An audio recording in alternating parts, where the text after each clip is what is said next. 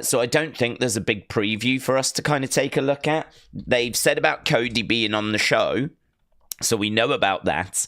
They've also mentioned about the fact that there's only a couple of things that have been added. Chelsea Green against Michin in a street fight. LA Knight is looking to get the title from Shinsuke. And I did see Solo Sikoa against Braun Strowman was announced as well. So few things have been announced, but really a lot of people tuning in to see what Cody Rhodes has got to say. So, looking forward to this. Should be good, should be noteworthy. It is literally nothing but WrestleMania now. The Elimination Chamber is in our rear view mirror. And so it's all about what goes down tonight, next week, as we continue to build towards WrestleMania. A little bit of a shame that we're doing this European tour, just because it's going to really disrupt things. We're going to have some weird start times with our watch-alongs, and it's going to mean that a lot of you in America are probably not going to be able to join us, because next week, I think, is when it kind of starts to get a little bit strange, starts to get a little bit weird. I have just got a couple of bits here. Let's jump over and go over to the capture thing, because it is worth talking about this right now, okay?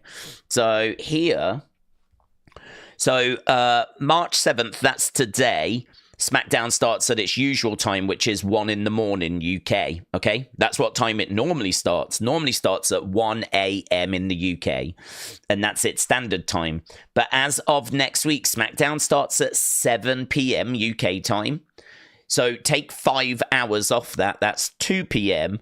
That means it starts at 2 p.m. Eastern time next week, because they're going to be over in Europe. I don't know quite where they are, but I know they're going to, here we go, Spain, Italy, and London. So Spain, Italy, London. It's all part of that European tour.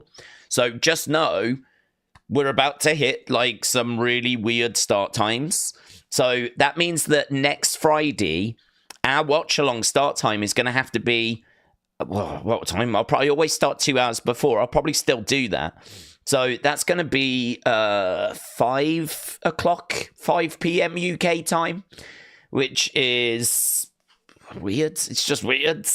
That means it's like 12 noon Eastern start time next Friday, with the show starting a couple of hours later. So that's strange. So we've got that. Then it's the same again the week after, and then it's just an hour later the week after that. So lots of people are going to be at school, they're going to be at college, they're going to be at work. For the next 3 weeks, SmackDown start time is flipping horrific for America. But the thing is, they're not worried about it, because obviously when you get back home, you can just watch it on Netflix, right? So, I mean, you'll just have to try and avoid spoilers. You're just going to have to try and stay off the internet if you can't watch it live. If you're at work, if you're at school or whatever, you're just going to have to stay out of it. The other problem is that because when people get home, they get home at different times, it's not like we can do a second watch along later in the day, because everyone's going to be watching it at different times. So, oh my God, we're definitely doing the watch along for when it airs live, but I know the next few weeks are going to be atrocious when it comes to people that are going to be able to join us. So that one is the SmackDown one. Let's have a look at the Raw one. James Chadwick sending this over. I couldn't find these. So on Monday, looks like it starts at midnight. So is that an hour earlier than usual? Because it doesn't normally start at midnight on Monday. It normally starts at 1. So, I don't know. It doesn't look drastically different, but it may be starting like an hour earlier. Not sure. Midnight's a weird time for it to start. Always starts at 1. So, not sure what's happening Monday. I'll have to look into that. But then on the 17th again, 7 o'clock UK time, PM, 7 p.m., which, again, take 5 hours off, gets you to, what, 2 p.m.? So, 2 p.m. start time Eastern, 3 p.m. Eastern, 3 p.m. Eastern. So, March is just a dumpster fire. It's just a horrible month this month for this community. This community is going to be ripped apart. So just know that's kicking off next week. Monday will be normal, but then as of Friday, they're on that European tour. So I just wanted to bring that to your attention because I knew it was coming. I knew it was coming up. We will put it in unseen as well. But it's horrible, isn't it? It's horrible. Right, let's jump over and get a few messages read. I like it when the voice reads it because it saves my voice. And what with UFC tomorrow, definitely need a voice to have. So let's get to some questions, thoughts, theories, get stuck into a few bits and bobs. I hope everyone is well and hope everyone's had a good day. So, Puggy, shout out to you, buds. Might just take a moment to load. Here we go. WM will feature a historic double turn. The Rock will help Cody retain before Mania. Cody realized he couldn't win without The Rock and aligned with him. A truth we'll only discover on the night. Okay, so Puggy said WrestleMania will feature a double turn. Rock will help Cody retain before Mania. Rock will help Cody before Mania. Cody realizes he couldn't win without The Rock, and then he will align with him. So that's how Puggy sees it going. I want to put a few of these into... I definitely want that there. I definitely want that there. I definitely want that there. Now we are rocking and rolling. Dean, hello, buds. Let's copy this over and see what this is. Boom. Dean Kohler, member. Hey, Days. What are the odds that we get Nikki and Alexa versus Liv and Raquel for the titles this year? Yeah, I would think quite high. It feels to me like Alexa and Liv are on a collision course. So I would think that that is kind of where it's heading. I don't care about the belts being involved. I don't think the titles need to be involved.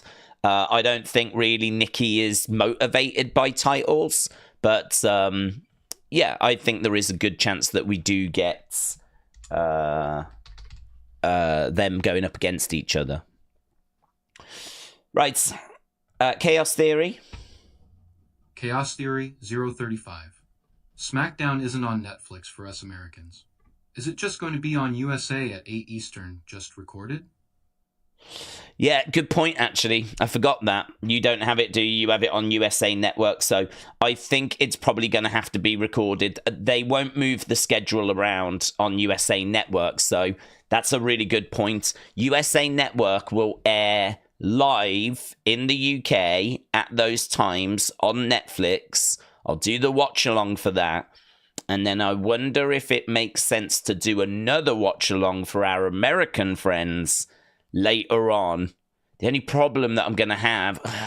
the only problem with that is I am not going to be going to the commercial break the same time you're going to be going to commercial breaks.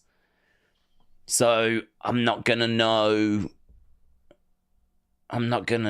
when... that's going to be a nightmare. I wonder if they'll do the show the same length and throw to commercial still. I'm just not going to know, am I? I'm just not going to know. It's just going to be a flipping nightmare. You are correct, though. I had forgot that obviously for you it doesn't go on Netflix. So I would be willing to do 2 streams. I'd be willing to do it when it airs in the UK and then do it again when it airs in America. But the only problem I've got is when it airs in America, USA will go to commercial. I'm not going to know when you go to commercial because I'm not going to have visibility as to when that is. Obviously, you can tell me, but it's always, think of how many commercials there are. Right, we're at commercial. We're back from commercial. Ooh, it's going to be a flipping nightmare. It's going to be an absolute nightmare. I mean, it's great in the sense of, for our UK friends, they can just watch it at a better time, But in regards to this community and trying to do watch-alongs, it's just going to be a flipping nightmare. So I am not looking forward to March, but we will do the best that we can do. In regards to Raw, I don't see what we can do other than just do it live, because everyone's going to be watching it at a different time when they get back home anyway, right, in America. So there's nothing we can do there. In regards to SmackDown, I am willing to do 2 streams. I am willing to do the UK one when it airs live and then come back later and do it again, but with the American crowd. Obviously, I'll know the results, but I won't spoil anything. We'll just watch it and get thoughts and theories and all of that stuff. I wouldn't be, oh, this is good, watch this bit. I wouldn't be doing that. But I would just be watching it with you guys, getting your thoughts, getting your theories. I'd be more than happy to do that, but it's just the commercial break's going to be a bit of a nightmare. But that's a good point, that is. Treeline 4803. Why is WrestleMania so late this year? Usually it's held during the first weekend in April, and this year it's the third April weekend. Not sure why it got pushed back so far this year. Yeah, I actually don't have the answer to that. The only thing I know, or I can guess, is that they have had to find a weekend that would be available for the stadium. So obviously we're in Las Vegas.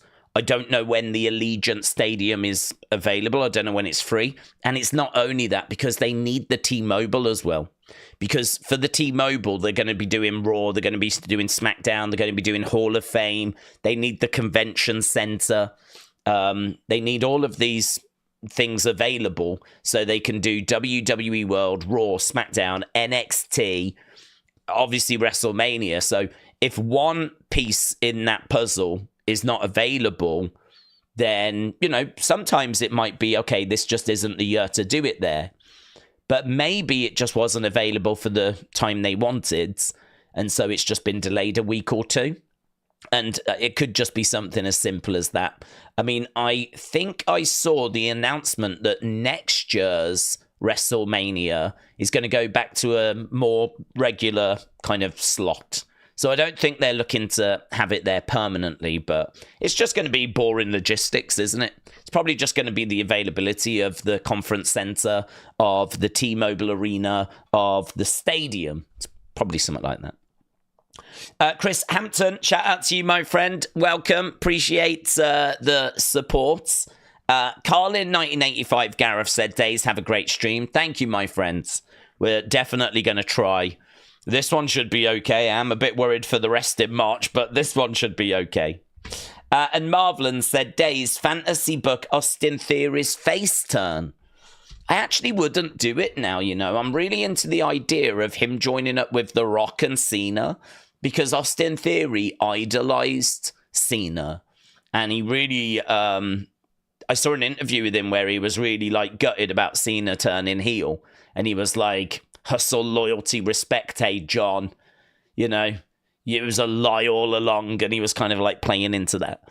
And I do agree with people that have said that if we're going to add an extra person to this, amazing faction that's being built, it should be some young talent that they see some promise in. If you think about Evolution, it was Ric Flair and it was Triple H. Triple H was well established by the time we got to Evolution.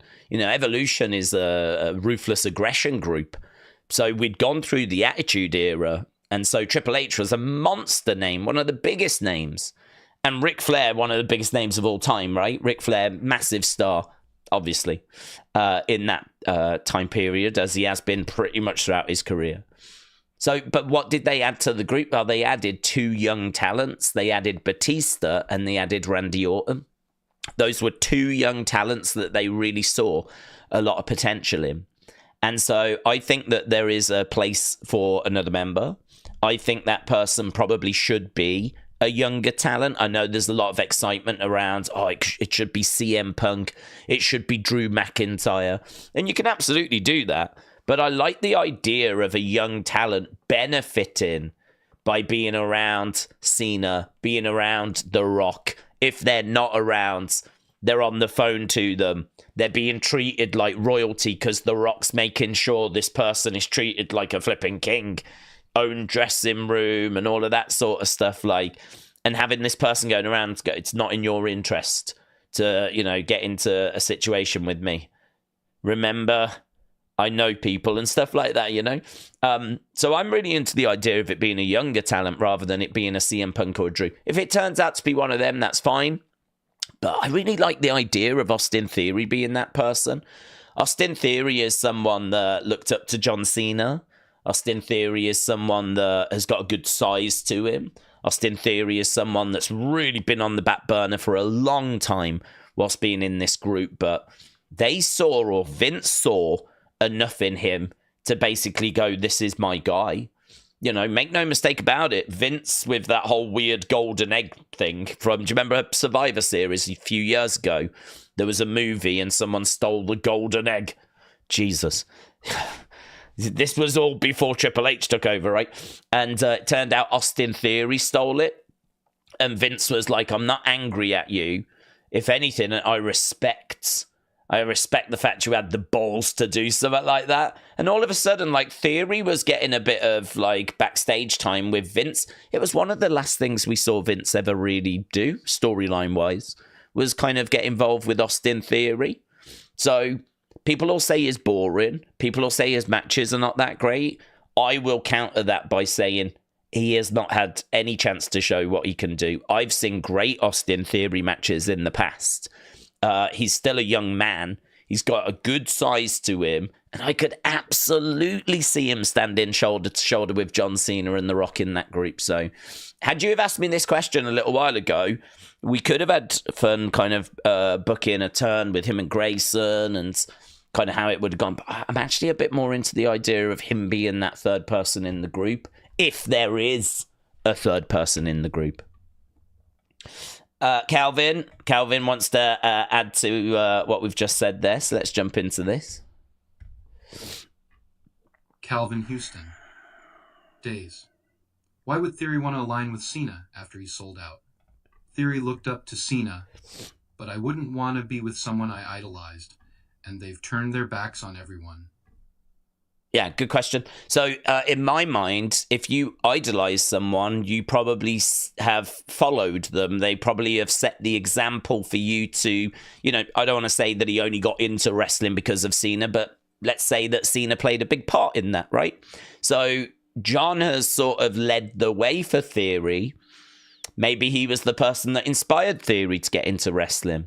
Maybe he inspired, like, some of Theory's ring gear or some of his early gimmick or the way that he does his promo style or, you know, I mean, heroes obviously inspire us in lots of different ways. And so Theory spoke out about, like, in a little short video about, like, oh, John, it was all a lie. I can't believe you've betrayed us this way. But it ain't a short jump from Theory realizing that Cena's right. Actually, he's a few steps ahead of everyone else. Actually, he probably should have done this a while ago. Actually, look at where he is in regards to he's going to be in the main event of WrestleMania. He didn't have to qualify for the Chamber. I'm sure Cena can give us more reasons as to why he's done what he's done. We haven't heard from Cena yet. And I think Theory can be hurt, feel betrayed, and it ain't a big jump for him to then start to realize, actually, he's right. This was the right thing for him to do. And he's actually ahead of the curve. And then, of course, nothing for Theory to then join up with Cena and want to also be ahead of the curve, want to also be a part of this. You're telling me if The Rock and John Cena turned around to Austin Theory and said, come and join us, Theory would be like, no, he would take that in a heartbeat. In a heartbeat. So it's a good question because there was it was only a fun little backstage thing that I think Jackie Redmond filmed. So most people haven't even seen it, but there is a little bit of footage of him acting all hurt and everything. Grayson Waller's like, this is the best thing John's ever done. Like, Grayson Waller loves it. Theory was, because he was a Cena fan growing up, he was a little bit, like, felt betrayed. But as I said, it ain't going to be a big jump for him to kind of come back around, get on board and, you know, be a part of it if the invitation was extended. When Rock's got one left with one finger up, doesn't that point to Roman? Put the ones up. It depends how he puts the one up, doesn't it? I mean, Roman is the whole acknowledging thing. But at the moment, Rock's doing it this way round. So it would be like that. So it's not the right way round. So it really depends.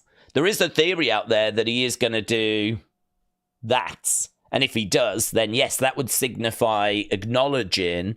But that could, he could be acknowledging really anyone in the family. That, to me, would signify someone from the bloodline. I wouldn't be shocked if he does that and Jacob comes down. Because that is a way of saying, this is who I acknowledge in my family, right? Not saying that it's my tribal chief, but this is who I think is the real one in my family. This is who I choose to acknowledge now. Jacob comes down. Could be Jacob, could be Solo, could be Roman, could be Jimmy, I wouldn't be shocked if he did that and then it turned out to be anyone in the family. But the fact that it's a countdown like this, that does not signify to me that it has to be Roman.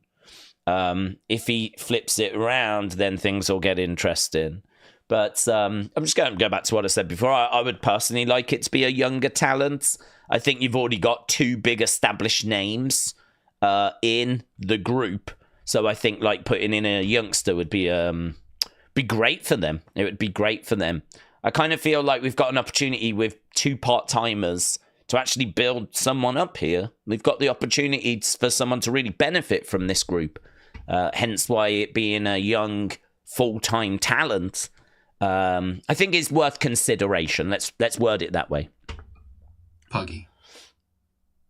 A few days before WrestleMania, Cody realizes his mistake and offers himself to The Rock. This remains hidden until his shocking heel turn is revealed at the event.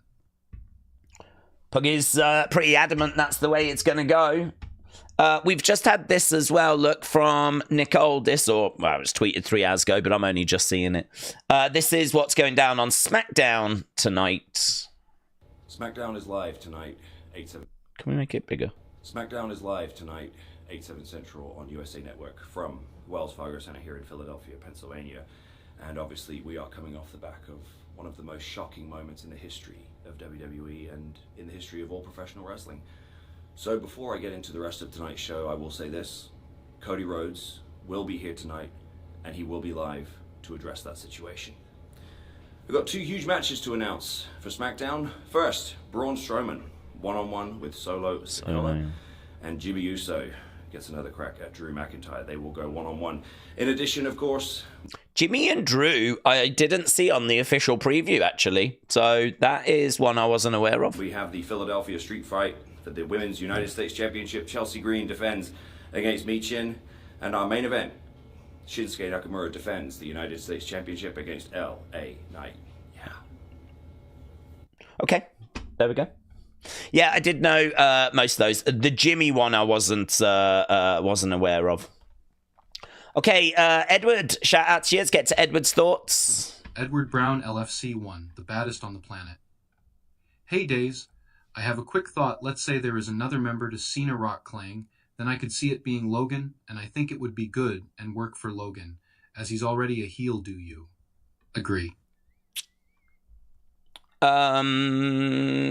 Yes. I think that it could be Logan, but I'm not really looking for Logan to sort of get that because I feel like Logan's a star anyway. Logan is, I think I saw a list of the top 10 most searched superstars for February, and Logan was like number 7. I mean, Logan's got a massive following. He's a big name.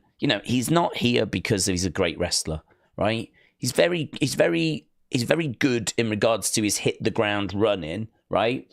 And he's picking up things quickly. But he is not someone that is here because we've identified him as a great wrestler, is he? I think we can all agree that. He's only here because of his social media following, right? We brought him in, and then he's learned how to wrestle after. It's not that we saw him wrestle and went, we want that guy. And it just so happens that he's got a large social media following. Like, come on. He's only here, or he only got through into the door because of his social media following. So I agree that you can put Logan with them, but what building is that going to do for Logan? Logan's already well known. He's already hated. It doesn't take someone from there to there in my mind. Whereas if you have Theory, or Carmelo Hayes, or whoever it is you choose, Grayson Waller, you could take someone from there to there and you could make them a bigger star. Does this make Logan a bigger star? Because I don't think it would. I think that people know who Logan is and they've already decided they don't like him, the vast majority. So you could do Logan, but I personally wouldn't for that reason. Dean, shout out to you. Dean Kohler, member. What if it's something as simple as a countdown to John winning and nothing else? It really could be that simple. What if it's countdown to John winning? Absolutely could be. Yeah, I am not crazy about the countdown theory. I think there could be something to it, but I'm not crazy about it. I'm not sat here going, that's what it is. Oh, that's what it is. Because I've said before, I've seen so many theories. Don't forget, literally the hours after John Cena turned heel, there was tweets of people going, should have known. We should have seen it. It was in our face all along. That is John Cena's hand gesture, but just turned around. We should have seen it all along. And we had to suffer. I'm going to use the word suffer. We had to suffer those tweets. Those kind of tweets where there's this sort of, guys, we should have known. I flipping hate those. I really hate those. There's a degree of arrogance that's in a tweet like that. There's like a degree of arrogance that I really can't stand. Of like, guys, I've worked it out. We should have known all along. I just want to punch them people in the face. And then a lot of the time they turn out to be wrong, right? There ain't no one saying that anymore. No one saying that it was the John Cena hand gesture turned around anymore. So where are them people now? Where are them people? Guys, we should have known. Where are they? Where are they? I want them all rounded up and I want them all to be publicly humiliated, right? Because if you're going to have the arrogance to go, guys, we should have known. We should have known all along. I've worked it out. God, we should have known. Well, where are you now? Where are you now, right? Because it's moved on, because apparently it's not that. All of a sudden now, people have decided it's this countdown thing instead, right? So, in my opinion, it's a theory. It's a good theory, but it's nothing more than a theory. It absolutely may not turn out to be that. So, I don't mind throwing some names around, but let's be crystal. If it turns out this hand thing has got nothing to do with another member joining, then fine. I've never fully been on board with it, mainly because I've seen so many times that hand gesture explained as something else. There was theories that it was counting down months. You know, I think someone worked out, actually, guys, we should have known. I'm so sick and tired of this. I'm so tired of the, guys, we should have known. It was in our faces all along. Shut up. Shut up. Oh, God, it's one of the most annoying things I see on X. People saying that, right? And people were like, 3 months after he appeared, it was the Netflix premiere on Netflix. It was the Raw premiere on Netflix. He was telling us, I will see you in 3 months' time. That's what he was telling us. We should have known. And then people are looking at it now going, yeah, it wasn't that, actually. Scrap that, it wasn't that. Honestly, I've seen quite a few theories as to what it was. And they keep changing. There's no accountability on X. You could come out with the wackiest theory, right? It can turn out to be wrong, and we just move on. But unfortunately, all of our flipping feeds get clogged up with all of this nonsense. So honestly, it's so frustrating. I find it so irritating. We should have known. We should have known. Automatic ban. Automatic ban if that gets used going forwards. Yeah. Paul Robinson. Apparently, days for WM41, it's Cody Rhodes and CM Punk versus John Cena and The Rock on night 1, and Cody Rhodes versus John Cena on night 2. Then Punk using his favorite and add himself in the main event. True? I've not heard that, but I've not seen that there's a triple threat. Currently at the moment, Cody Cena is... Cody and Punk against Cena Rock Night 1. No, that's nonsense. Nonsense. I've not seen that anywhere, not from any reliable source. Might be a fan theory that's out there of people talking about that, but that's not come from any source. No proper source. That's come from John down the road. Connor Rigby. Days, do you see any of these 7 stars to switch brands after WrestleMania, 41 Cody Rhodes, Andrade, Jade Cargill, Finn Balor, Tiffany Stratton, Bronson Reed, Roman Reigns? Do you agree on any of those?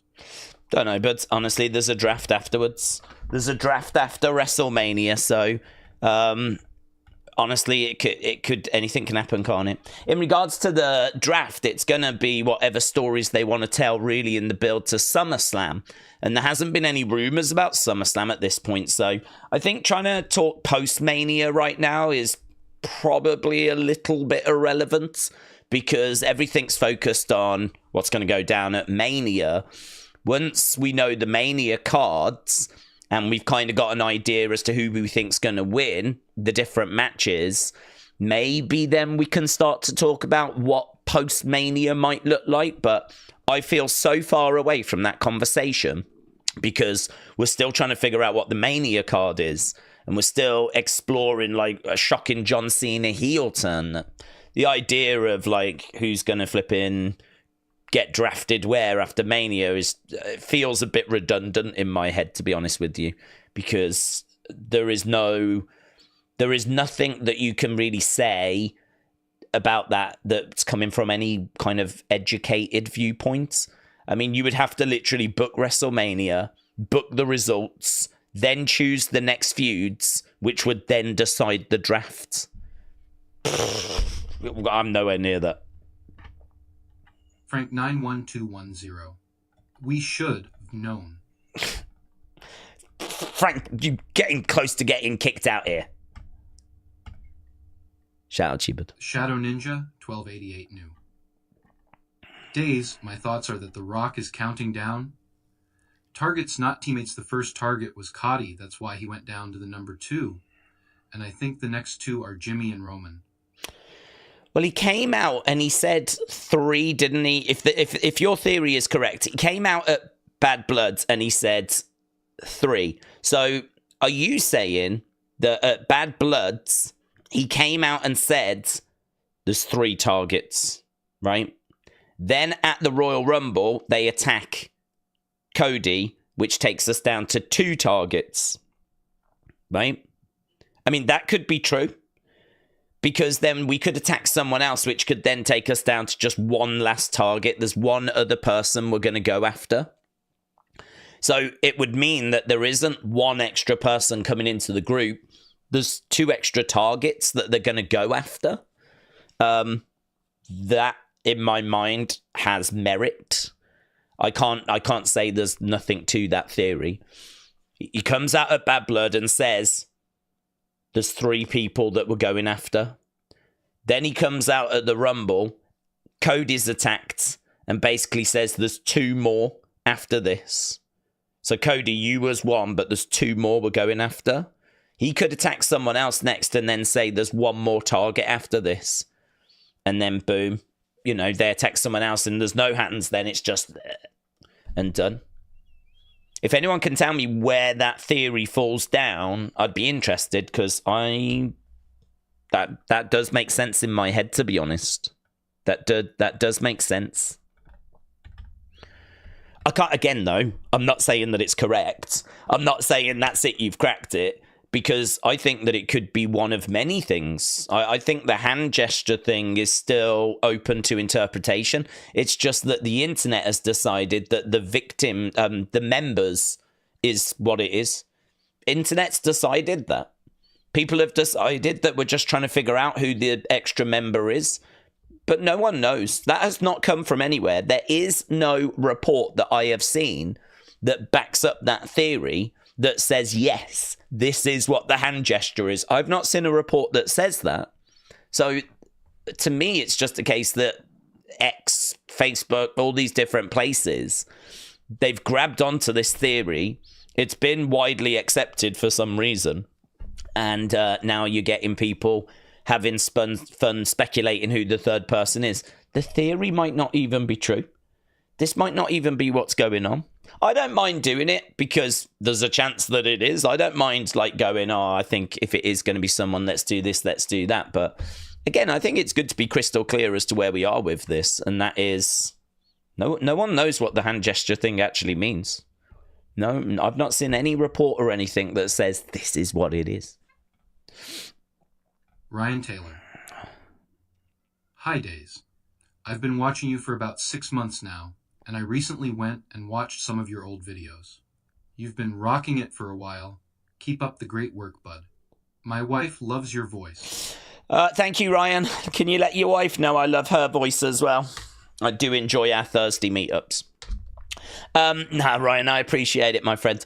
Channel's been around for a long time. The content on the channel has changed quite a lot over the years. We used to do a lot of figure videos and toy hunts and stuff like that.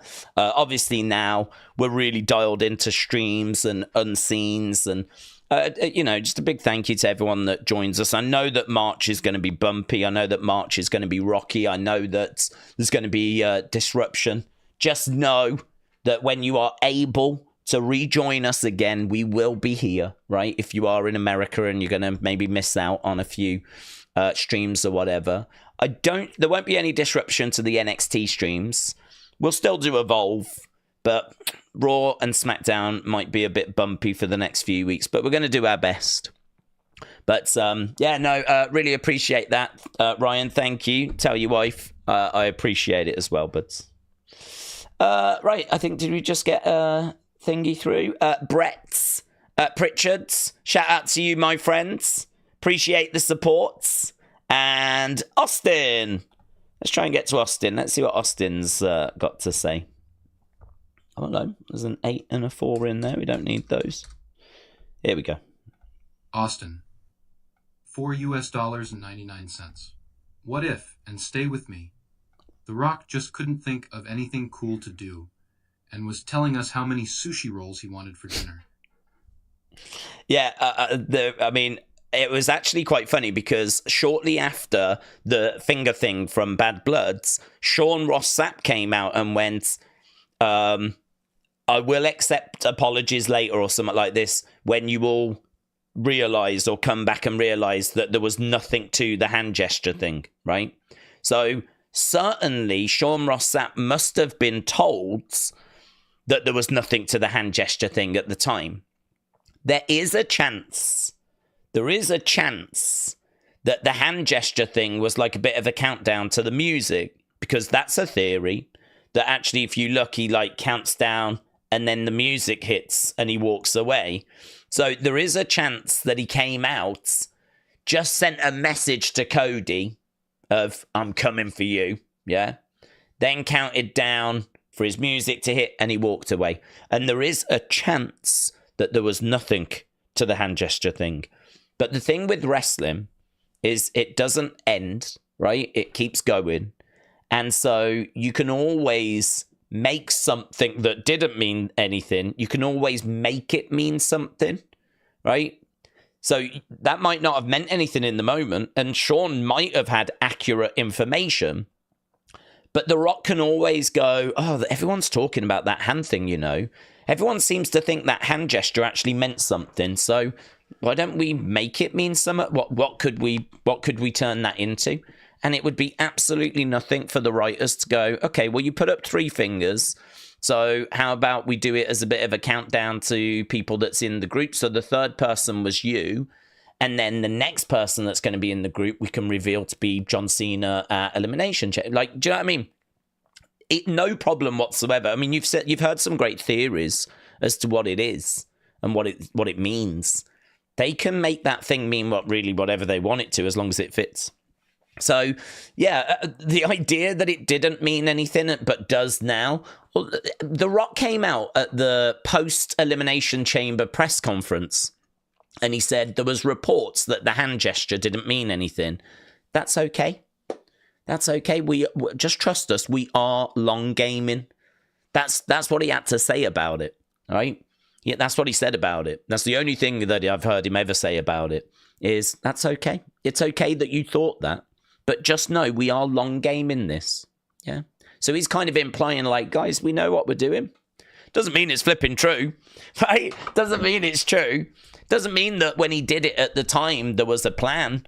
They can always make it mean something, but doesn't mean that when he actually did it, there was a plan. It can mean that they sat down in January and made it mean summer, right? But I don't know. Like, I think they're aware that there's lots of theories around it. I think they're aware that it now has to mean something.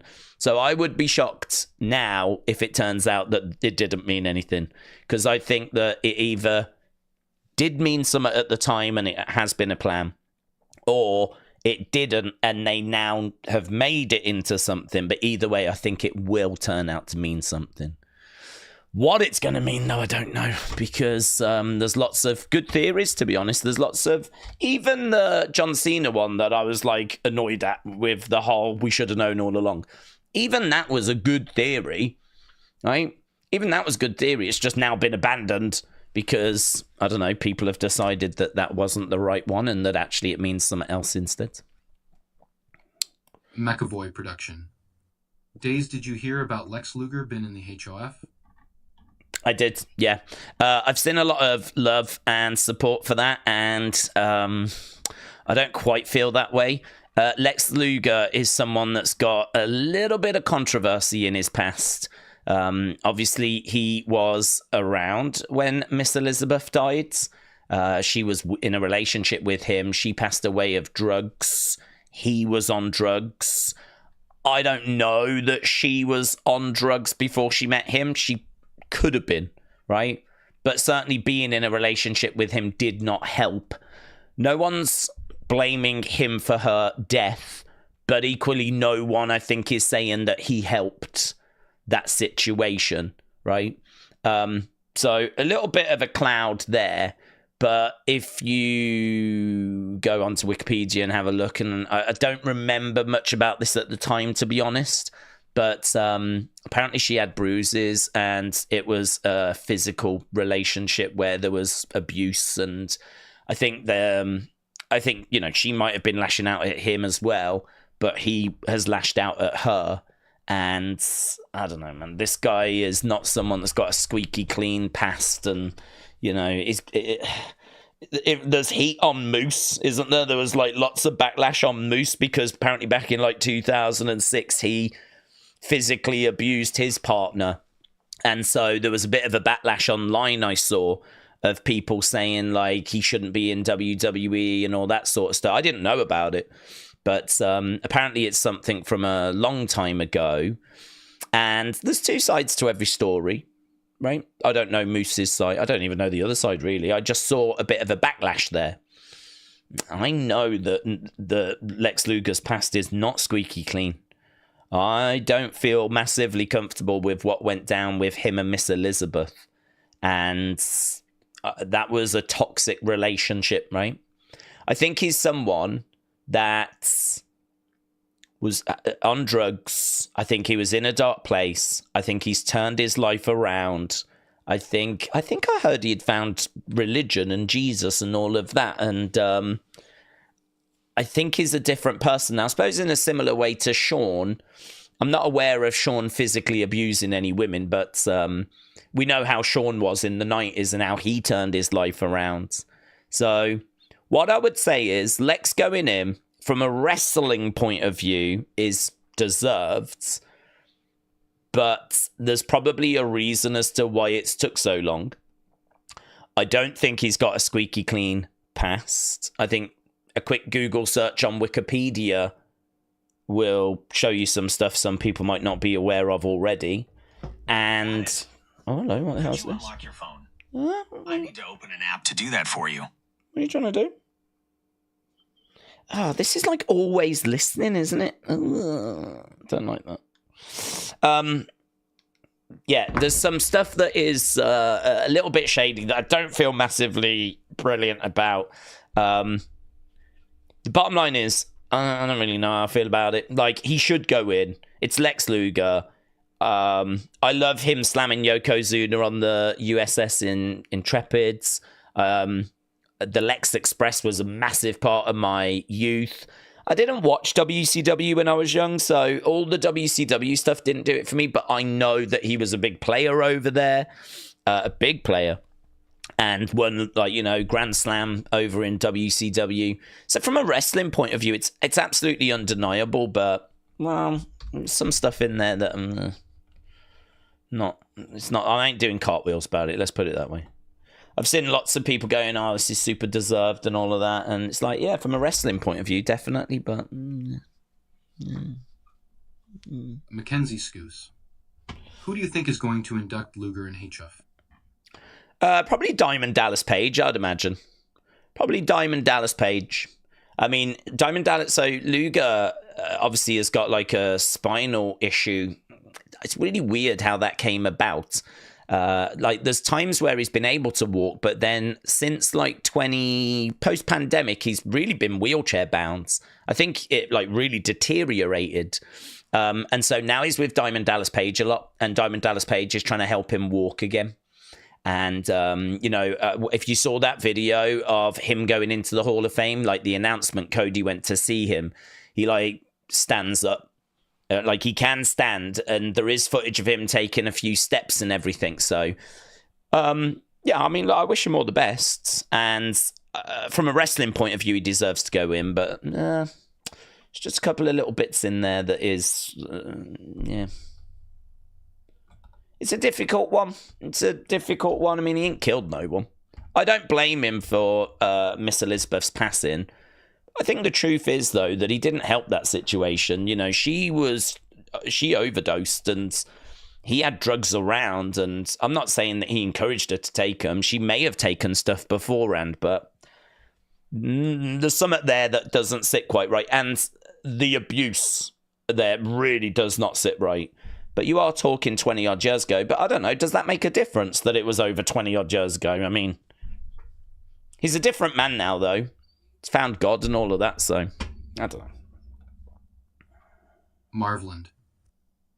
Days, do you think it's dangerous for me to favor Austin Theory so much? Am I setting myself up for failure if the only reason I still watch is for 1 star? Do you think it's dangerous for me to favor Austin Theory? Am I setting myself up for failure? Only reason I still watch is for 1 star. What, you only watch wrestling for Austin Theory? Is that what you're telling me, Marvland? You only watch WWE for Austin Theory? That's crazy if that's what it is. I mean, look, a lot of people probably only watched in 2019 for Bray, to be honest with you, because 2019 was a rough year, and there was some good stuff that was going on with Becky being the man. Like, I enjoyed some of that. But by and large, I mean, if you go back and look at that WrestleMania 35 card, I don't think that's a WrestleMania that's that fondly remembered. I remember it as being way too long and not that special, right? And really off the back of that, WWE were like, we need to make WrestleMania 2 days. That was the WrestleMania that broke WrestleManias. That WrestleMania was so bloated, so long, that WWE were like, we need 2 days. And then WrestleMania 36 was the first 2-day event. And then we've not looked back ever since then, of course, and we never will now. Because now they know they can get 2 WrestleManias worth of revenue. Yeah, people will buy 2 loads of tickets, 2 loads of merch, and all that sort of stuff, right? So I think that if you're watching just for one person, I think there's others that have done that. I think, though, if it's Theory, he does struggle to get on TV at the moment. I do think he's got a bright future. I do think he will be used a lot more in the coming years. Where he's going to get to, there's no way of knowing, because there's too many things that can happen, you know? He can get lost in the shuffle. They can run out of patience with him. He could be a bit of a nightmare backstage. You know, if you're turning up late, I'm not saying he is, but I'm just saying there's so much stuff that could happen that can go wrong that we just don't even know about, you know? It's one of those where, no, if you enjoy watching the show or you tune in and you get something out of it, then, well, no, you're not wasting your time. But if you're watching shows again and again and again and you're just not really getting anything out of it and you feel like you're wasting your time, maybe come back when Austin Theory is getting used a little bit more, you know, because he barely even gets on TV, to be honest with you, at the moment. But I think the future's bright for him. I like Theory. I think the future's bright. But we just don't get to use him much at the moment.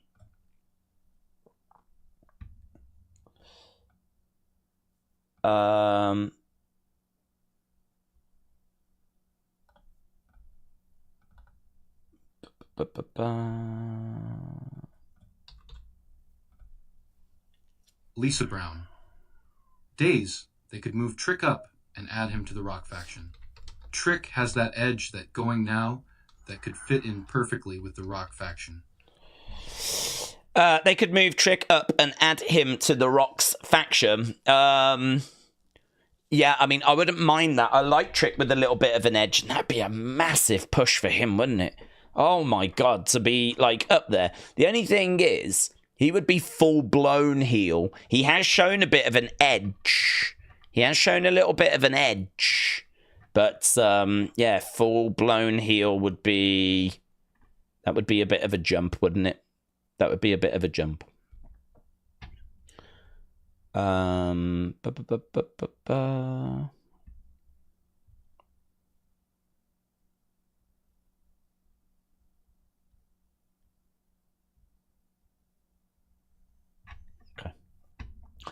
Days, Shin against LA Knight is going to main event tonight. Lauren Price just beat Natasha Jones by unanimous decision. Thank you, James. Right, Shy's Garage. Shout out to you. Let's see what Shy's Garage has got to say. I's Garage. When he is given his chance push, Austin Theory will be the next version of Seth Rollins. He is that good. Just hasn't been able to show it. He is really good, actually. I mean, some of his matches on the Indies were really impressive. And I remember him doing singles matches in NXT, kind of before the Way, but even when he was with the Way at times, but before the Way. And I remember him being very impressive. And for whatever reason, he's just not shown it. Like, I can understand why people have their doubts. I can understand why people are looking at him going, I just don't see it. Like, I really do get that, because if I was just judging him off the main roster, I would struggle to see it as well. I thought it was a really bad, cash in. I think that he's not really had much opportunity. He was in a little program with John Cena. And do you remember when John Cena destroyed Austin Theory on the mic? Absolutely destroyed him. Cena it was a weird promo from Cena, actually. Cena was like, you're fake. Everyone can see you're fake. No one here believes you. No one here is paying money to come and see you. And, he just absolutely took him apart to the point where, Theory just didn't have... To the point where I think John actually went too far. He didn't have an opportunity to really come back and say anything. There was nothing that he could come back with. Apart from, the standard, you're just a part-timer, blah, blah, blah, blah, blah. He murked him. He really, really murked him. And he didn't give him much wiggle room. Sort of felt a little bit like they went out there and John just blindsided him. I mean, if they had worked that out together, what they were going to say backstage... I mean, he didn't give Theory much room to actually respond with anything. Apart from well, I'm going to show you. I mean, I think the reason John might have done that is because John knew he was going to lose at WrestleMania. So if John could make out you're no good and all that sort of stuff, by the time we get to WrestleMania and Theory wins, well, then it proves everything John said was wrong, right? But it didn't work that way. John killed him, and the stench of that segment has kind of hung around with Theory. The win, I don't think was a surprise. People know that John's there to just put over the young talent. No one really went into WrestleMania thinking John was going to win, certainly not the hardcore fans. So when Theory wins, we weren't surprised, but it wasn't that great of a match. John, at that point was diminished. We still haven't seen John really in a singles match. Don't really know what John's going to look like in 2025. But certainly his match with Theory didn't set the world on fire. You can blame Theory for that. I think John has to take a bit of the blame as well because he's getting on in age. He's inactive. You know, it's hard to just come in and have a match at WrestleMania without any matches beforehand. So, you know, but I do think it takes two to tango. Theory should have done a bit better there. John should have done better there. It didn't work out. But no one was shocked at the result. And really the build where Theory was just getting murked on the microphone, I think that really hurt.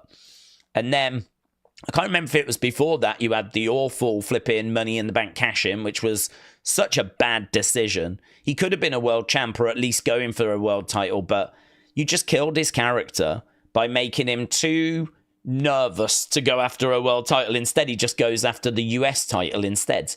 Cashes in on a mid-card belt and doesn't win it. Didn't win it. And then ended up winning it like at Survivor Series a little bit like a month down the road after or something. He cashes in, doesn't get it, and then ultimately does. It was so flipping messy. It was so unnecessary. And then you've gone and put him in a tag team where we don't really see him that much. We don't really see A-Town Down Under that much. And, I mean, like, honestly, it's like they've purposely tried to kill his career. It's been awful. So I can totally understand people being like, Theory? Like, why Theory? But, like, I promise you, there is something to him. He can actually go. You put him in there, like, do Austin Theory against Seth Rollins. Do Austin Theory against Sami Zayn. Give it a decent build, and I assure you, you're going to get a good match out of it. And he can carry his end of the bargain. And he needs that, really. It's just been awful the way he's been treated. So, yeah, I do like him. I've seen enough of him to know that there's something there. Frankie? Sol Ruka is Third Man Rock once for us all. Sol Ruka, the third man that Rock wants her soul. Rock wants her soul. Very good. Hannah, hello. Let's have a look. Let's see what Hannah's got to say. I'm just grabbing random comments, by the way, if people are wondering why I'm selected. I do like longer comments because I feel like it gives us more to get our teeth into. But I just grab random ones. Hannah WE Days. Greetings. Hello. Not sure why, but if Rock does the following, becomes the final highest tribal down Cody to get him to work for him, win WWE title, we are in for a dark age of WE. Thoughts? If Rock does the following, becomes the final highest tribal chief, breaks down Cody. I don't know if he'll get Cody, only because he had the opportunity to get Cody and he didn't do it, did he? Cody said no. So for Cody now, a little bit further down the road to go on then. Not really for me, to be honest. Not really for me. I think if you was going to have Cody turn, you just had the opportunity to do it. Word on the street today is that The Rock did want Cody. Cody turned him down in real life. So actually what we saw, this was from Dave Meltzer. He did tweet it out and then didn't tweet it. He deleted the tweet. But apparently he has now since said it. That apparently The Rock wanted Cody. Cody turned him down. And so John Cena was plan B. There is also a rumor, though, that John was going to turn, but it was going to be at WrestleMania. So don't know how that fits into the grand scheme of things, but apparently first thought was let's have Cody turn, but Cody was like, no, I don't want to. So I don't think that's going to bode well for Cody turning, but I don't know. Equally, they could put that out there so that people think what I've just said, and then when Cody does turn, it's an even bigger surprise, isn't it? So as I'm sat here right now, though, I'm not expecting Cody to turn. But honestly, I wasn't expecting EO to win. I wasn't expecting John to turn, so what the flip do I know? Time-traveling hobgoblin. Cena didn't turn heel. He just beat Cody's ass for being a lame, boring champion. Time-traveling hobgoblin, shout out to you, my friends. Maybe. There's certainly a lot of people on on the internet that's quite frustrated with Cody's title reign, so perhaps Cena's one of them. A Jobson. LA Knight vs. Nakamura is tonight. Guess they want to get the belt off Shinsuke in a quick, so they can start building LA's Mania title match. Really? Do you think he's going to win? Should we do a poll on that? Because I don't know. I really hope not, because I'm really not looking for a Shinsuke stop-start push. I mean, if we're going to pull the trigger on Shinsuke, let's do it. We've put the belt on him. Now give him some good feuds and good matches. So taking the belt off him again here, not for me. I would keep the belt on Shinsuke. I would just use him better as a champion. But let's see what you lot think. Who's going to leave as US champion? Shinsuke or LA Knight? Who's been going after LA Knight? LA Knight's been involved. Oh, it has been Shinsuke, hasn't it? I was going to say, someone's been attacking him recently. In my head, it was Solo, but no, it was Shinsuke. I wonder how that is going to go. It's a good question. A Jobson, shout out to you, buds. Stephen, hello. Let's get over to Stephen, see what Stephen's saying. Stephen Latimer. Good evening, Days. Hope you're well. Can't wait to see Cody's reaction. I love the Raw Recap podcast. I think SmackDown should do something similar. La Knight has his delayed rematch. Stephen, chat out to you, buds. Yeah, I didn't see it. I mean, I think is it not just Sam Roberts' podcast, but just given a bit of a WWE sort of sheen. So I think it is just, I think it's just that, really. I think it's just the same, but I think it was good. I mean, I never watched it, but I always saw a few clips on my timeline. Him and Megan, I think, bounce off each other really well. So, Raw Recap, I think, is good, yeah. But I think it's just Sam Roberts' normal work. Should SmackDown do something similar? Yeah. I like Sam Roberts a lot. I've told that story before. It's been a while since I told it, but there was years and years ago. I mean, it would not be this way now.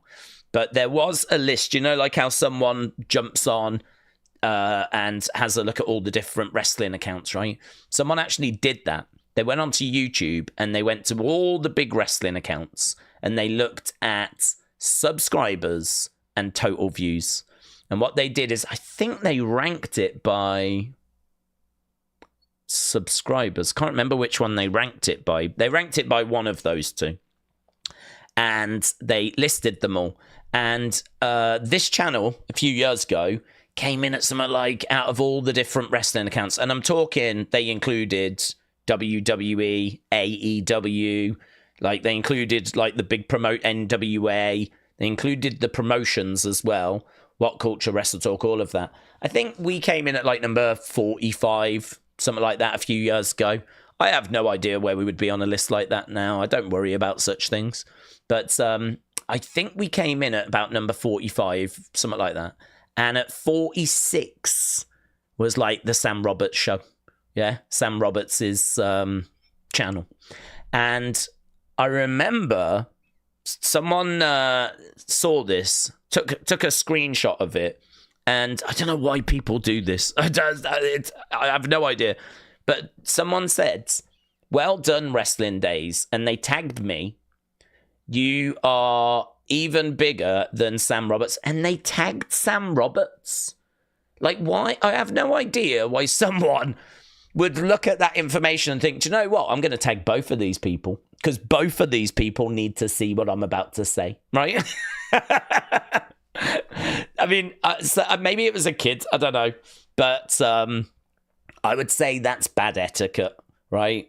That's bad etiquette. If you're saying that this person is bigger than this person or better than this person, you probably don't need to tag both the people in that, right? You probably don't need to tag anyone in it, right? If you want to share such an opinion.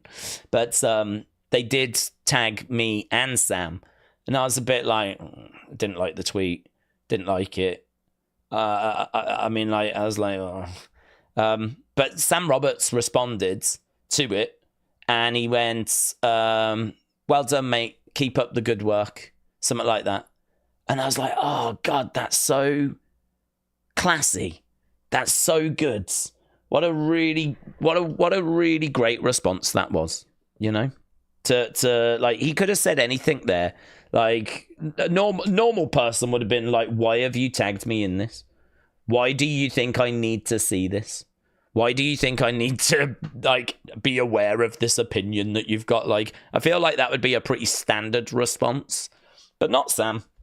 This was years and years and years ago. He turned around and he was like, good work, mate. Keep up good job. Keep up the good work. He was like, it probably meant nothing to him. It was probably like, that'll do as a response. Probably didn't even think about it.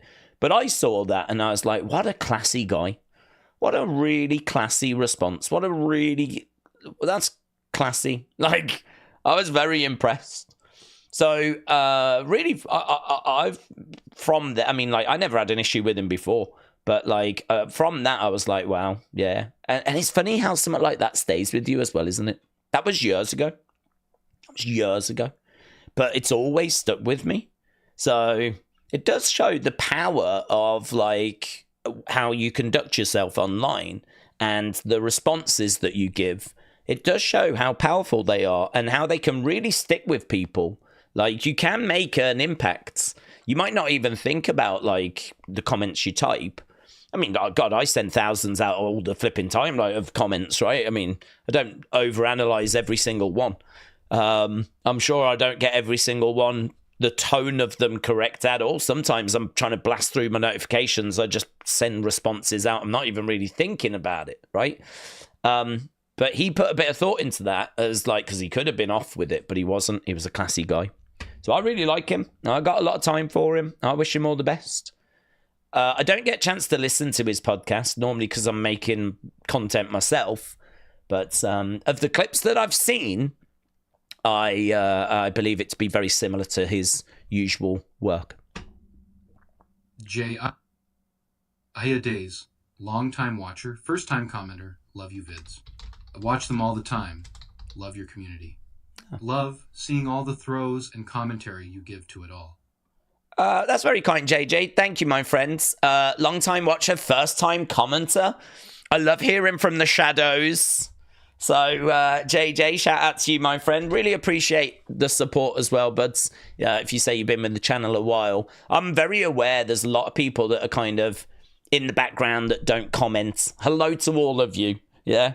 There's no way that we get, like, thousands and thousands of commenters. I think we have, I couldn't even put a number on it, 400, something like that, people that probably comment 500 at a guess. But, you know, these sorts of streams tend to do over 10,000 views, so where's all them people? So there's a lot that I think lurk more than talk. So a big shout out to all of you. But yeah, very kind, my friend. Thank you. I'm glad that it still carries some value, even to those that maybe we're not interacting with, you know. So welcome, buds. Well, you've been here ages anyway, so beast mode. Beast Mode God 1. Ella Knight actually needs the title more. I get Shinsuke friend brother passed, but we actually need our champions to be on shows. LA Knight needs it, but I get Shinsuke's friend brother passed. We actually need our champions to be on the shows. Yeah, I mean, he only missed like a week or so, didn't he? He was meant to compete against LA Knight last week, and because I think it was his friend that he said was as close as a brother, so I think it was a friend. Yeah, you know, I don't. No one's got a problem with that. No one's got a problem. He's back this week. I think the issue people do have is that he does not. The issue people do have is that he doesn't get much opportunity. Again, like pretty much all throughout 2024, we never used him. I don't know if he was out long-term injured, but 2024 was a write-off for Shinsuke. And then he wins the title right at the end. I think it was the end or early this year. And again, we just ain't seen a great deal of him. So, I don't know. I love the presentation of Shinsuke. I love his entrance. He's a great wrestler. I think they've cracked how to do his promos with the vignettes. So I would look to... It's a bit of now or never for me. I mean, really, if you can't make this run work, what run are you ever going to make work? So in that regard, it's like, if we do take the title off him, I have no idea how we use Shinsuke going forward. I can only imagine it'll be this. Like, he just goes away for ages, comes back, we do a little something with him, he goes away for ages, comes back, we do a little something with him. I can only imagine it's something like that. But I would like something more for him. I would like for him to be involved more. I'd like to see him, like, really up there for the world title. Not WWE, but that world heavyweight one.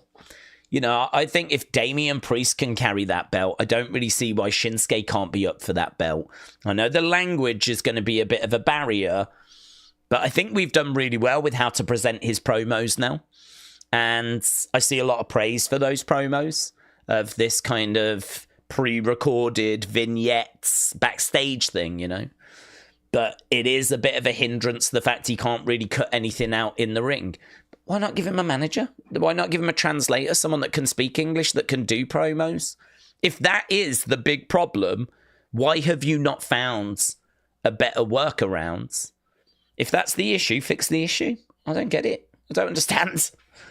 It doesn't make any sense to me. I don't know.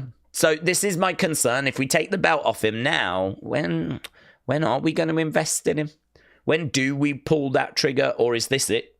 He's just absolutely reached his ceiling. He's just always now going to be a bit part player. Marvland, new member. Austin gives me young Cena vibes. The hype and excitement I got during his Us title run really reminded me of my childhood with Cena and his rise. Marvland, shout out to you. Oh, I'm glad you enjoyed his title run, buds. Yeah, I mean, look, all I'd say is I don't know how much you're going to see him. I don't know how much he's going to be around. I wish we could see more of him and use him more and use him better. But, yeah, you know, if you're into him and you're getting enough out of WWE at the moment, I'd say the future's only going to get brighter because I think we will use him more. Northern Dawn, shout out to you, my friends. Appreciate the kind words. Hope you're doing well. So, Northern Dawn firing in a donation. Appreciate it, buds. Blakeo too. Really enjoying your lives and content. Appreciate you.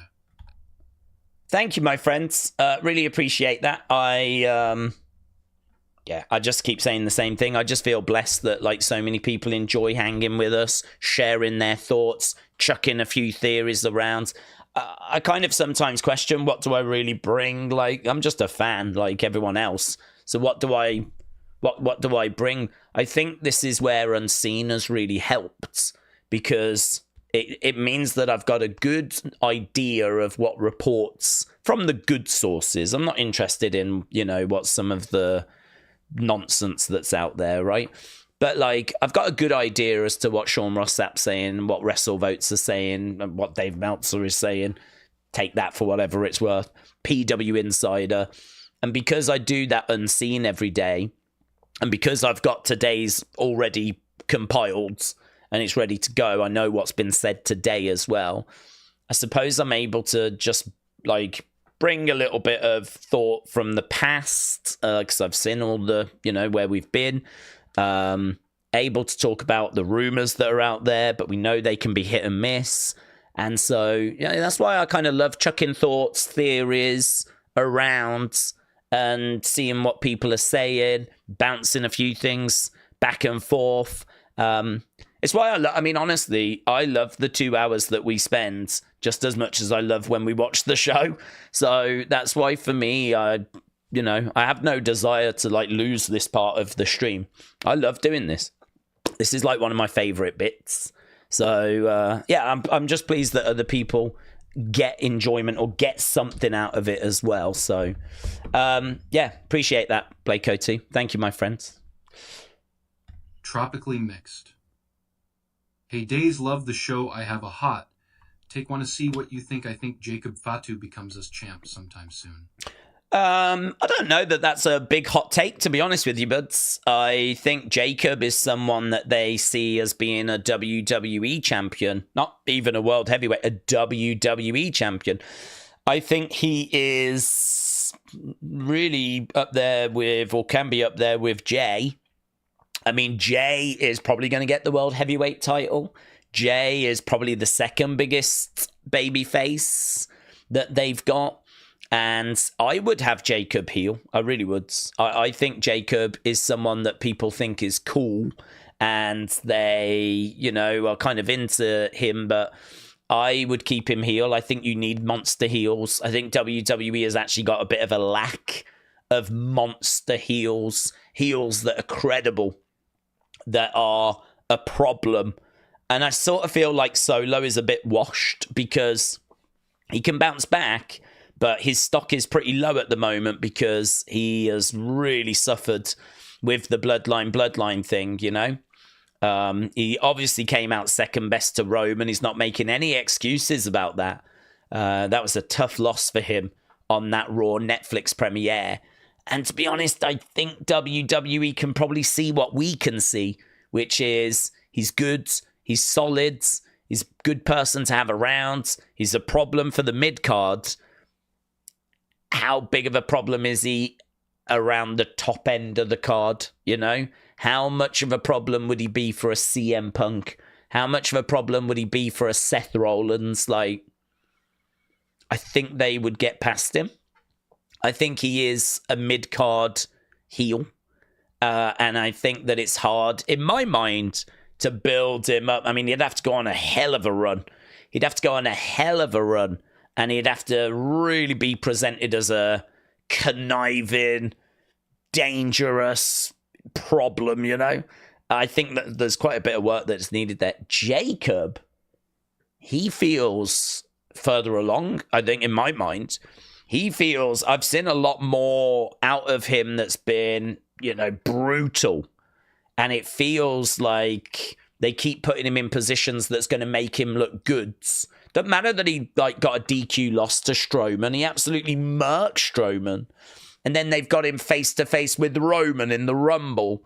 Michael Cole saying this is a future WrestleMania main event that you are seeing right before your eyes.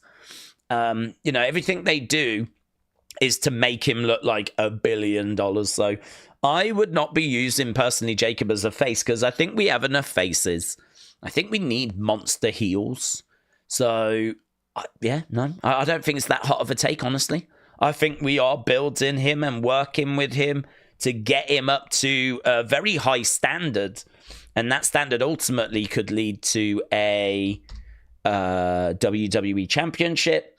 But it might have to go through like a mid-card belt first. So, yeah, I agree with you.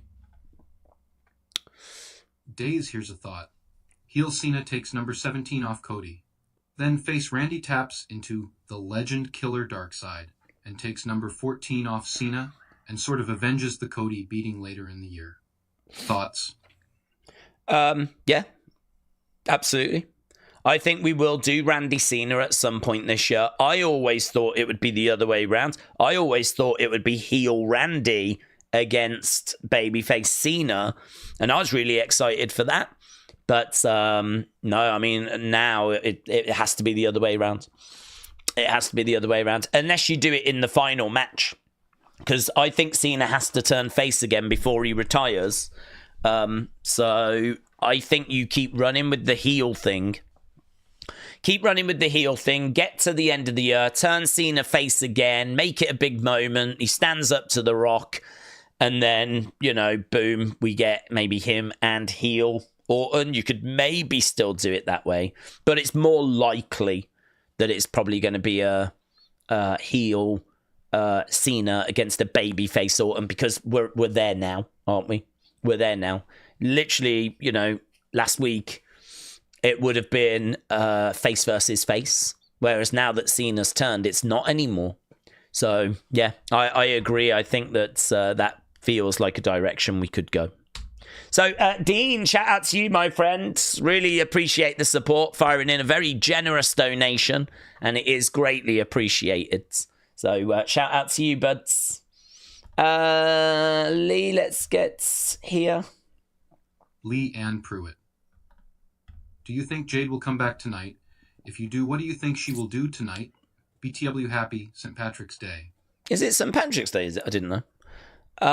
Do I think she comes back tonight? Well, she came back on Saturday, so I'm guessing she's back. Not sure that we'll see Naomi. She was at the film premiere, The Queen of the Ring, in a neck brace.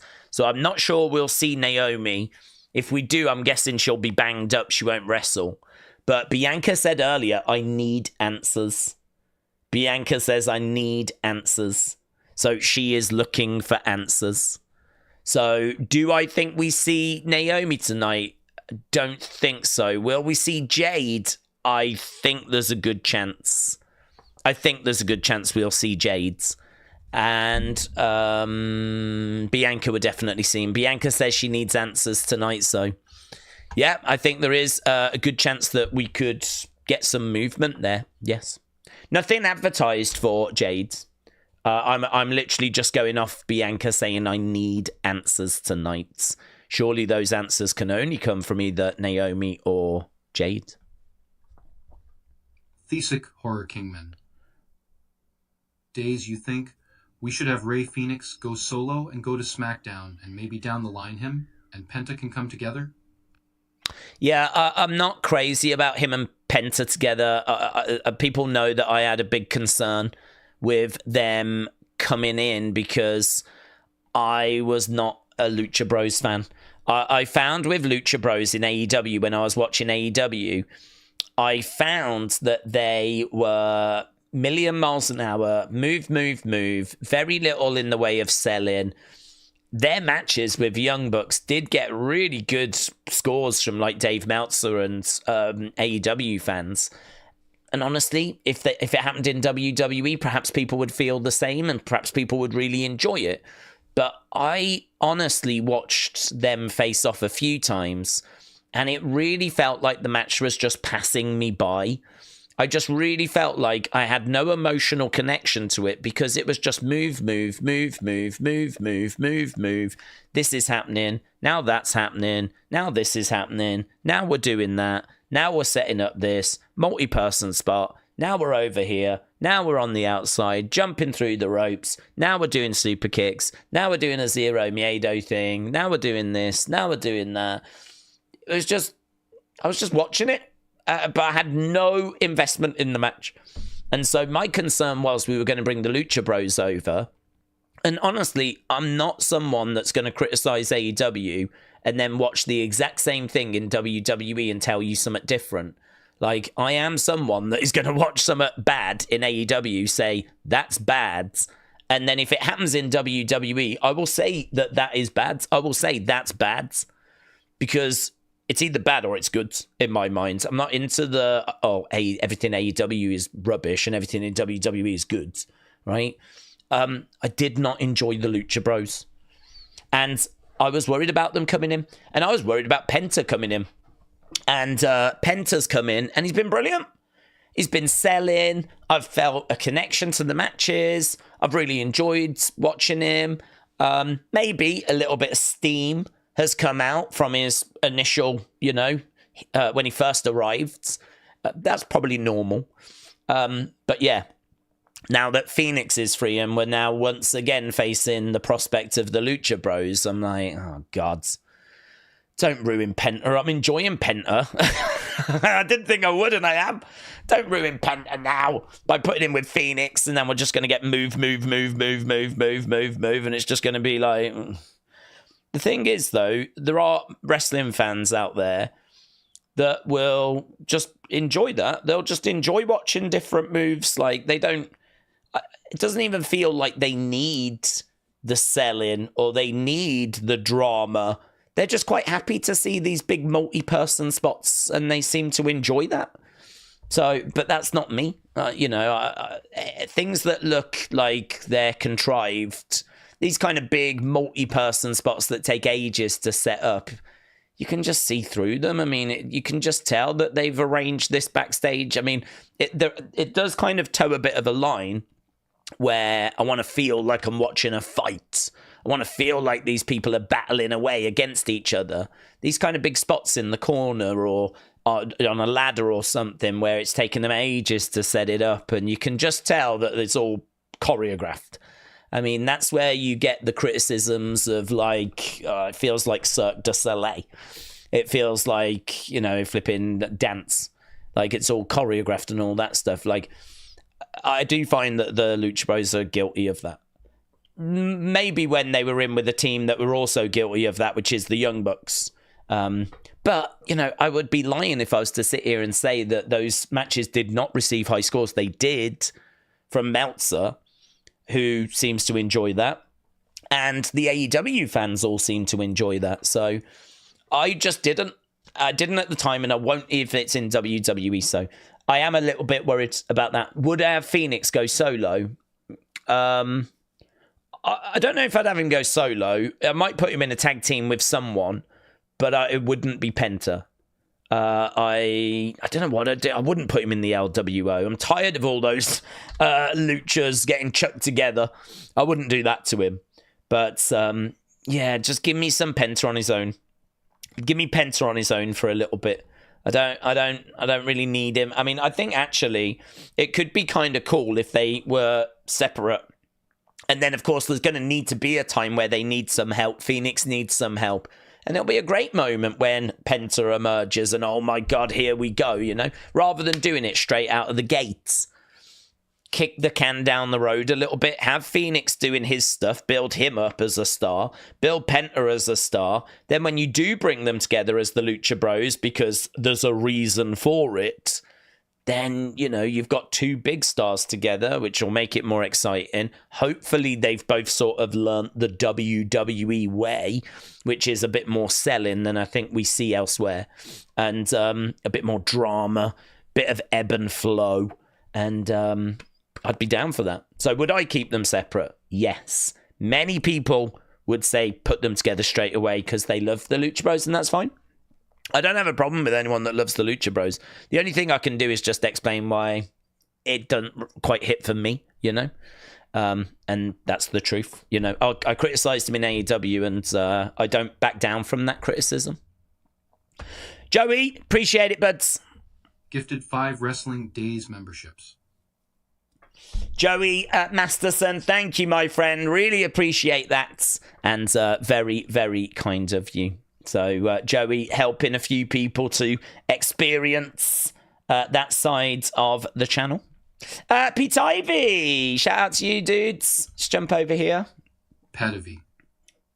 Who kicks off the show tonight? Will it be Cody, Bianca, or KO? Unfortunately, I don't think anything will top Punk coming out and ripping the perfect opening.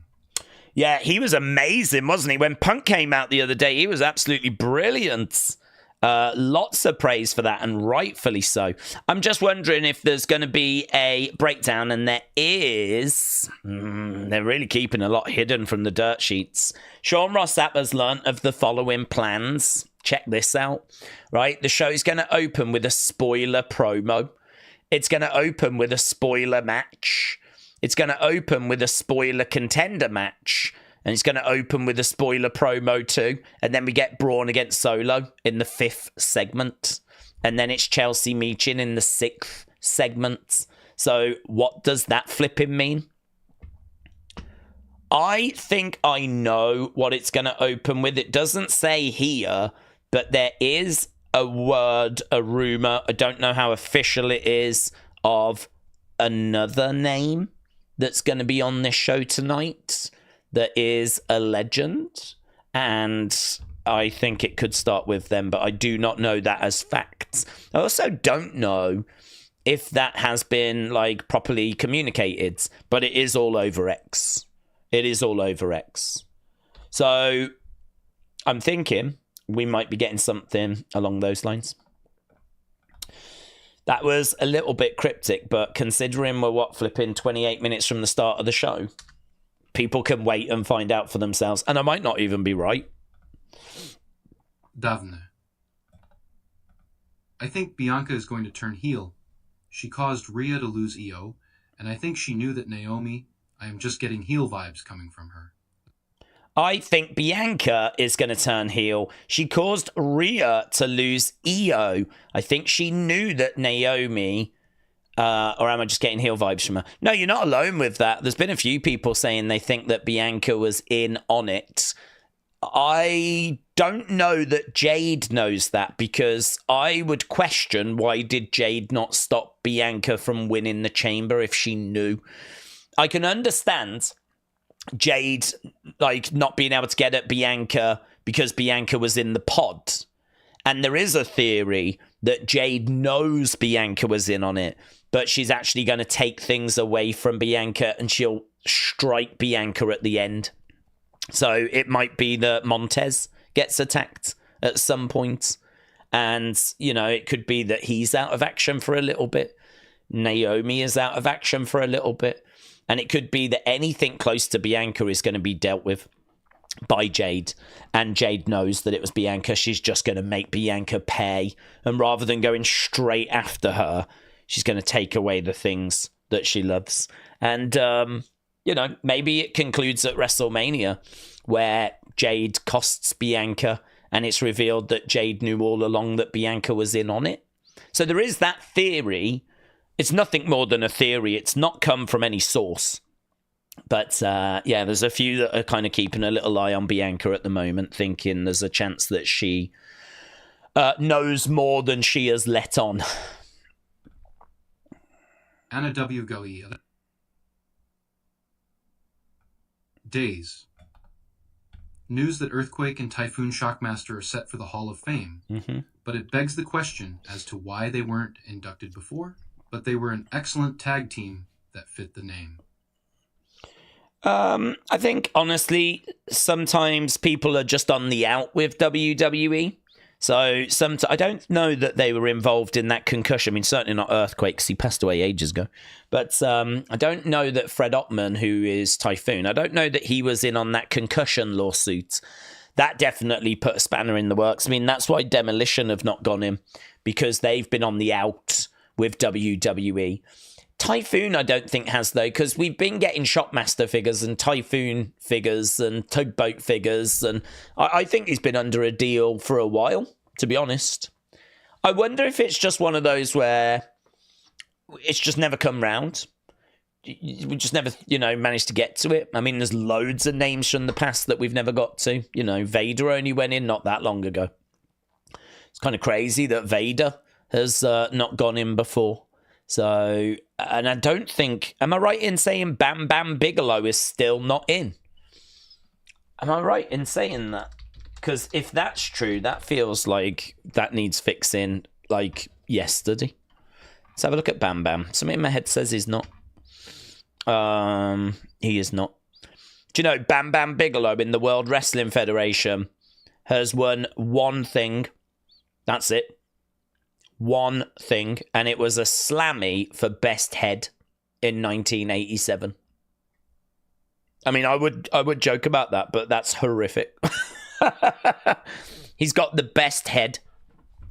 1987, he won a Slammy award, and that's it. Yeah, I mean, how Bam Bam Bigelow is not in the WWE Hall of Fame, I have no idea. Absolutely no idea whatsoever. One of the best big men we've ever seen, and main evented WrestleMania against Lawrence Taylor, well ahead of some of the other names that's in the Hall of Fame. So sometimes it's just about when you get round to them, to be honest.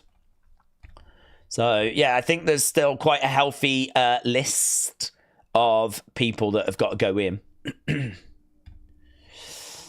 Alexander the Great. Alexander the Great. I've heard Cena is going bald. It is true. There is a little bald spot. If you can just find it, there is a little bald spot back there. There was a meme doing the rounds that said NW, and then the O was the back of Cena's head. His bald spot is big enough now where it does sort of look a bit like an O. The bald spot is getting a bit bigger. Listen, I feel sorry for him. I am doing okay with hair, right? I'm doing okay. I'm not bald, right? I can't tell if it's starting to thin or not, but I do have hair, right? You can see here. I do have hair. people think that I'm bald. I'm not. The reason I have the hat is out of laziness. I've said this before. Back in the day when I used to get back from work, I used to just put my hat on because I'd been at work all day. So I'd put my hat on because I didn't want to have to put product in my hair again. I'd put product in my hair and put it back, work all day, and then when I'd get back, I'd either have to do my hair again or put a hat on. So I put a hat on. But there's plenty of pictures out there of me without a hat on. In fact, I've met loads of people at Wrestling Shop Live without hats on. So there's lots of people that have met me without a hat on as well. But honestly, as time goes by, you know, I don't know how long I've got my hair for. So I do feel for him. Male pattern baldness is it's coming for a lot of us. It's coming for a lot of us. It's not got me yet. Lisa Brown, new member. Days, hear me out. R-Truth joins the Rock faction because Truth wants to be just like Cena. So Truth joins Cena on the dark side. Serious heel Truth. Lisa Brown, shout out to you. Kelly's just said something that's concerned me. Does wearing a hat result in bald spots? Wearing hat result in a bald spot. Is that true? Like many of the hair loss myths on the internet, the myth that wearing a hat causes baldness is not backed up by any significant science. Hair loss caused by wearing a hat isn't completely made up, but it's not a factor of male pattern baldness.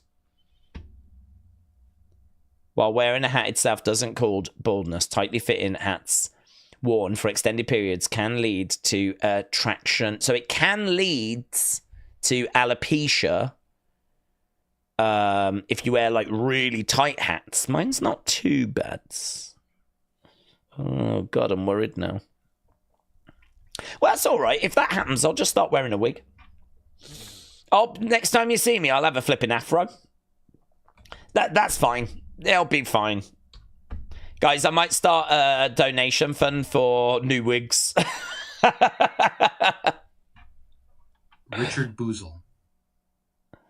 Sid still hasn't been in the Hall of Fame yet, but he is going to be in WWE 2K25. Sid deserves to be in the Hall of Fame. Sid still hasn't been in the Hall of Fame, but he's going into 2K25. Oh yeah, Sid deserves to go in. Yeah, definitely. Do you know, it really frustrates me actually when people aren't in and they're ill. Like, I don't know if they knew that Sid was ill, but like, really, you should put people in whilst they're still with us. Unless there's a concern they're going to say some stuff, you know, there's some disgruntled ex-employees. You know, I don't know. I kind of feel like people should have that moment. It's really rude to rob them of that, deny them of that, you know.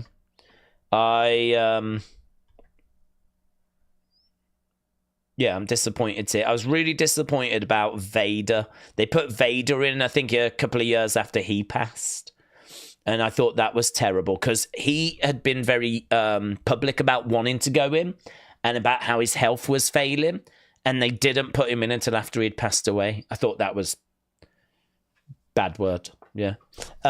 Shiz. But same with Sid's. I don't get it. Wouldn't it be wise to have a list of people that aren't in that you think are eligible, that are getting on a bit or are not in a great shape, and, you know, specifically try and get them in so they can have that moment, you know? Lee, shout out to you. Let's go. Leanne Pruitt. Jay turns on Roman and Jacob turn on Solo. Alexa gets messed with by Wyatt's Randy comes out. Comes out, then match starts.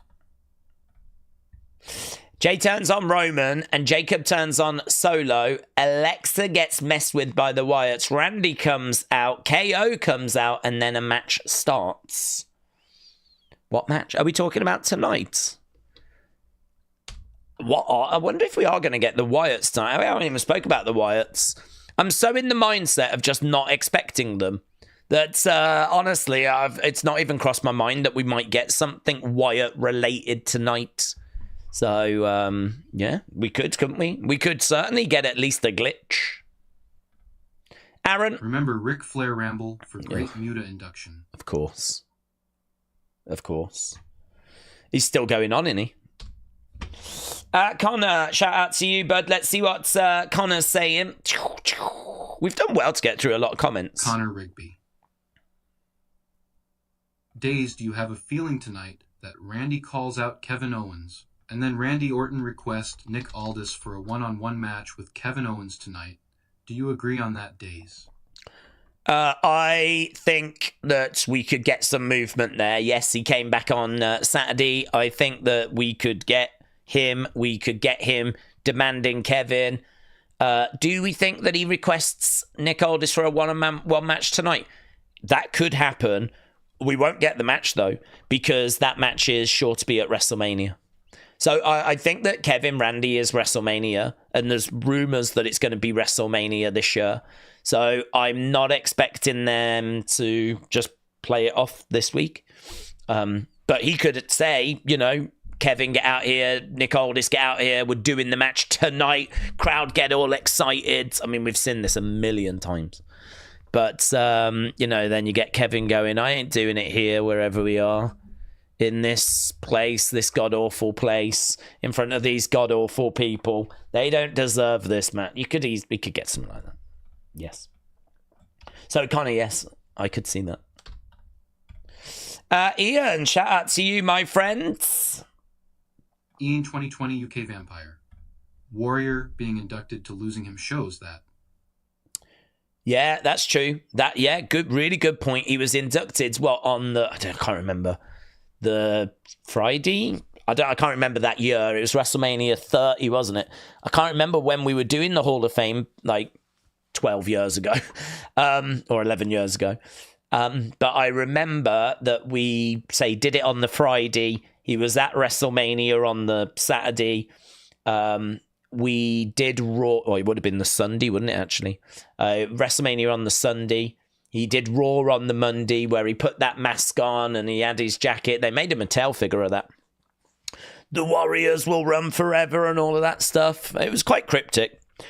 But when you look back at it, it was freaky as well, because his speech is all like, when a man's blood stops pumping through his veins and all this kind of stuff, just know that the Warriors will run forever. It's a really, like, you look back at what he says now, and it's as if he knew. It's as if he knew the end was not far away.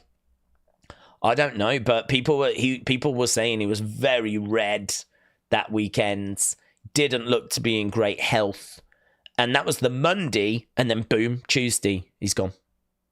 He's dead. It's mental, innit? I think it might, if my memory serves me right, was it not like at the airport when he was on his way back or something? He literally, Hall of Fame, WrestleMania, it's as if he was holding on for it. Which is not true. You know, he had kids. I'm sure he would have held on for his kids. But it feels that way.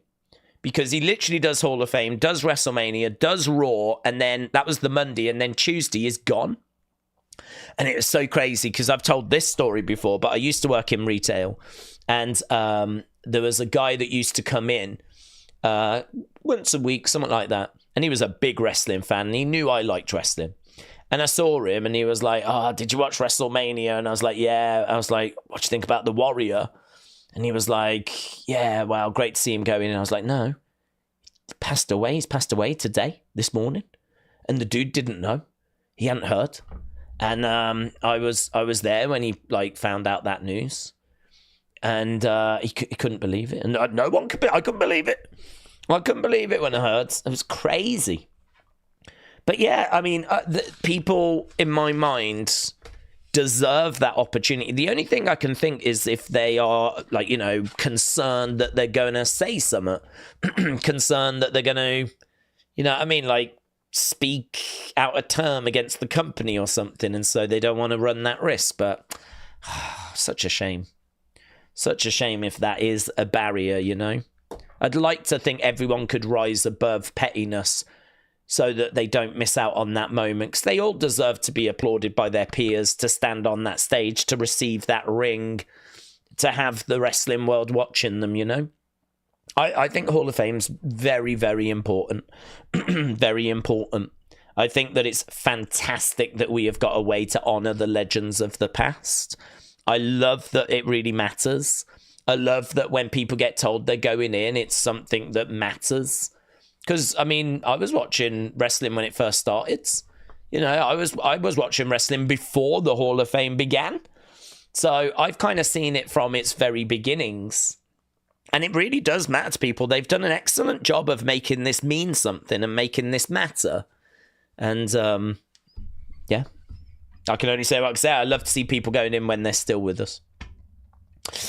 Ian said, inducted on 5th of April, died on the 8th. So if the 8th was the Tuesday, the 7th would have been the Monday, the 6th would have been the Sunday, so the 5th would have been the Saturday.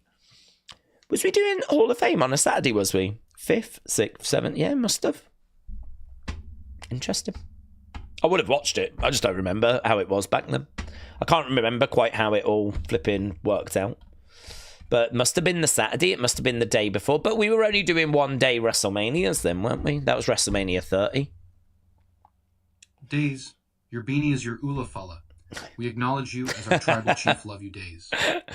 John chats. Yeah, I don't know why it didn't read your name, John. I'm going to do it again so it does. Because that's the disgrace. John Gagnon. There we go.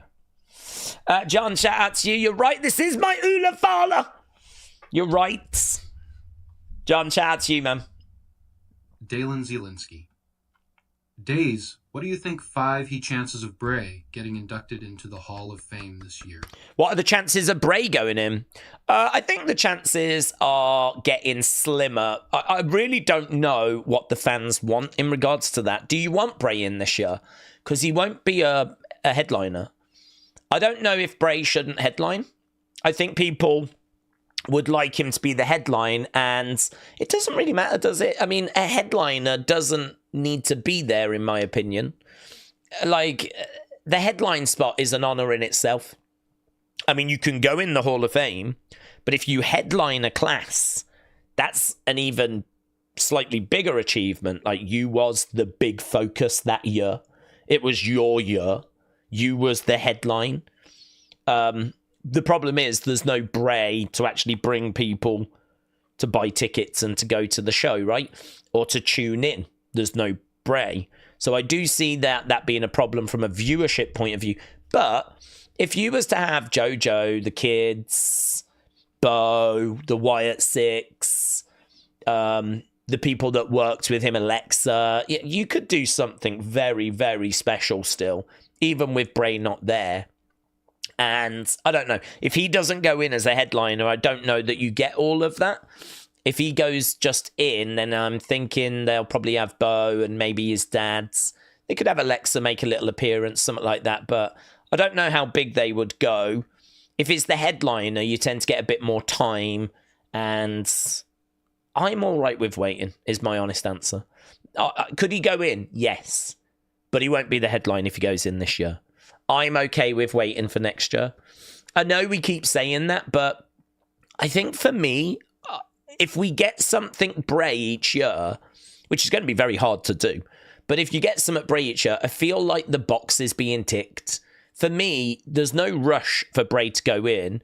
It would be lovely for him to go in whilst his dad is still here, so his dad can see that moment. So definitely don't want it being 10 years' time.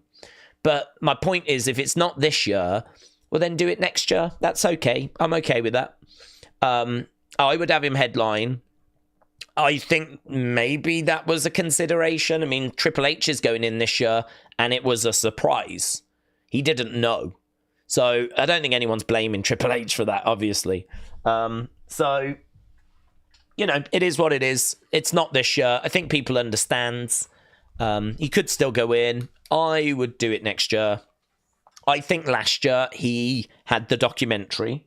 I think this year, I think there's a chance we get the Wyatt Six at WrestleMania. I would have him at WrestleMania. There's 2 days. I would give them some at WrestleMania. And I have very little doubt that if the Wyatt Six are going to be at WrestleMania, I have very little doubt there won't be like a moment for Bray.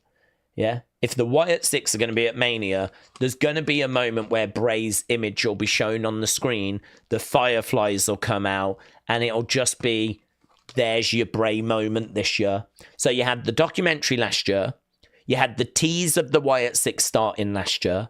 You had the Fiend costume reveal last year. They did that panel, didn't they, at WWE World? So you had all of that if you was a Bray fan last year. You got something during WrestleMania weekend last year. This year, if the Wyatt Six are on the show and the Wyatt Six are going to have an image of him and we're going to have Fireflies, you're going to get some at this year.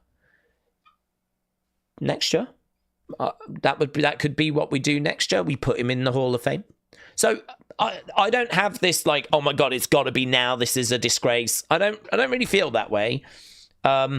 He does need to go in. He obviously deserves to go in. I would have him headline, and I would have it very much penciled in for next year now. But if he goes in this year, there's still a chance. And I don't know. I think people will be okay if he went in this year, but maybe a bit like, I wanted him to headline. Ryan Taylor. Days. I think Shinsuke is going to win because it's too early, and he hasn't really defended it very much. Also, can you shout out my son Zayden before SmackDown starts? Yeah. Shout out to Zayden. Shout out to you, my friends. Hope you're doing well. Hope you're looking forward to SmackDown. In regards to Shinsuke, I would have Shinsuke win. I think it's too soon to take the title off of him. As of right now, though, we've had over 770 votes, coming up to 780 votes. And it's currently, which blows cage match out the water, by the way, which currently means LA Knight 56%, Shinsuke 44%. So at the moment, you lot think LA Knight just... But what's really interesting there is community as a whole don't have a great read on it. 56-44. You know, community hasn't got a great read as to which way that's going. I would keep it on Shinsuke. But because I agree with you, I don't think he's had much opportunity to defend it. But I don't know what they're going to do. WWE are doing quite a few things at the moment to shock and surprise us. So would it be the biggest shock if they take it off of him and decide that LA Knight is the direction they want to go? As has been reported...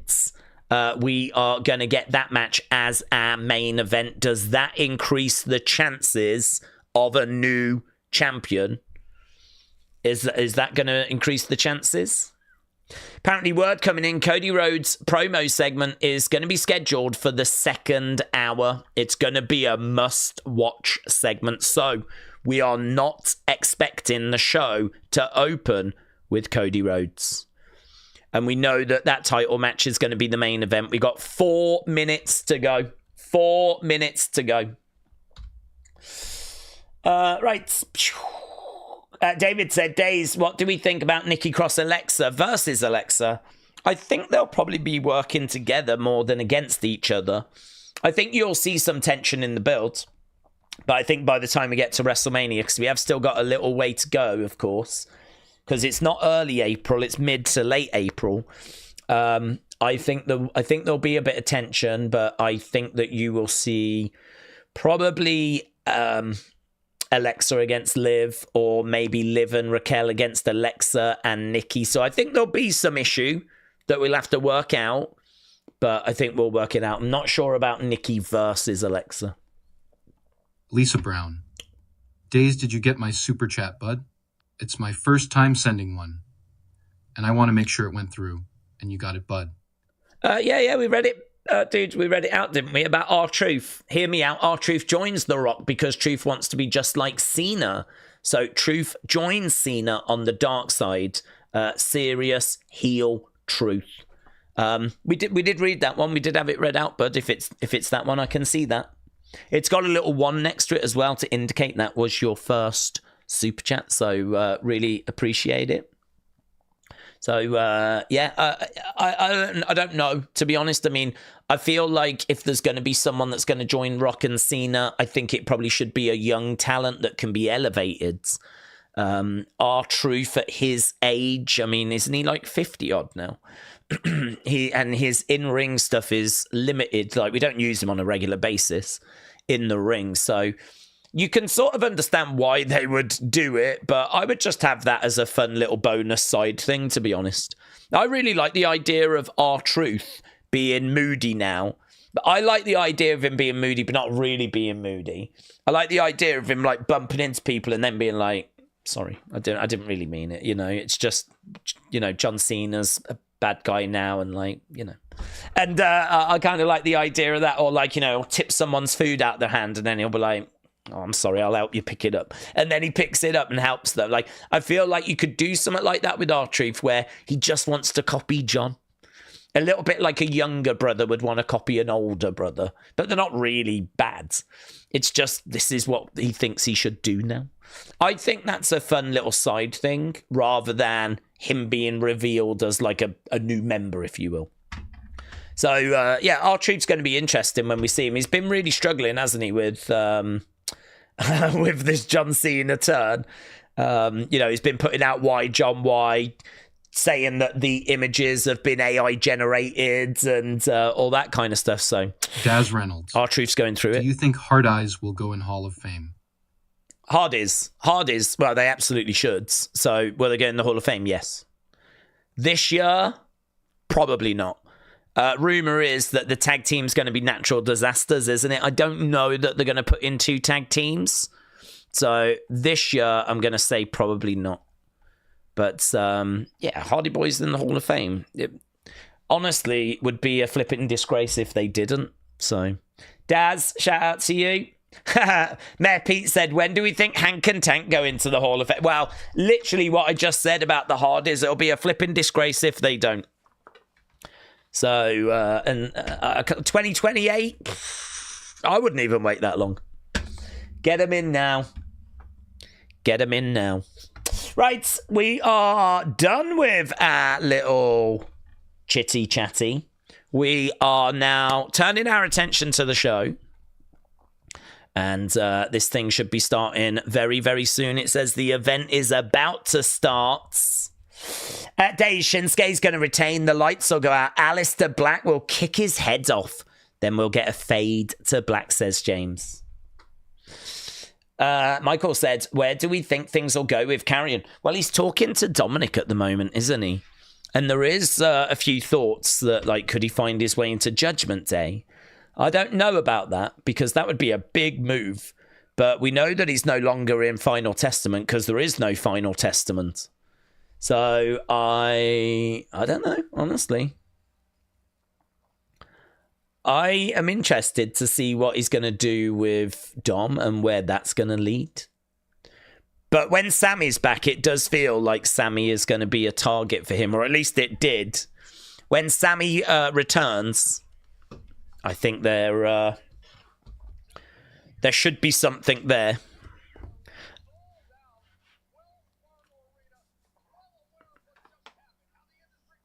Right, let's turn this up.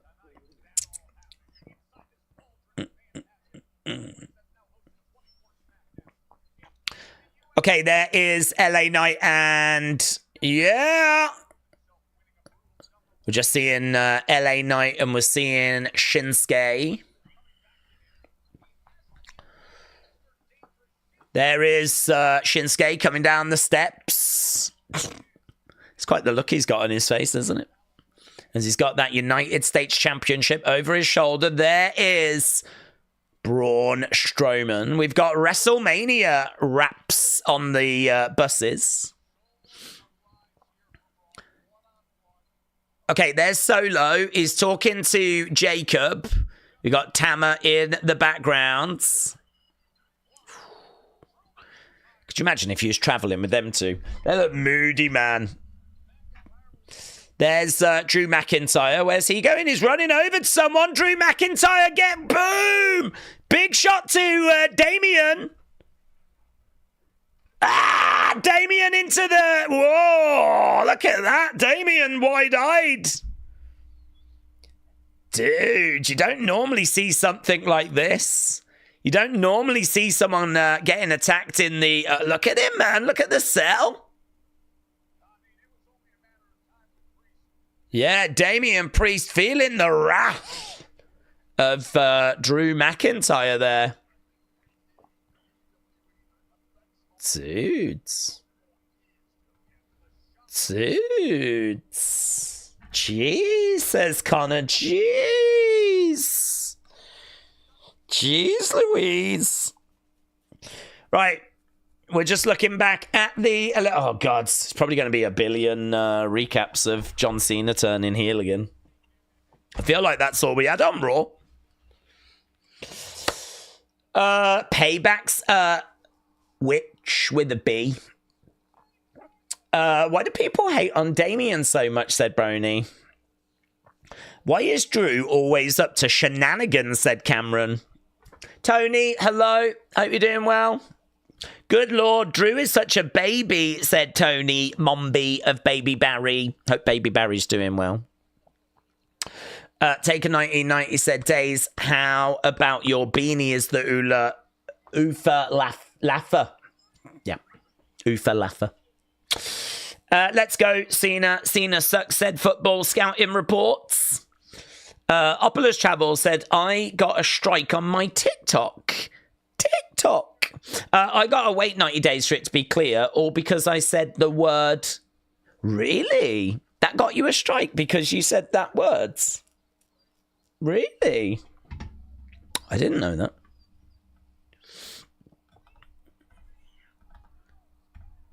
Right, let's go wrestle with Andy. Days it's in Philly, your head is in the building.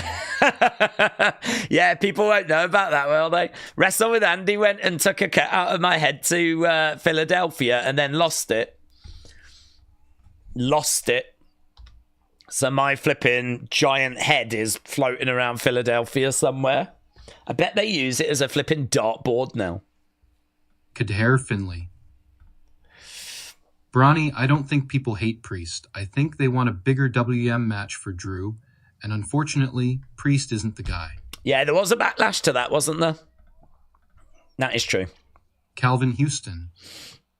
Do you think that HHH may have a huge vendetta against Austin Theory because of Vince? No, I don't think that plays any part in it whatsoever, to be honest. Salanan. Wyatt's coming back tonight?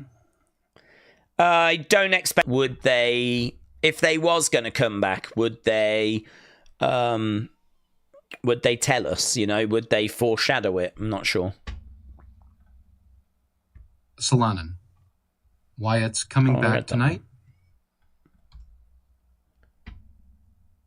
Here we go. Oh, it is starting with Randy. It is Randy that's going to open the show.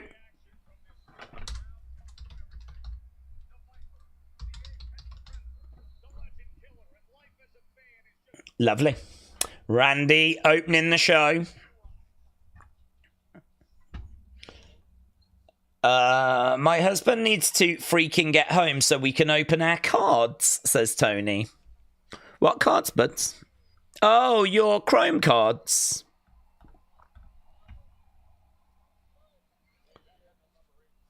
Not related. I haven't seen Premium Reese in a while. Oh, I haven't seen Premium Reese in months and months and months and months and months. Okay, Randy is making his way down to the ring. He looked at that guy then and he was like... Whoa. Okay, Randy making his way down and the crowd are obviously very excited to see him.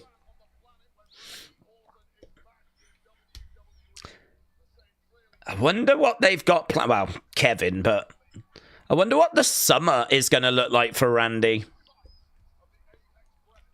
Oh my God, that woman just exploded. Yeah! Randy touched her. It was like she touched electricity. Jeez. Smile on Randy's face. On it.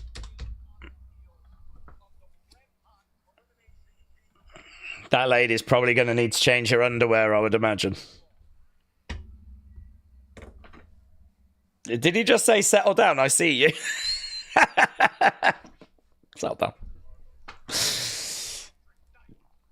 Okay, Randy in the ring. I can't believe she didn't faint, said Dr. Lucha Lala.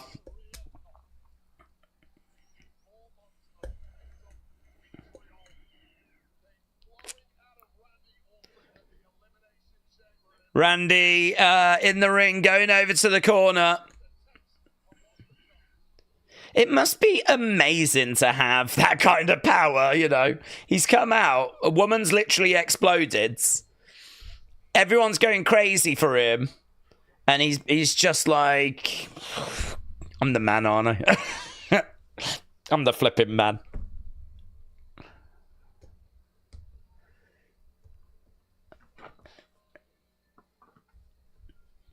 Okay, so they just gave Randy a microphone. You can see the disco ball. I mean, it must mean that Pretty Deadly are going to make their appearance at some point. Sign in the crowd says Team Edwards. Is that for our Edwards? Is that for Fast Hands? Pop, pop, pop. Right, here we go. We got Randy in the ring. I'm just looking at the woman. She's all right. She's still alive. Randy chants. Sign in the crowd said sell out Cena. Sell out Cena. Comes out. I see you. RKO sign. Randy again. Looks out at the crowds. Smile on his face. Waves at the fans.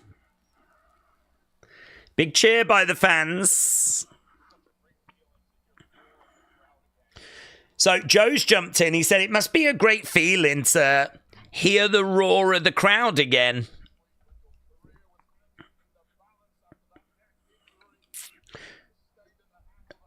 Randy. He's taking his time here. I want to find a clip of that woman. A lot of crazy stuff has happened since I've been gone. Since you've been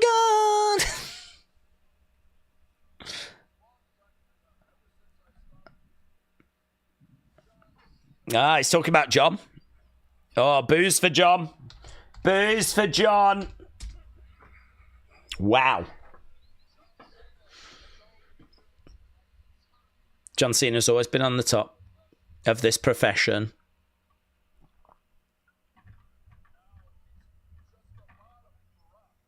And now he's just a bottom for The Rock. He's always been on the top, but now he's just a bottom for The Rock. Rock bottom, new meaning to the term rock bottom.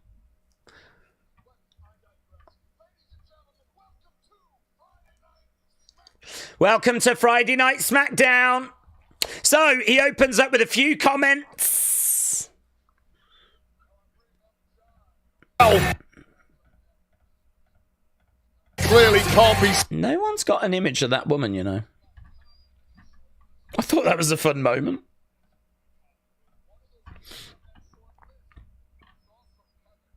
Kevin Owens gets a mention. Cena's reception when he comes back will be epic level booze, says Adam.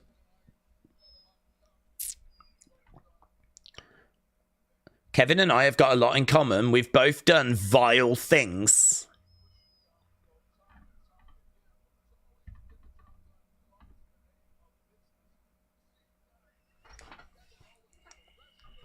KO the wrestler, I respect. Is he going to say KO the man I don't or something like that?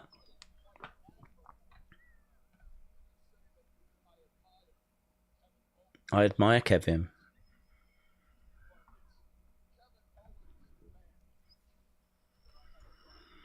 Yeah, he's got a problem with the man.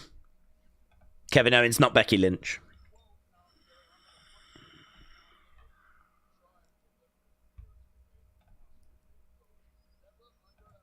Never underestimate.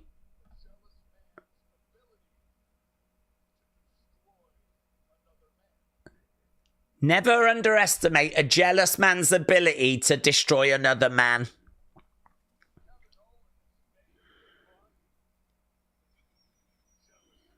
Kevin's veins run with jealousy. Pretty standard stuff, this, from Randy, to be honest with you. LS Dub, hello. Hope you're doing well, buds.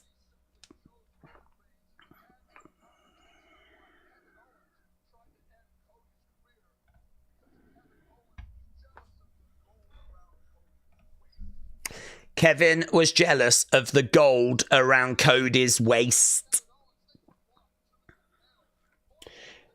Had some birthday celebrations to tend to on watching SmackDown. Now, is it your birthday, LS Dub? They should do a segment where Dom bumps into Cena and is like, Cena, bro, you disgust me, says Adam. Not cool, Cena. Not cool.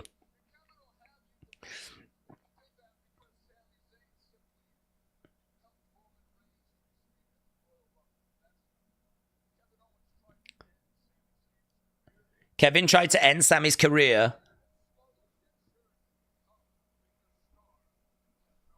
because Sammy has slowly but surely become a bigger star than Kevin.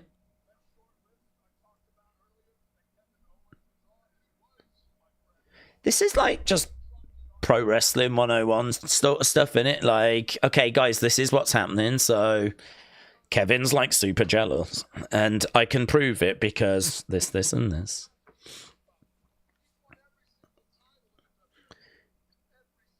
What does Kevin have to be jealous about is won every title in the WWE.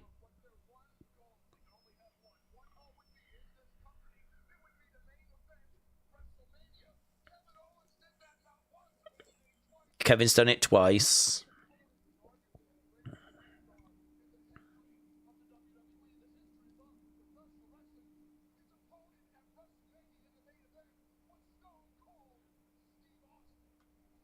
So Randy's like, what's he got to be jealous about? He faced Stone Cold in the main event of WrestleMania.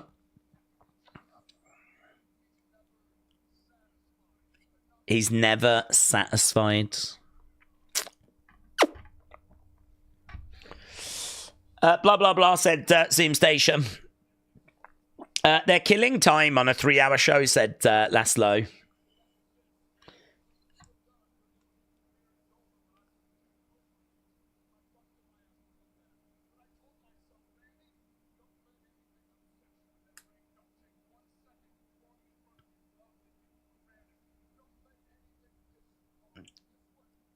Kevin Owens, you've gone and peed me off. So.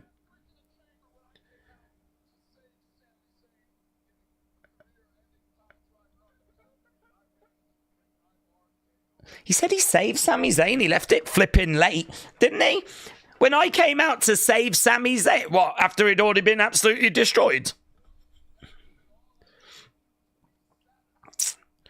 Yeah, he wanted to punt kick him, didn't he?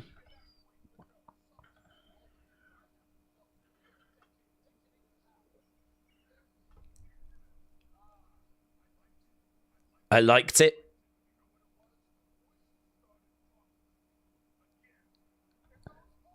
What?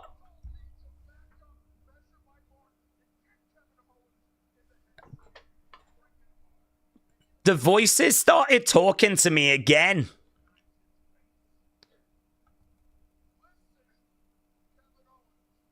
Listen.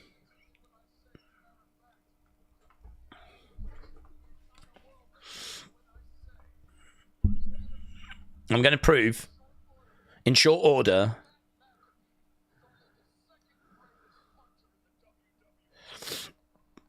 so he wants to bring back the punts. The voices have started up again.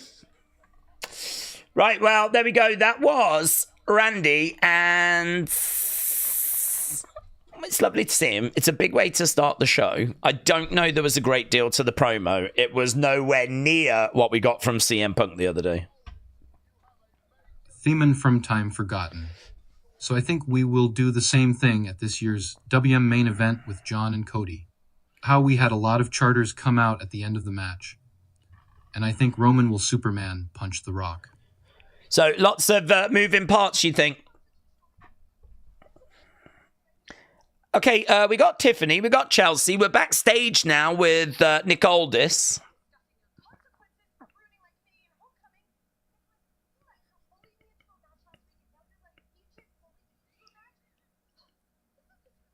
This is discrimination.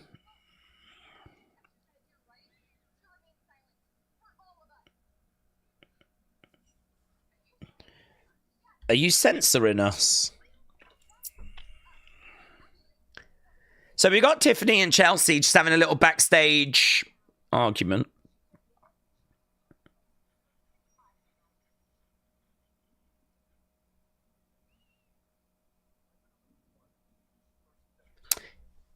Chelsea Piper doesn't work for you. She works for WWE.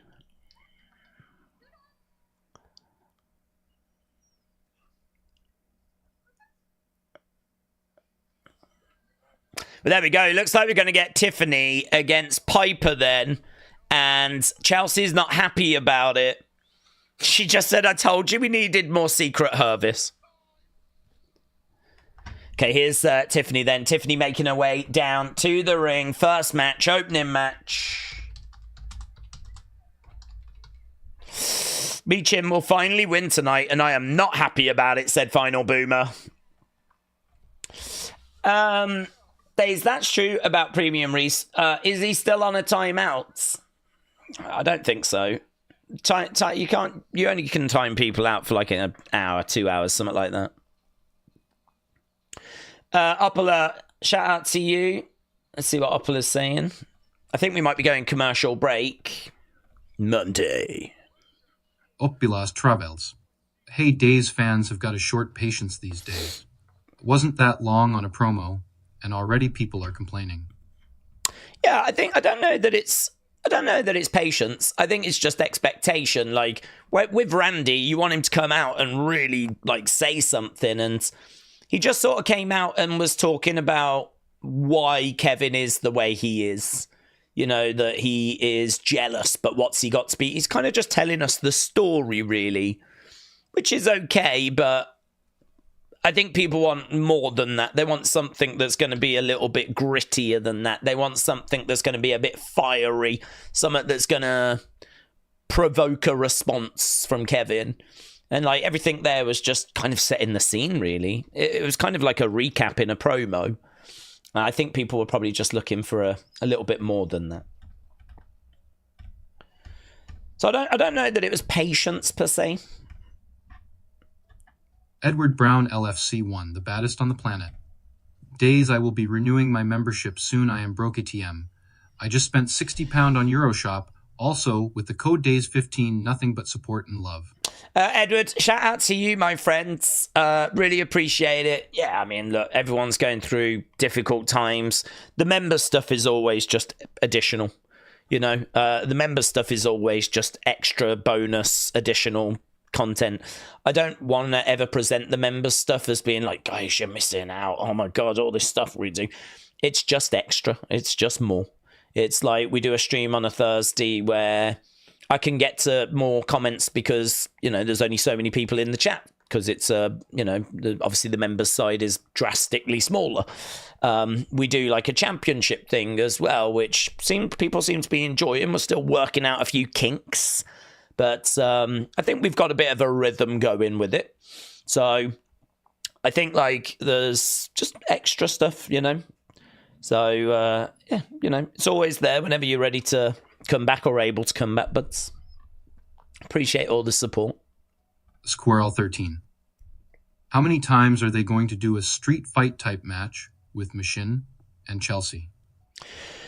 Yeah, I mean, I don't mind it because it's fun, but it's definitely time to move on to other things, isn't it? So perhaps this will be the last time. Perhaps this will be the last time we get such a thing out of them. Adam Cox.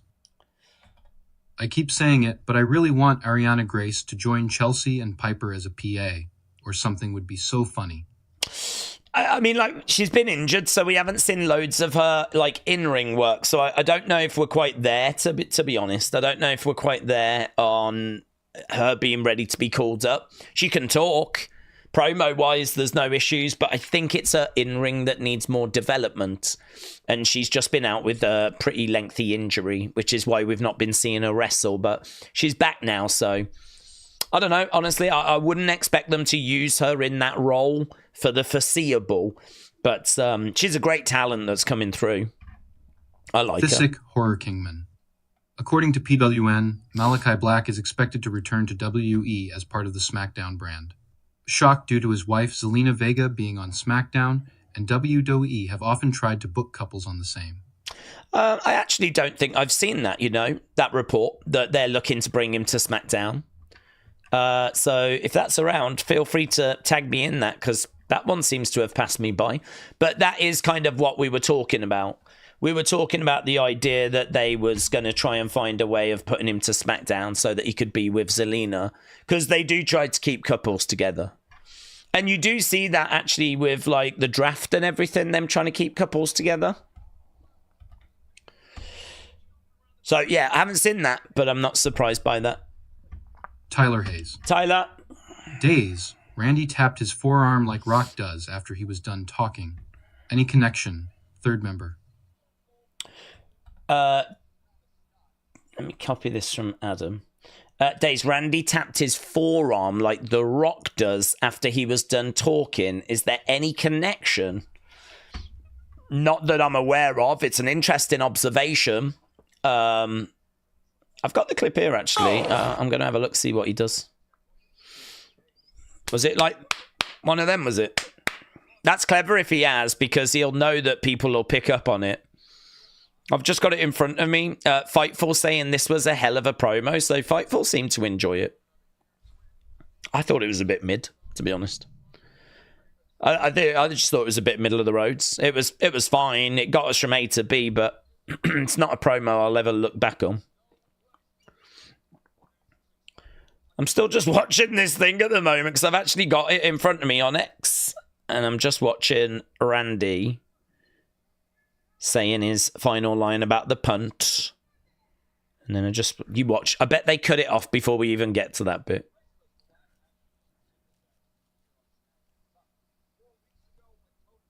Here's the Secret Harvest making her way down.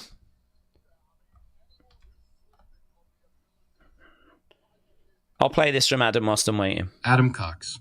Member. I think we may get Black back tonight after the US match. Do you think so? What, Alistair Black back tonight? Do you know, the fact it is the main event probably does mean that there's a good chance. Jesus, they're not going to show it. No. He literally throws the microphone away and then the clip flipping ends. So they didn't show it, unfortunately. Yeah, there is a chance because it's in our main event that we could get something tonight in regards to maybe some movement there with someone coming back or a title change. At the moment, you lot have got 58% of you think that LA Knight is going to win the championship. Shinsuke 42. That's had nearly 1,500 votes as well, which is crazy. It's crazy. Right, Jason, shout out to you. Let's get Jason on. Boom. Jason Rodriguez. I was saying the same thing. What if Randy turn heel Tien and join Cena turn Never Know can never count out the final boss? So you're saying the same thing. What if Randy turns heel tonight and joins Cena turn Never Know can't count anything out? Yeah, no, I agree with you. You can't count anything out. I really like the hand slap thing, though. I do want to find that. Because if he has done that, I think it's a tease. I think he knows what he's doing. But I don't think there's anything... I don't think there'd be anything more to it. I'm not expecting him to join up with Rock and Cena. But then I wasn't expecting the Cena turn. So, again, what do I know? Cartwheel by Tiffany. We are underway. White Walker, shout out to you. White Walker. Whoa, Tiffany to the outside. If and when John Cena wins the title, I think it should be R-Truth that takes it off of him at the end of the year. I can't see that, to be honest. I think R-Truth's kind of career is largely done. I think we keep him around so that he can do his comedy stuff. But I think like him being like a champion or something like that, like a top champion. We didn't even do that for him when he was in his prime. And I'd say he's past his prime now when it comes to in-ring. So R-Truth is a fun kind of side attraction. I can't make an argument for him being like WWE champion. That tends to go on like one of the faces of the company, you know. Okay, Tiffany going into the barricades. And we are at commercial break at the moment. Kick coming in there by the Secret Hervis, stomping away. White Walker, shout out to you, buds. Wrestle with Andy. Let's get Wrestle with Andy in. See what's see what Scotland's saying.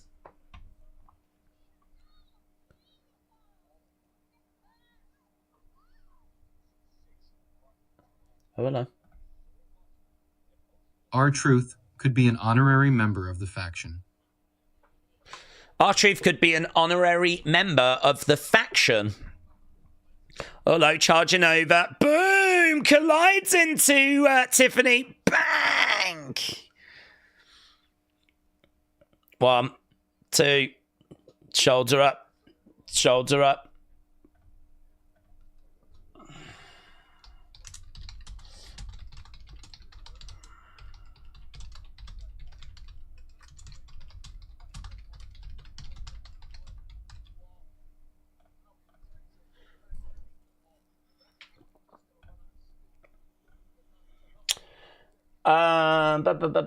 John Cena turned heel before Days acknowledged. Denim, shout out to you, buds. A lot of people were saying that he's turned heel before GTA 6 came out. Regan, shout out to you. Hope you're doing well, my friends. Let's see what Regan's got to say. Are we still at commercial break, by the way? Oh, yeah. We're back in 50-odd seconds. Reagan. Days you was on Smackdown, nice to see English. Nice to see English. Regan, shout out to you. We are on Smackdown. We're on it every Friday. We're on Raw on a Monday, NXT on a Tuesday. Evolve has come into our watch-along family on a Wednesday as well. So we're all over WWE, buds. All over it. So, Regan, shout out to you, my friends. James Haro, who is basically my hero. Let's see what James is saying. James Harrow. Here in Philly at Smackdown. So loud. Oh, what? You're actually at the show? Really? I must say, the crowd is coming across very well. Crowd is coming across very well. Right now, we got a clothesline by Tiffany. We are back to the action. Pop to Dill. Shout out to you, my friends. Cena, Rock, or Truth Randy will form Nexus 3 for sure. So you think Cena, Rock, R-Truth, Randy? Cartwheel, backflip. Boom! Into a back elbow by Tiffany. Tiffy time. Drop kick down goes Piper. Going for the pin. 2. Shoulder up. Shoulder up. So we are underway with match number 1. Opening promo was okay. Don't get me wrong. I'm not saying it was bad. It was fine. It was fine. Just seeing some of the reaction to it. People were like, that was good. They enjoyed it. Piper is back in the corner, looking to charge over. Collides into the corner. Boom! Down goes Piper. Tiffany to the outside. Tiffany looking to go up. Piper down. She's just getting herself into a better position. Very good by Tiffany. She does that so well. Only a 2 count, though. Only a 2 count. Edward said, Days, I'm going to renew my membership. Oh, we read that, Edwards. I read that. No worries. Appreciate the support. Ah, the secret herb is planting, Tiffany, too. Shoulder up by Tiffany. Shoulder up. So, Tiffany down and Piper all over her. That was an interesting question. Where was that? Here. Icarus. Boom, boom. I've got that queued up, Icarus, as a little question. Might be an interesting one. Here's Piper, middle rope, looking to come off. Ah! Tiffany out the way, prettiest moonsault incoming. Here we go. Connects, gets it. 1, 2, 3. I love that pin. Oh my God, I love that pin. So she had Piper pinned and she was like really leaning back. She was leaning back so much, she was like sliding off her. Charlotte, chop block. Charlotte with a chop. What the hell is Charlotte wearing? We've got a black screen. I'm guessing that was maybe for a wardrobe malfunction. I'm guessing we had a wardrobe malfunction. Charlotte with a chop block. Look at this. Charlotte looks like something out of Robin Hood. I love that for her. I love that for her. And there we go. It's been a while since we've seen a figure 8. It's been, oh my God, this is like Robin Hood meets 1960s fashion. I'm so here for this. You'll see Seth Rollins wearing that next week. You know Seth Rollins going to be on the phone to Charlotte like, can I borrow that?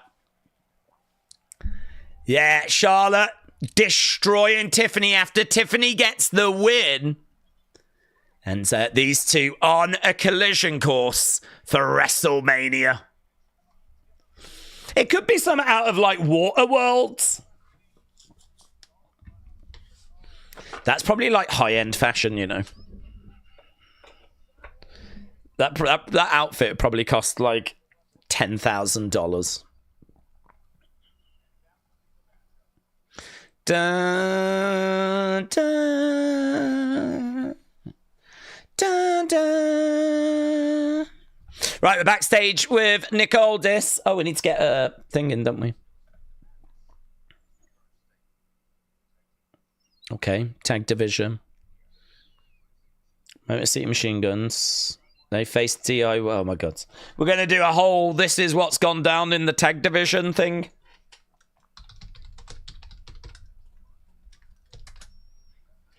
Match scores. Is it me or does Charlotte look a bit like Carmella, said Jason?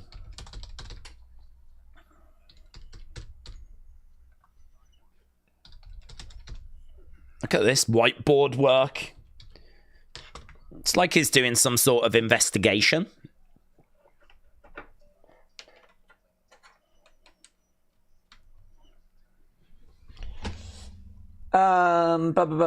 No one bring a sewing needle in the ring right now. You might pop a balloon. All right, here's Icarus. Icarus and the Rabbit. Do WWE fans enjoy hip-hop artists being involved in matches? Especially international fans who have no idea who these people are. I felt that Travis Scott spoiled the heel turn. Interesting. I think people in the UK know who Travis Scott is. I've heard of him. I couldn't tell you any of his tracks, but I am aware of him. I'm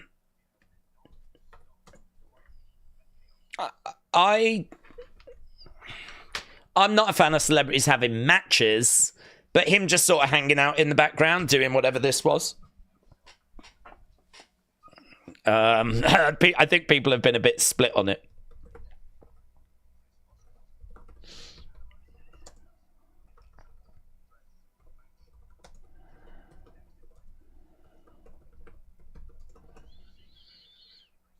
Yeah. It's really very simple. Just lots of squiggly lines all over the place. Okay, Motor City Machine Guns are coming out. They've still got that raise your fist thing, you know. Raise your fists.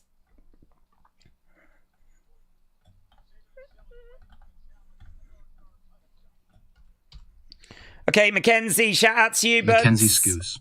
Charlotte needs to have a match before Mania. She needs to have a match before Mania. Yeah, I'd imagine they'll put her in something before Mania, yes. No more hip-hop artists, said Retro MC. Are you going to go to London SmackDown, said Regan. No plans at the moment, buds.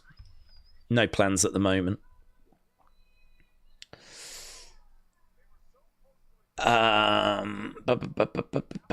What's this? Okay, looks like we're going to go to commercial break again. Motor City Machine Guns are in the ring. I'm actually not sure who they're facing. Is it going to be a triple threat match? Sunday on LFG. These are the different teams, aren't they? Who will impress?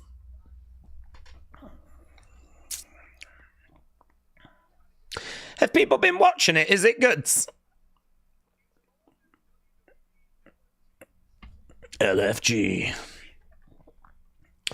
Days can't go in person, or we won't get to see him here.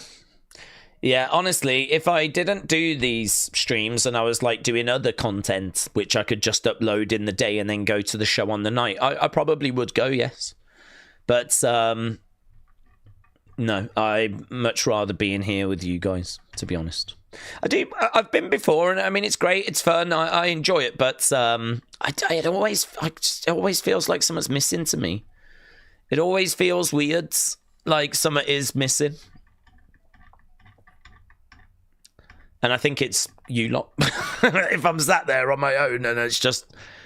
I always miss commentary as well when I go to the shows. I always have to do it in my head. So I can't just sit there and, like, in my head, I'm like... Blah, blah, blah, blah, blah, blah, blah. Up Alert said, fun fact, first time watching SmackDown, I actually don't know what matches we're getting. Where's the Tiffany pin? Do you know, there's a lot of stuff that I see on the show that I can't find clips of. I enjoyed that woman exploding when Randy came out. And I enjoyed the Tiffany pin. I can't see any clips of those. I've just got Tiffany getting murked.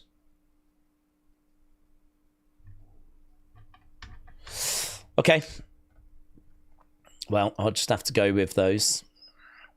I mean, if you've watched the shows, you will have seen these moments anyway, so... But they're two of my favourite moments. The woman exploding when flipping Randy touched her. And Tiffany's pin, like, she was pinning, but she was leaning back so much, she started to, like, fall, like, slide. There was one point where she was, like, surfing on top of Piper. Made me laugh. Sometimes it's the simple things. Indy said, can I recommend something to you? Yeah. Of course. Unless it's something like get a different personality. Can I recommend something to you? Get a different job. You're rubbish at this. Katie West. Days, have there been any rumors, truth about Evolution, all women's PPV coming back? Well, it's come from a very good source. I saw Corey talking about it, so I think that it'll be something that'll come through. There's nothing in regards to it being confirmed, but the fact that not only is it like, oh, they're talking about it, but we found out the date and we found out the location, the level of detail there is insane. So normally if you see something like that coming from a decent source, a good source that's got that level of detail, it normally comes through. So I really do think there's something to this, yes. So no, it's not been confirmed. Nothing else really today, but I have no concerns. I'm thinking we're looking pretty good. Right, we are going back to the show. Here's Pretty Deadly making their way down. Yes, boy! Yes, boy! Well, we knew we were going to get Pretty Deadly, didn't we? We saw the disco ball that's now been lowered. Right, we better end that poll, hadn't we? Otherwise, things are going to get a little bit confusing. So, Los Garza are in there as well. So, Tiffany versus Piper. There it is. Good. Came out as a good score. Let's go down. 64% good, 4% bad, and 12% all-time. Lovely. Yes, boy! Pretty Deadly heels or faces, said Brony. I just can't tell anymore. I don't know either, to be honest. I don't know either. Pretty Deadly versus Motor City Machine Guns versus Los Garza. It feels like an episode from the 2010s, said WW Federation Z. WW Federation Z. Shout out to you, my friends. Whoa! He's gone back to ripping off the trousers. Love that for him. Love that for him. I don't know that I've seen him do that in a while. Back slap tag being made again. There's just a lot of squabbling, to be honest. Pretty Deadly would have been great in the golden era. Yeah, that's true. A little bit Beverly Brother-esque. If you used to put them in, like, purple. They loved themselves as well, didn't they? They used to come down in their capes and, like, pose away. To the outside go, Pretty Deadly. Kicks coming in by Los Garza. Pretty Deadly spill to the outsides. Rip yours. Oh, I'm not wearing any more, Pete. I am not sporting any. Steve167 said, I'm calling it now. Main event for WrestleMania Night 1. Io versus Rhea versus Bianca for the WWE Women's Championship. Thoughts? I think that's the match we're going to get, Steve. I don't know that it's going to be the main event, but I think it's the match we get, yes. Indy said, there is a hilariously realistic wrestling game that you should try out. Oh, I don't really have much time for gaming, but if you want to tell people what it is, I'm sure there's people in the chat that would love to check it out.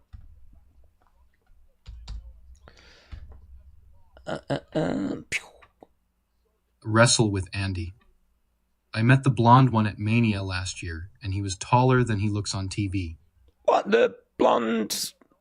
Oh, Elton Prince. I thought you meant Beverly Brothers. Oh, Elton Prince. Oh, really?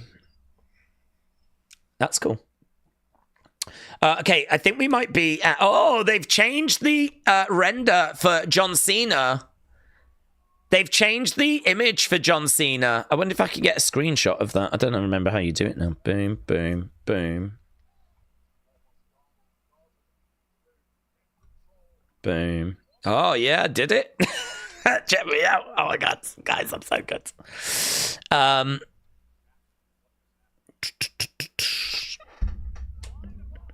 Let's put it onto here, then.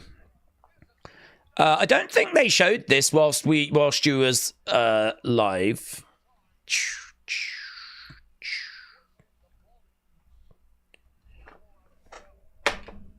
Oh, it's probably all on social media anyway. I probably didn't need to do this.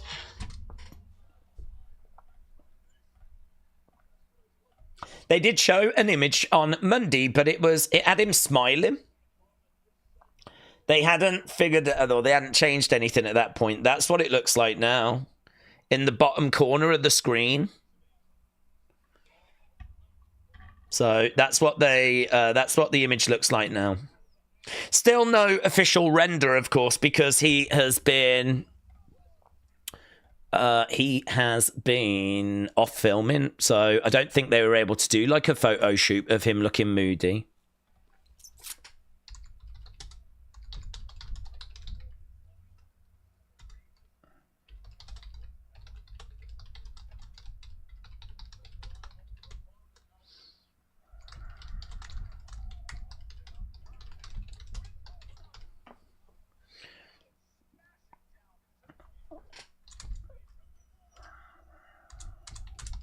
Going to tweet that out because that'll be interesting to some.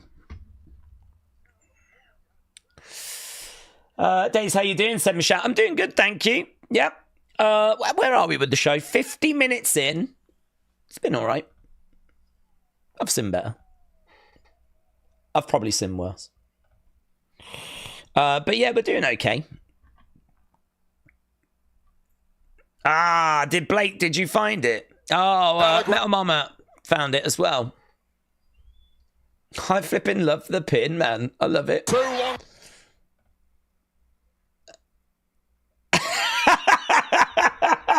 I do love it. I do love it. I do love the pin. I'm going to add this to Unseen because it made me lol. It legitimately made me lol. I really like it. Very good. Very good. Problem I've got, though, is that it's going to be all out of order now. Let me do that. Right. Honestly, some of the nonsense. Let's go! Okay, Motor City Machine Guns going for the cover on Los Garza. Kick out. Guys, Unseen has got at least one funny moment in it, which I really liked.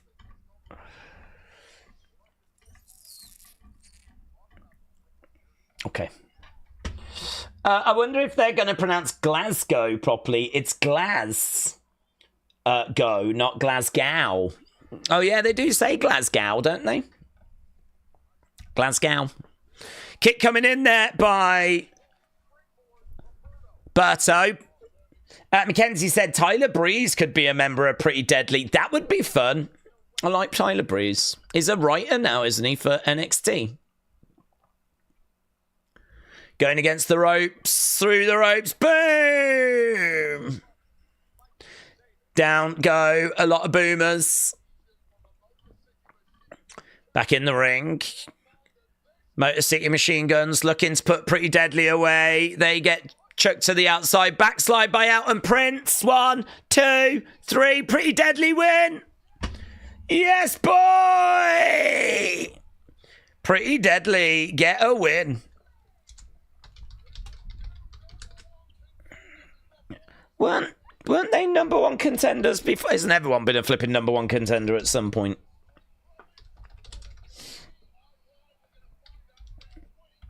So, Street Profits against DIY winners will face Pretty Deadly. That is a big win. Yes, boy!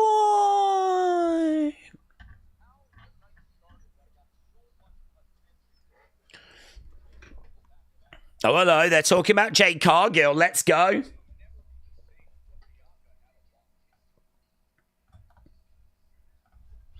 All right, they're just showing us Elimination Chamber. Adam Cox, member. You know you watch too much wrestling when the fact that one guy in Pretty Deadly has a hairy chest, and the other one doesn't annoys me, haha. That is when you know you've watched too much wrestling. No, I don't think I've ever in my life found myself getting annoyed because of another man's chest hair or lack of chest hair.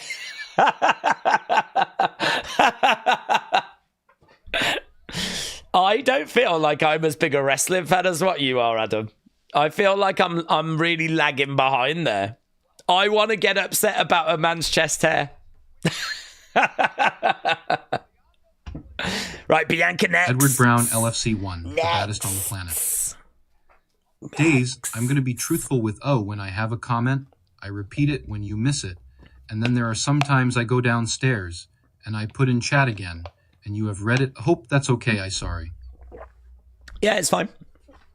But just know there'll be times where you'll put it in again and I'll be like, we read that. But it doesn't bother me. Erlup, shout out to you, bud. I think Erlup's asking about UFC tomorrow. Errol Osden. Hey, Days. Hope you are well. How excited are you for UFC tomorrow? Who do you have in main and co-main? Yeah, I'm pretty excited. I always enjoy doing the UFC streams because it's just a little flavour, a different flavour. We do a lot of wrestling. We think a lot about wrestling. We talk a lot about wrestling. So it is nice occasionally to do some cage fighting, do some boxing, just step away. I really do. I mean, and I love them as well. I mean, I do love UFC. I do love boxing. Sometimes I get asked, like, what do you prefer? And listen, if I had to choose one, of course it would be wrestling. Because the channel is set up for wrestling and the channel is predominantly wrestling. But I don't know, we've all got different interests, haven't we? I mean, I spent 15 years working in an entertainment store, selling CDs and DVDs, talking about music, talking about film, talking about TV. So, I mean, it's not that my life is just solely WWE. It's not like that's all I have.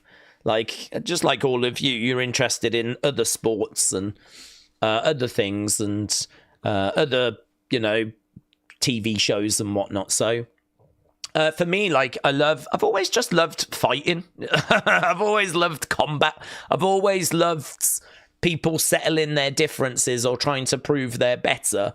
And I think that I give wrestling credit for that. I mean, wrestling got me when I was young. So wrestling kind of opened that world up to me. And so I think that UFC is like really the next level. Like, you probably get into wrestling as a kid and maybe progress to UFC. And I'd imagine TKO are kind of hoping for that as well. Get a load of kids into wrestling. Some people will just stick with wrestling. But some people will want to progress to cage fighting. So I love UFC. I think it serves a different purpose. One is entertainment and predetermined. The other is a sport. They're different, aren't they? It's a bit like saying, basketball or flipping Game of Thrones. Like, they're two sort of different things, really. So there's a space in my world for all of it. So am I excited? Yeah, I'm excited. I mean, Alec Pereira is probably one of their biggest names, one of their biggest stars. He's going to be defending the lightweight championship against what a lot of people regard to be his toughest challenge, Ankalaev. I've got Pereira winning that. I don't know what he does next. He has made noises of going up to heavyweights. I don't know if he does that, but I've got him winning against Ankalaev.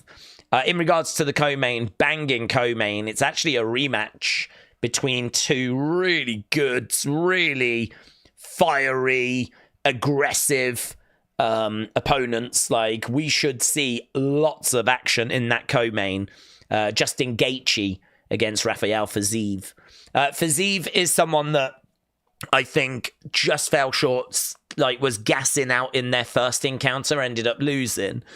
I think he will know now where he went wrong. He will make those adjustments. And I think that Fiziev gets the win. So I've got Fiziev and I have got Pereira. I think they're the two slight favourites, but the odds are very, very close. Rest of the card looks all right, looks okay. It's not the strongest pay-per-view card I've ever seen. But yeah, different flavour. Definitely down for it, so...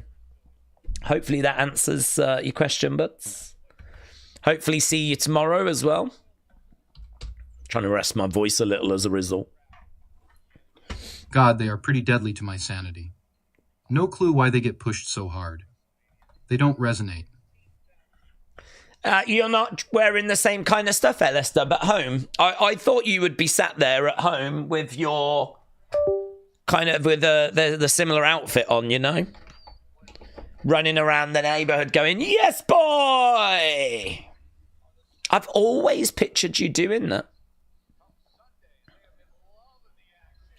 Right, here we have got the Philadelphia 76ers. Boos are ringing out. Okay, we're just seeing back again to the John Cena heel turn.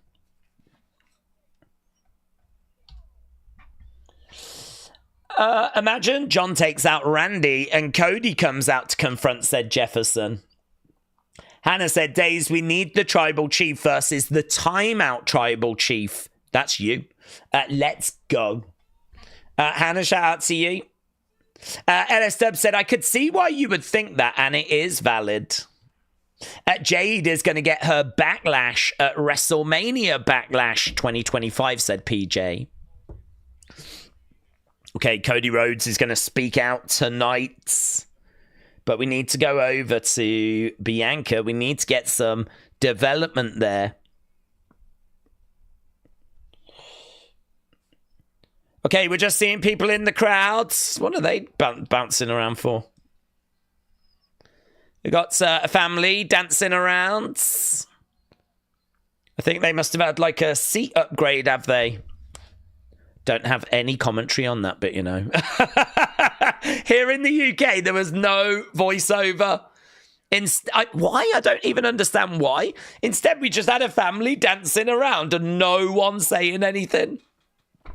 Here's Bianca making her way down, all in black. All in black. What's the flip? Right, Bianca making her way down to the ring. I never needed you at all. Fiendish Howdy said, do we think we get a Wyatt 6 return before WrestleMania? Yes. Yes, I do. Don't hold me to that because obviously things have not been going quite to plan for them. But yes, I do think we get them before WrestleMania. Travis Lupke. Thoughts on Jade versus Bailey Mania? Maybe. There is a theory that Bailey's involved, and she absolutely could be involved. There's also a theory that Bianca's involved. I don't know if we're not going to just stretch out Jade Naomi to WrestleMania, but there absolutely could be some more twists and turns. But I don't know. Would you turn Bailey again? Would you turn Bailey again? We had a heel not long ago, and then we turned a face after she came out of Damage Control. Are we really going to go back to being flipping heel again? James Harrow, shout out to you, buds. James Harrow. I missed that. Let the mayor Pete with Braise Your Fish Lol. James Harrow, shout out to you, my friend. Let's see what Bianca's got to say. Here we go. Is someone going to come out? Could Jade make her presence felt? Will Naomi make her presence felt? She doesn't have any answers. I should feel like I'm on top of the world.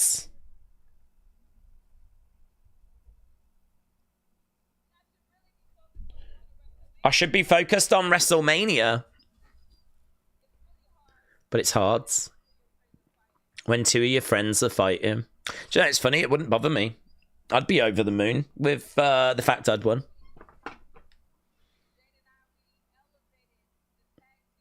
Jade and I elevated the women's tag division. Oh, yeah. Naomi. We were close. Once we formed that tag team, she became my best friend. Oh. Boo! You were in on it! I don't believe Naomi would do something like that.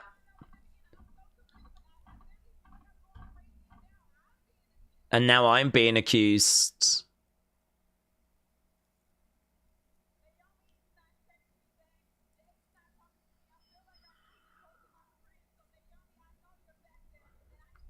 I need you to... Naomi, I know you're back there. I need you to come out here. Get out here.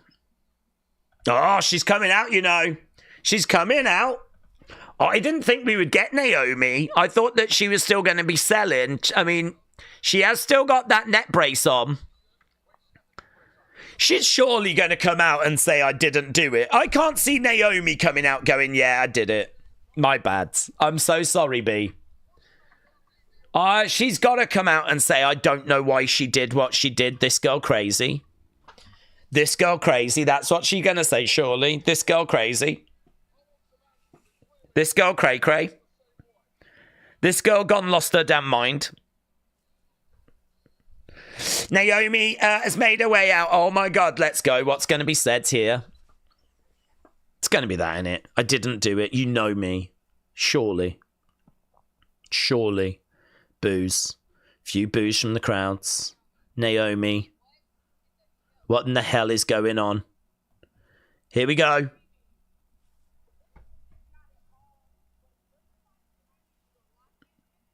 Lock in with me. Okay, this isn't what it looks like.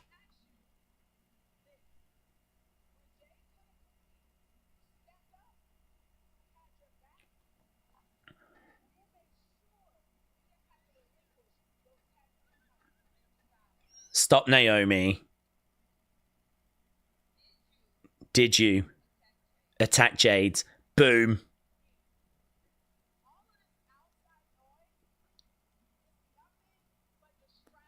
This is she's not answering it. She's not answering. No, it's not about getting the tag titles back. Did you attack Jade? I will ask you again. Yeah. Yeah. Yeah. Yes. Yeah. Answer the question, madam.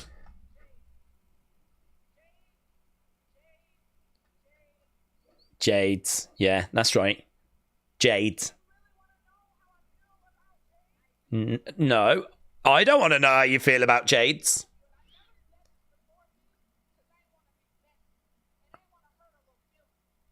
I just want to know if she attacked her.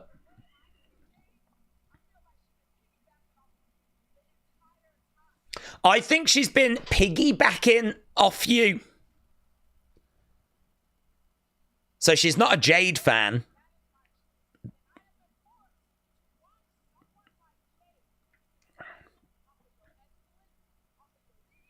Okay.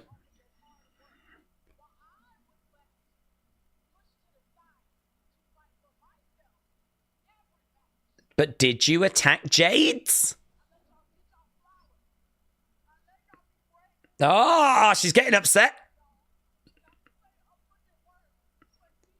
She's getting upset. Crocodile tears. Not having it. Now Bianca's getting upset.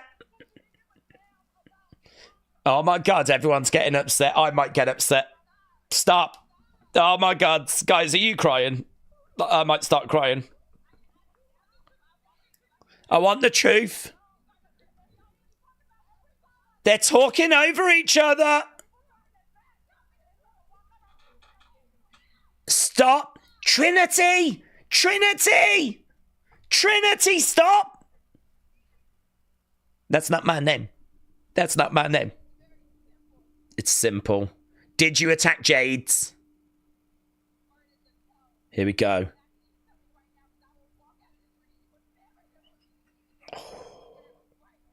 Yes or no? Come on, Naomi. Come on, Naomi. Come on, Naomi. This will be big if she says yes. I'm expecting her to say no.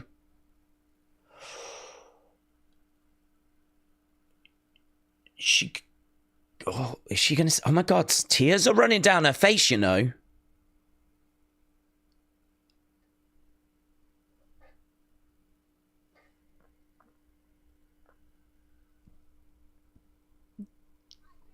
Oh, I did it! I did it!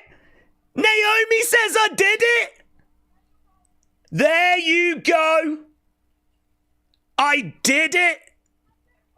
I did it for you. I did it for you. I did it for us.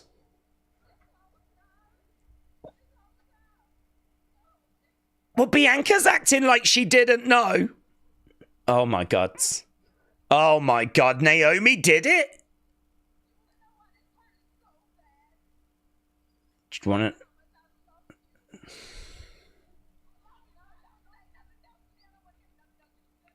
You've said enough.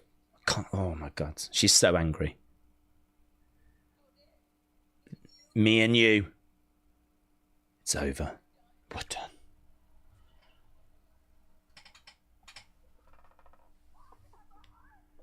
Because of her! Because of her! I did it for The Rock. Oh, I really thought she was going to say I didn't do it, you know. B, I'm sorry. No, you got to find a new friend. I did it for you. Naomi, let her go. She's not that special. Don't walk out on me!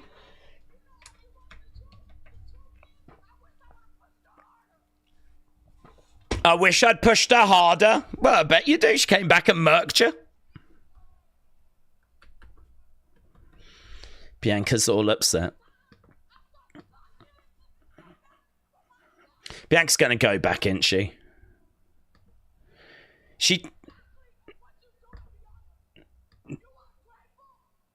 You ungrateful... Whoa! Nah, she ain't having that. She ain't having that. She ain't having that. Now we've got a vehicle pulling up. Is Jade going to step out of the vehicle? Well, isn't that just... oh, my God, what has she been up to? What has she been up to? Flipping looks like she's covered in blood. But, like, sparkly blood. She looks glamorous. She's making her way out. Well, Bianca doesn't need to deal with this. Because Jade's here to deal with it anyway. Oh, my God. I wonder how Jade feels about Bianca. She looks at her, shakes her head. How could you? How could you? She didn't know, Jade's. She didn't know. My God, what an outfit. In the ring goes Jade. Naomi trying to get out the other side. Naomi in retreat. Oh, she gets grabbed. Shot to the back. She grabs her. Boom into the commentary table. Jade Cargill attacking Naomi. After Naomi admits that it was her. Into the ring posts. Get up. Get over here. She's grabbing her again. Boom! Into the ring. Is Bianca still in the entranceway?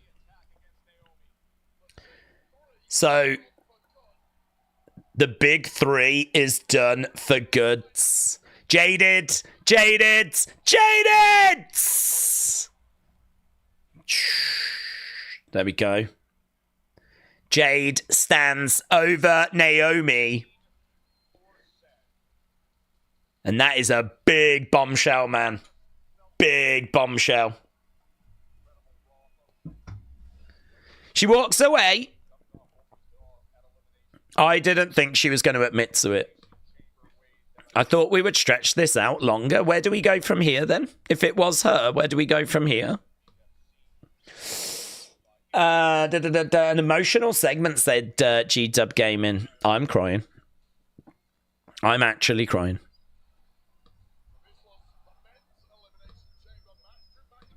They're just showing the men's elimination chamber match.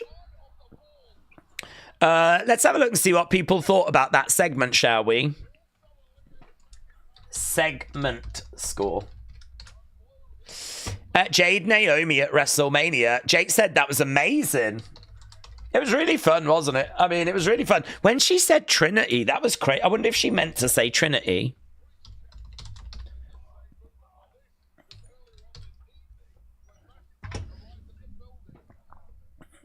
So we're just seeing McIntyre murking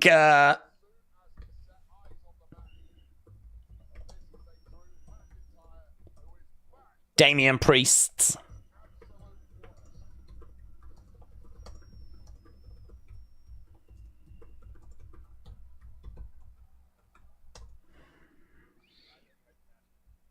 Is Byram.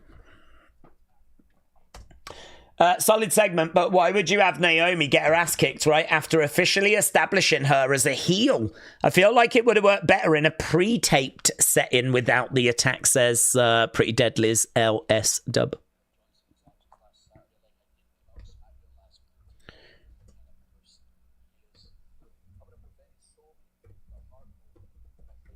I showed and told everyone who John Cena really was last week.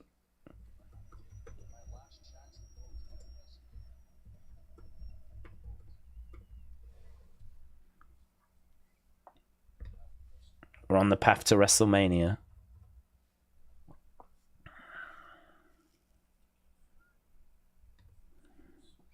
I've got nothing to give but violence. Okay. Right, people are voting as to what they thought about that segment. Now it's Braun and Solo. I was really expecting Naomi to go no, and we were going to stretch it out. I'm very surprised she's just said yes, it was me. Very surprised. Sad fact, Diddy performed at 28-29. That was the same time wrestlers wore less oil. A minor, said Opulus Travels. Mike said Trinity did it for The Rock. She did it for The Rock.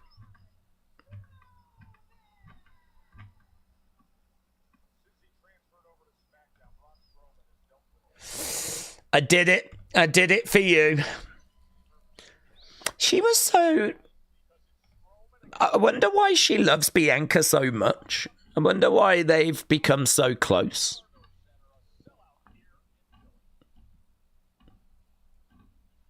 Okay, we're going to go to commercial break.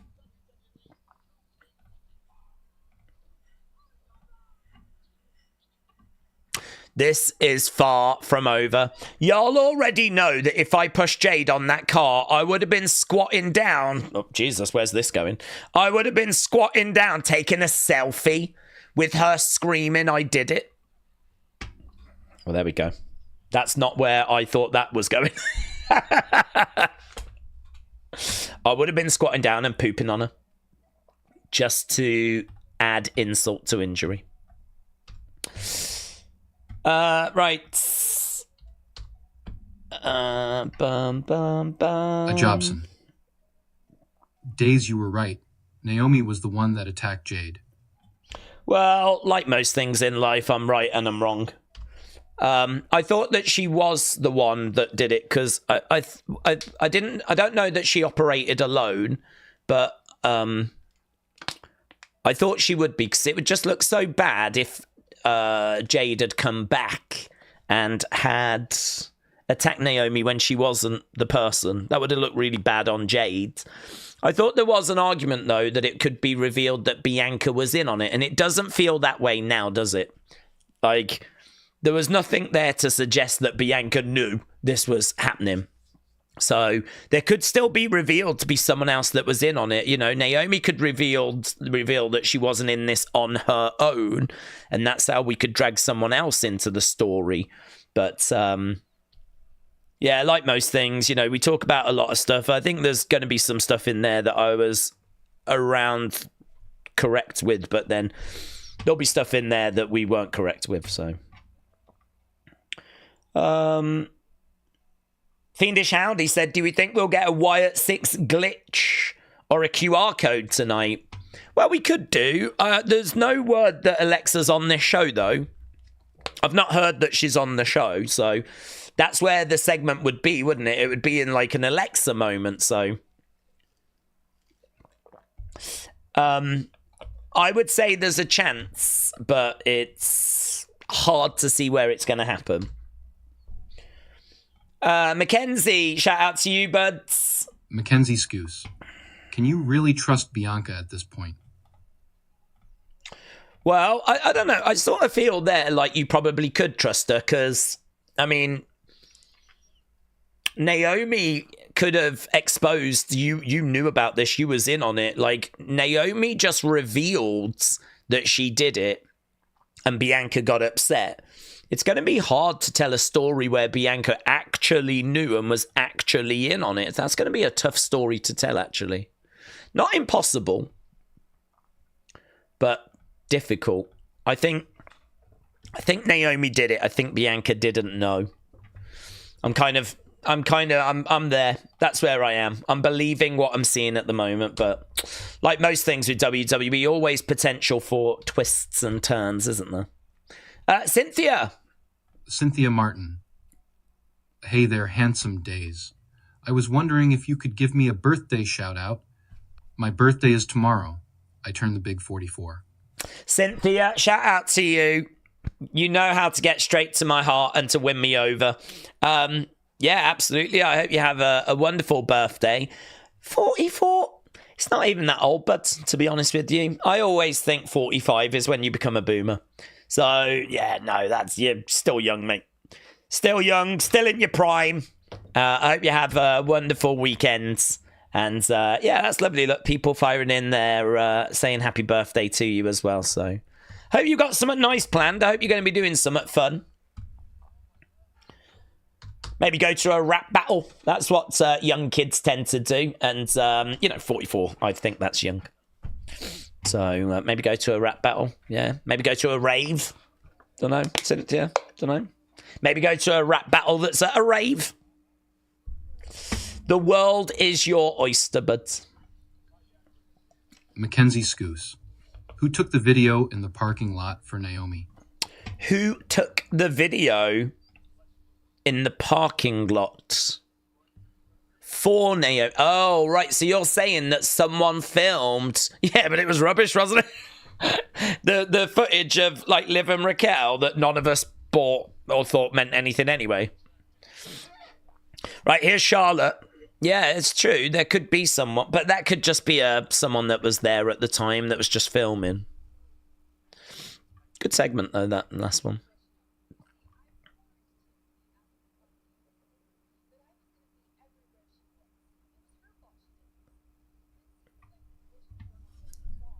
Seems like the division has gone a little bit soft, says Charlotte.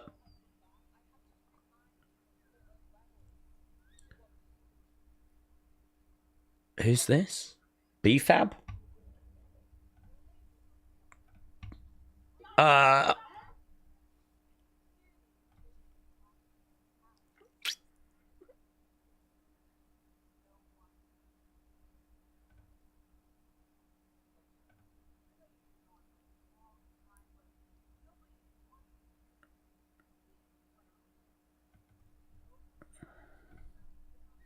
No one's interested in bowing down to you. We want our own legacies. Everyone eventually bows down.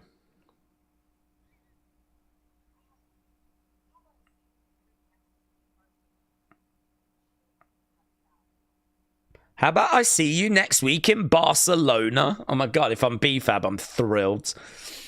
Oh my God, I'm going to Barcelona. Yes. Lovely place, Barcelona, you know. Lovely place, Barcelona. My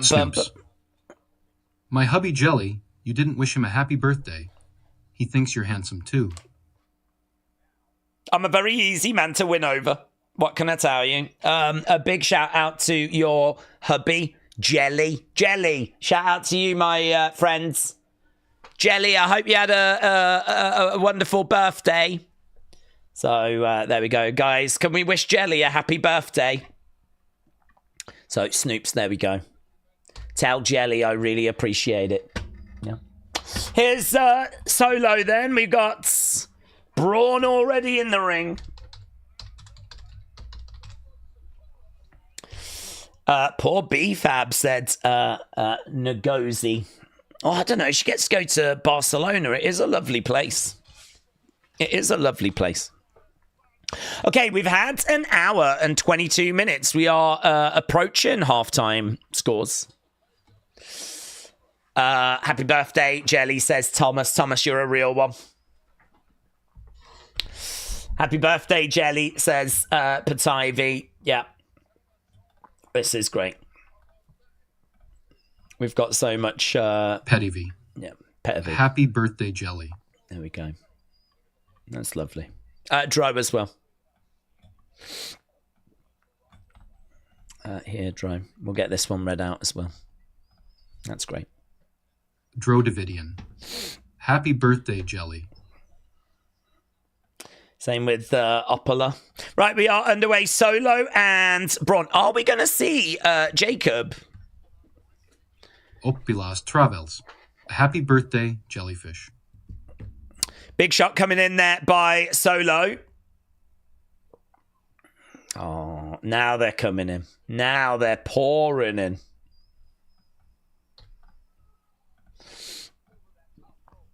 Ian McGravy. Happy birthday, Jelly. Laszlo. Happy bidet Jello. Dark Angel. Happy birthday, Jellyfish. Strowman just went into the ring step. Here's Snoops. Snoops. Woohoo, love y'all. That means something, apparently. I don't know. The kids do it. Kids do that, don't they? Very good.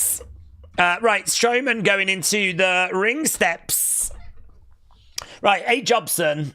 Let's see what Jobbo's saying. See what Jobby's doing. Okay, we're at commercial break. Member. Mia Yim, she's going to win the Women's United States title tonight. Oh. Is their 4th time. She should not lose again, Chelsea Green. So you think she's going to win, do you, tonight? She could do. It is our main event. I don't know, though. I mean, I think people will be really disappointed if Chelsea loses that championship. I think people love her being like the United States champion. Oh, man, so many birthday wishes for Jelly, and that's so cool. Like, more than we can get to be honest, but I know that's going to mean a lot. It's going to mean a lot. Brian said, all of these commercials are becoming a P-take. Okay, we've got Braun down at the moment in the ring. Solo in control. So we are approaching the halftime score. We're not quite there just yet. Right now, Solo in control, though, keeping Braun down. Slap coming in. And again, Solo. Oh, big chop. Huge chop coming back there by Braun. Braun getting back up to his feet. Big boot there by Solo. Oh, and a senton. Damn. One. Just a one count. Just a one count. Days, there were many lists saying that Lex wouldn't ever go into the Hall of Fame because of the controversies. Any thoughts on him going in, said Final Boomer? Well, we spoke about it earlier. I think it's a difficult one. When do you forgive someone? That's it, innit? When do you forgive someone? When does someone warrant forgiveness? When, you know, he was charged with assault and battery of Miss Elizabeth. I mean, there's going to be some people that are like, no, I'm not interested, and that's it. And then there'll be some people that are like, well, he's a different person now. He's turned his life around. You know, he's in a wheelchair. He had drug addictions. He's moved past all of that. Like, he's a completely different person now. I don't know. I mean, I don't know him well enough, do I, to be able to comment or say anything. All I can say is, from a wrestling point of view, from a what he did in the ring point of view, he deserves to go in. And then it's going to come down to everyone individually as to whether you think he should go in or not. I don't have a read of it. If he hadn't have gone in, I think there's others we could have put in before. He is going in, and I'm not like offended by it. I do believe in like second chances and people turning their lives around and all that sort of stuff. I do believe in that. And I think genuinely he has, from what I've seen and what I've heard. And there's a lot of people that seem to have a lot of positive things to say about him that know him, you know? Diamond Dallas Page is not going to want to work with someone that's, you know, not changed, not learnt, not grown. So, I don't know. It's one of those. I don't have a strong read on it. Solo colliding into the corner.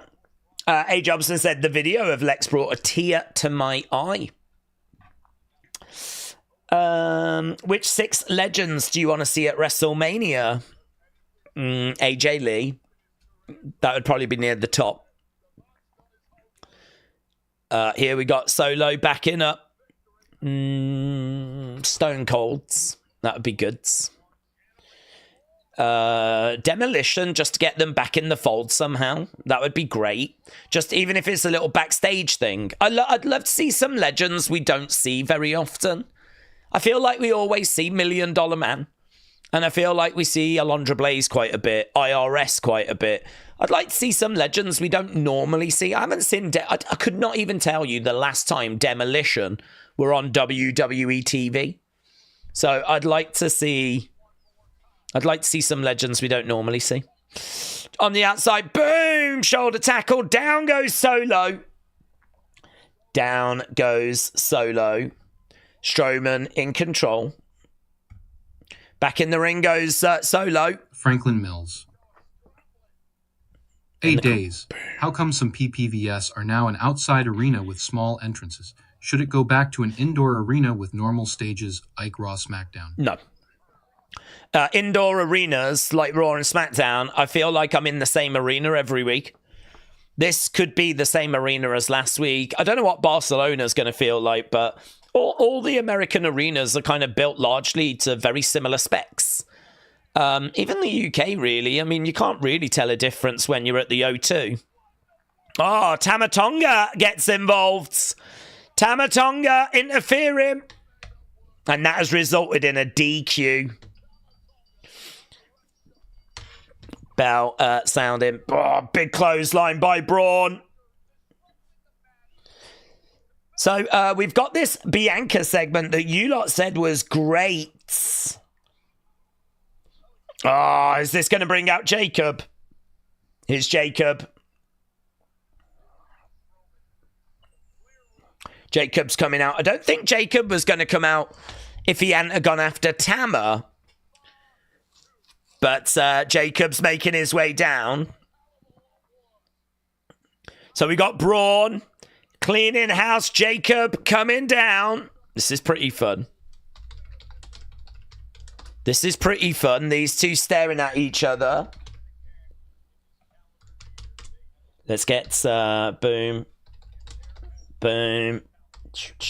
Boom. Here we go. Look, we got Jacob on the one side, Braun on the other. These two face to face. Jacob nodding over as there's a little snarl on the face there of Jacob. A little licking his lips. Oh my God. Licking his lips. Here we go. They collide into each other. They're brawling away. Big knee to the midsection. Headbutt there by Braun. Braun against the rope. Boom. Super kick. And again. Braun to the outsides. Jacob looking good. Jacob going against the ropes. Through the ropes. Ooh, kind of a crash and a burn there. That did not go well. Gets picked up. Slammed on the commentary table. And again, this table is still not broke. Never seen this table break. Now Jacob stripping the table. Jacob in the background. Jacob charges. Elbow. Down goes Braun. Wade Barrett said this guy is not built correctly. He grabs Braun. Gonna hurl him over the barricades. So they're going into the crowd right now. They're going into the crowd off the barricade. Boom! Comes down onto Braun. Jacob in the crowd right now is laying into Braun. Braun having to do a little bit of selling here. Oh, are we setting up for a big spot? This feels like we're setting up for a big spot, you know. Is there any tables or anything set up? Big shot there by Jacob. Kick. Braun is over by these trunks. Yeah, this is going to set up for something big, innit? There's the table. Someone's going through that table. Headbutt. What is it that he's going to do? Suplex. Table is just, you can see it there with a couple of bits and bobs on it. Another headbutt there by Jacob. What's he going to do? Suplex. He's going to Samoan drop. He's got him on his shoulders. It's going to be a Samoan drop, isn't it? Oh, no. Braun gets out of it. Chokeslam. Braun reversing. They look behind. Chokeslam. Braun chokeslams Jacob. Oh, that was good, though, because I really thought it was going to be Jacob Samoan dropping Braun. But Braun reverses. Bang. And it's Jacob that gets chokeslammed. Through those tables, man. Look at it. All the angles. Good. Really good spot. Look really good. Big John studs. What's that mean? Although I do love the reference to Big John studs. Defcon said, still, since Netflix, no commentary table breaks. No, but it will happen at some point, and when it does, it's going to be pretty sick. It's going to be pretty sick.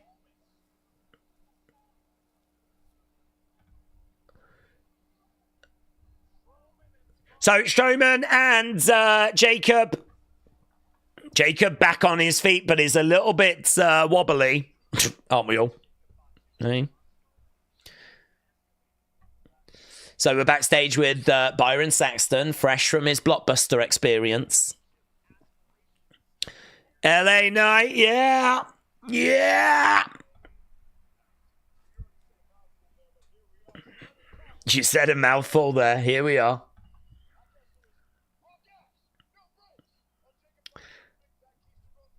I bet it was all gas and no brakes on Jacob's big keister that just went through that table.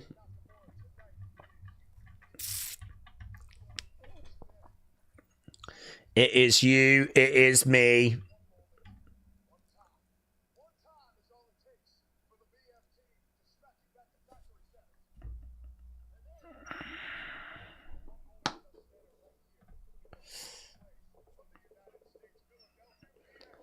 Philadelphia, PA. Louisiana Knight said PJ. Denise said Charles Robinson needs to go into the Hall of Fame. Mini Flair. Yeah, I mean, he's had a hell of a career, and he decades in the decades in it. It's not usual for refs to go in, but definitely deserved. Yeah.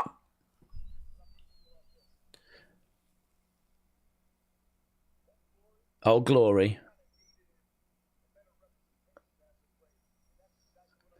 Oh, Glory has needed a better representation as of late.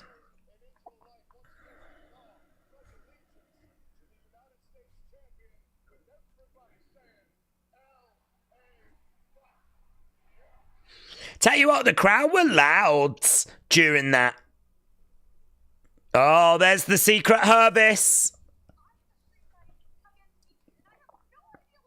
Oh my God, look at Chelsea's outfit. She's dressed as Cactus Jack.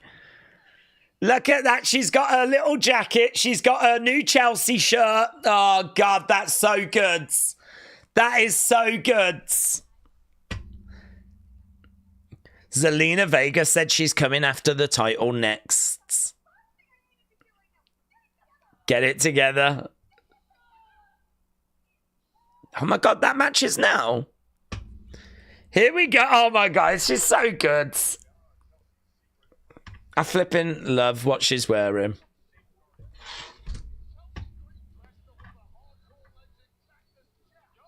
Bang, bang, bang. Bang, bang. Bang, bang, bang. She came out, gave a bit of a bang, bang, and then a bit of that. It's absolutely brilliant. So she's dressed as Cactus Jack. She's got the little flannel shirt. She's got her new Cactus Jack inspired shirt that I believe is available on WWE Shop. She's even got what's it say? Chels. It even says Chels written down the side. Brilliant. Cactus green. That's what we've got. Cactus green. Chelsea is so entertaining. You cannot take this title off of her. Oh my God. Cactus green. Chelsea is freaking great. People are absolutely loving the cosplay. We've actually got it. We can show it.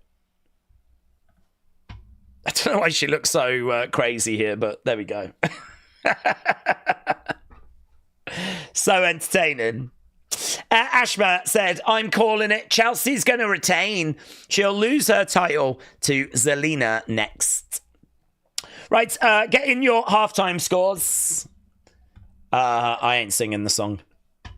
And I ain't got a song queued up, so get in your halftime scores. What do you think of the show so far? We are about 10 minutes past it, but it doesn't really matter. If the plan is Rhea, Bianca, Io, I feel like you can get away with three faces in that type of match, but I've still got a feeling they'll have Bianca being the mastermind. I feel a little less about that after the way the segment played out, but can't rule it out. Right.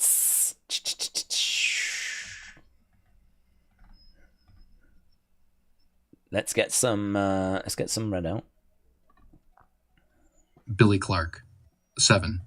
Danny D, member, 5.75. Dr. Luchalala, 6. Jay Tuma, member, 7. Calvin Houston, 7. Kieran, member, 8.5.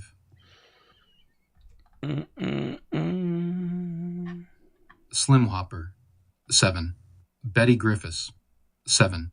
Chief 24, 9.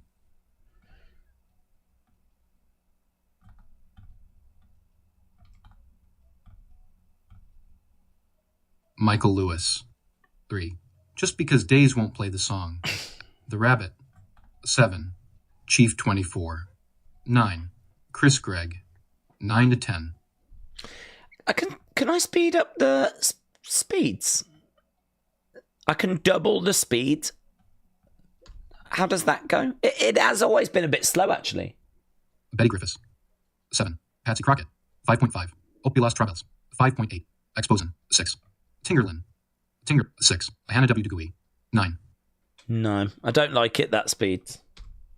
I feel like he needs to be a little quicker than normal, but not that quick.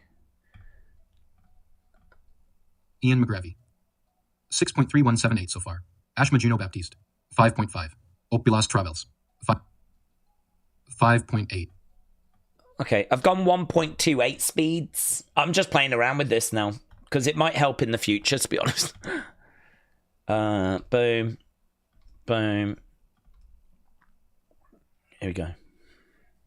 Kelly the Wise Lady, 5. Stevem, 1983, 7. Piyush, 7. Taker, 1990, 7.5. JPMO. Haven't we seen this match at least 3 times now? Michelle, 83, 8.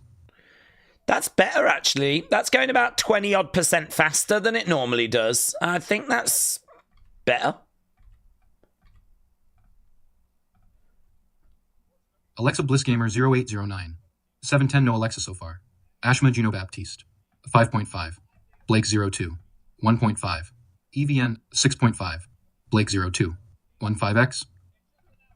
1.5. It's 1.28x. GH. Days, you really need to watch a film called Rent a Pal. The character is so similar to Bray's Funhouse character. It's a great watch. What was it called? Rent a Pal. Okay, we are back to the show. Oh, I love that one. They're just showing the different languages reacting to John. 5.7510.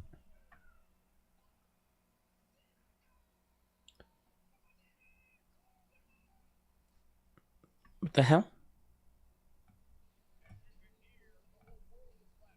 Jorge Rubio, a 7 out of 10. Joseph Lehman, 5.8. Hannah WWE. Days, 3 more predictions for this year. Andrade gets a massive push. TNA declares open season on AEW and Khan's head for the second best promotion spot. Grimm is a special guest on the WebP. LSW 5.7510. Okay. So we managed to get a few. He's got quite a varied range there of scores. Kendall, shout out to you, my friends. Really appreciate the support, buds. Kendall 42082. $9 and 99 cents. Hey mate, I enjoyed the Wednesday's watch, but I got wholly distracted hearing my name said so often. Please always do a shoulder shimmy boomer. For the rest of your goes, smash the like. Kendall, shout out to you. Yeah, there was a Kendall Gray, wasn't there, on that show? So I could imagine it being a bit jarring. There's not too many. I don't think there are any other Kendalls, are there, in WWE? We have seen her, though, used on NXT, so I think she is someone that they really do see a bright future for. Okay, here we go then. Are we going to get a new champion? I've got to think no. I've got to think that Chelsea Cactus Green is going to get this done.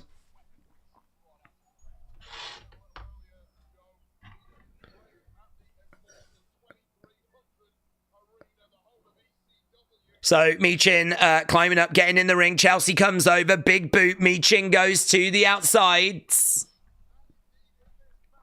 She's grabbing that steel tray. Boom! Uses it on Chelsea. Chucks it over into the corner. Couple of kendo sticks emerging. They're getting thrown into the ring. So, Kendall, shout out to you. Thank you, my friends. And I'm glad you enjoyed Wednesday. I enjoyed it. Seems like it got a bit of a mixed response, to be honest, Evolve. Right, there's chain that's in there. The chain is being chucked in. And again, so she's chucking in some chain, metal chain. Trash can being thrown in as well. Michin looking to get into the ring. Bella sounded. Chair to the midsection. How violent is this going to be? I really don't know. Chelsea going over against the ropes. Oh, face first into that chair. I mean, this ain't going to reach the dizzy heights of Sammy and Kevin, is it? The chair fell over and the crowd were like, whoa. Okay, there's a pile of chain that's being put on the mat. Trash can to the midsection. Chelsea. Is she going to go for a powerbomb? She's looking for a powerbomb. No, big back body drop. Chelsea lands on the chain. I think she sort of missed it, to be honest, but she's selling it. Chelsea rolls to the outside. The Secret Hervis still feeling the effects of her match with Tiffany. Right now, we've got... she's biting her fingers. Michin is actually biting the fingers of Chelsea. Don't know where they've been.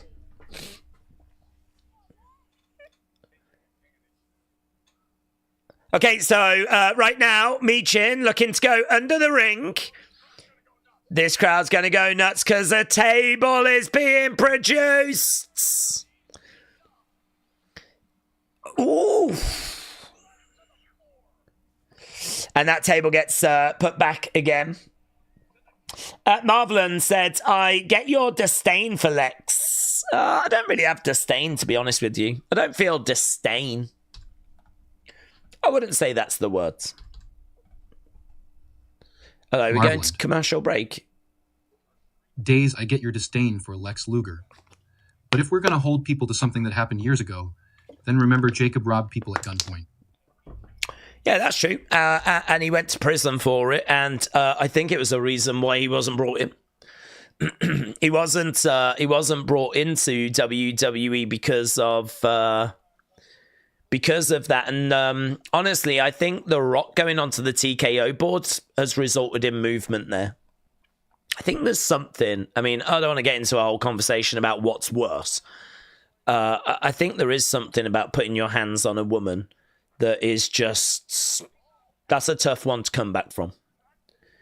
It's funny because, like, robbing a bank with a gun, you know what I mean? And the trauma that will have caused, you know, is horrific as well. Of course it is. You know, I'd imagine that people really struggled after that. You know, that's the kind of thing that flipping, you know, you have nightmares about and flipping, you know, can really mess you up. But there's something about putting your hands on a woman that I think people struggle to kind of move on from, you know. Hence why you saw the backlash to Moose. But it's one of those. I'm not here to kind of I'm not sat here saying he shouldn't go in. I'm just sat here saying, well, look, honest opinion, I ain't crazy about it. I don't mind it, but I ain't crazy about it. There's others I'd rather see go in, and that's it really. That's all I'm saying. So disdain wouldn't be quite the word. That wouldn't be the word at all. Alexander, shout out to you. We are on the outside. Michin is currently tied up with some rope. And boom! Into the barricade goes Michin. Alexander the Great. Al Snow for the Hoff, inducted by head. Inducted by heads. Now, I'm definitely here for seeing that. Definitely here for that. Right, are we still at commercial break or not? No, we're back in 54 seconds. Right now, Michin is tied up with some rope. Michin just got chucked into the edge of the ring, and Chelsea just said to someone in the crowd, that was for you. I did that for you.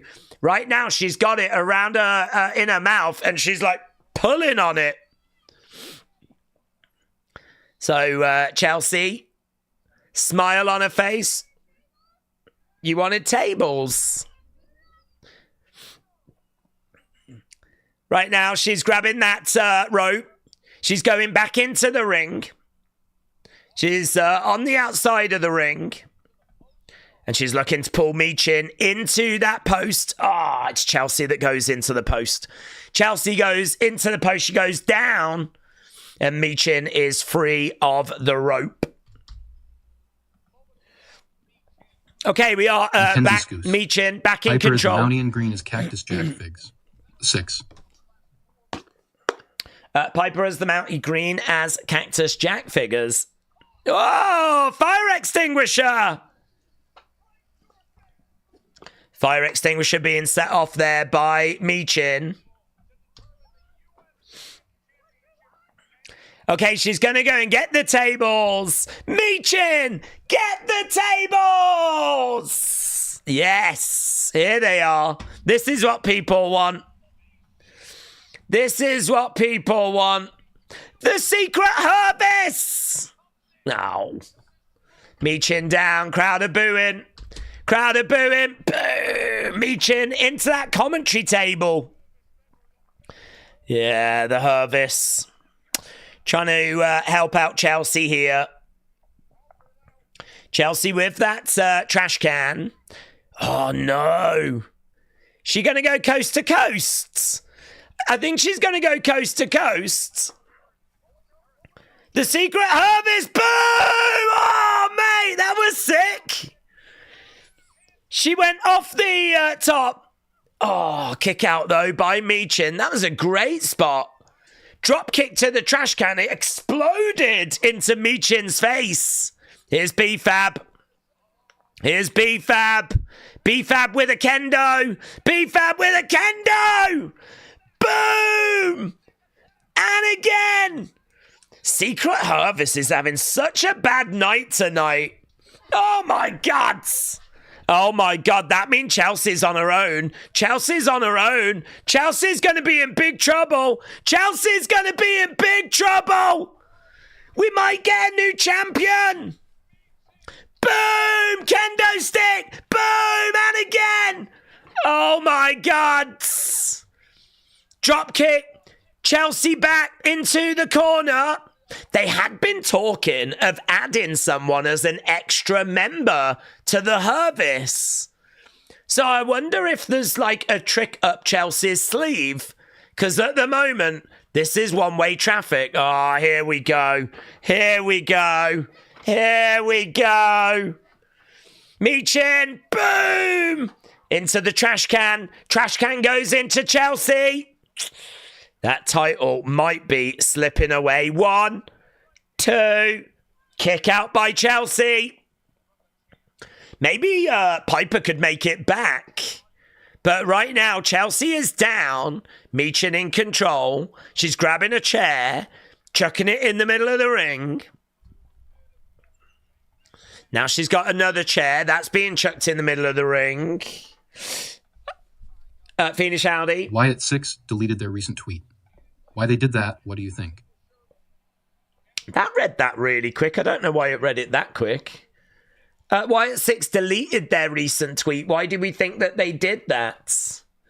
Well, I don't know if it was something to do with the fact it was related to Hellraiser and perhaps they, didn't want to reference Hellraiser, or perhaps Hellraiser had a problem with it, or I don't know. I mean, the individual members have still been putting out little teases. Joe Gacy tweeted out a clock emoji. Oh, so it doesn't feel like the return is stalling or anything. I mean, actually, there was a report the other day that Uncle Howdy has been cleared. So I don't think it's anything in that regard, but I don't know. Perhaps they don't want to send people off to watch Hellraiser. I don't know. It was a weird one that they cancelled it. Chelsea looking to plant Michin through the table. It's Chelsea that is on the... oh, no, the table's buckled. That's all right. That's all right. Michin's like, that'll still do, The leg might have buckled, but it's still there. Here we go. She's up top. Bang! Through Chelsea. Through the table. 1, 2. Oh, and someone has saved her. Someone has saved her. I think there is a new member of the Secret Service. Who is it? Who are you? Who are you? It's Alba Fire. Alba Fire. Alba Fire. Oh, Destroyer. Destroyer. Alba Fire has come to Chelsea Green's aid. 1, 2, 3. Oh my God. We've got a new member of the Service. We've got a new member of the Service.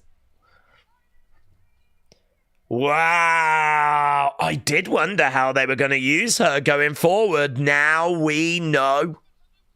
Now we know. They have teased for a few weeks adding an extra member. So we must be moving away from her being a witch. We must be moving away from her being a witch. I had no idea who that was going to be, I legit had no idea who that was going to be.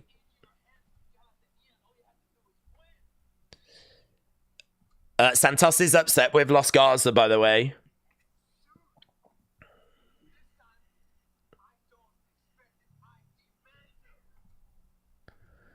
Oh my God, the Hervis has got bigger, guys. The Hervis has got bigger.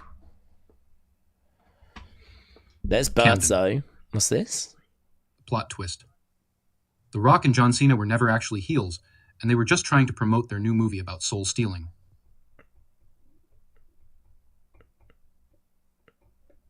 You deserve better, Berto. Berto, why do you put up with this, said Andrade. Plot twist, The Rock and John Cena were never actually heels. They're just trying to promote a new movie about soul stealing.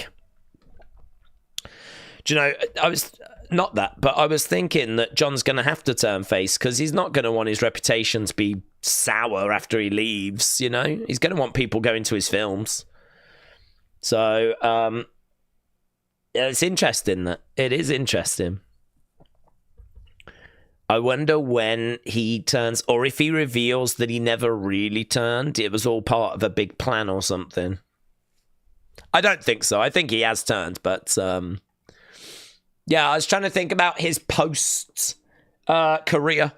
After he's done with WWE and wrestling, he's definitely going to need to have his reputation intact. Camden, interesting thoughts? Let's get to Fiendish Howdy. I also need to get a poll up, don't I? Let's do that now. Fiendish Howdy. QR 17.99. My patience for the Wyatt 6 is starting to fade away, but I'm not giving up on them. I refuse to give up on them. I hope they come back soon. Yeah, I think you're in the same boat as everyone else, but to be honest, I think, like, we don't see them. There's a lot of frustration, but I think we know that, like, Howdy has been injured, and so I think people are aware that it is just, you know, something's happening at the moment. Something that wasn't planned is happening, and I think people understand that. I think there'll be a lot more frustration once they're back if there's issues, you know? Then there'll be more frustration. But at the moment, I think there is an understanding that this is clearly not what was planned. Right. Days, I'm a bit confused. Was John's turn planned in October? Meltzer from Wrestling Newsletter said the turn was being saved for WrestleMania, but a decision was made to do it at Elimination Chamber. I don't know that it was planned in October. I mean, word on the street is that The Rock wanted Cody and Cody turned him down. So I don't know that it was planned in October, but I mean, The Rock says that the hand gesture meant something. But the hand gesture could mean, okay, let's say it is a faction. It could be there's three of us in this group. It doesn't mean that they knew who the three people were at that point. They just knew they were going to do a faction. And then it could be that when they sat down, I can't remember when Triple H said he was sitting down with John to map it all out. Because he did say he was going to sit down with John to work it out at the end of last year. So it might be that they did not know this in October. And it might be that it was only when they sat down with John that they actually got some answers, you know.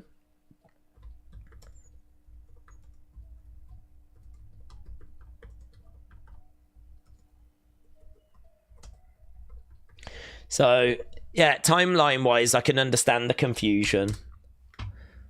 I think it's extra confusing because we just don't know the truth, do we? Like, we keep hearing lots of different things.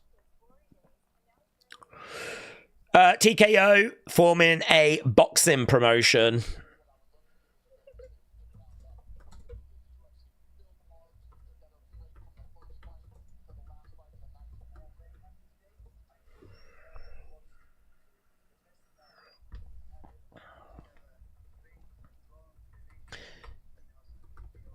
This is weird, isn't it? I mean, I really don't get how the other boxing promoters are going to fit into this. Don't even know what fighters are going to be into it, because a lot of the big names are already tied down. There's a lot of confusion around that.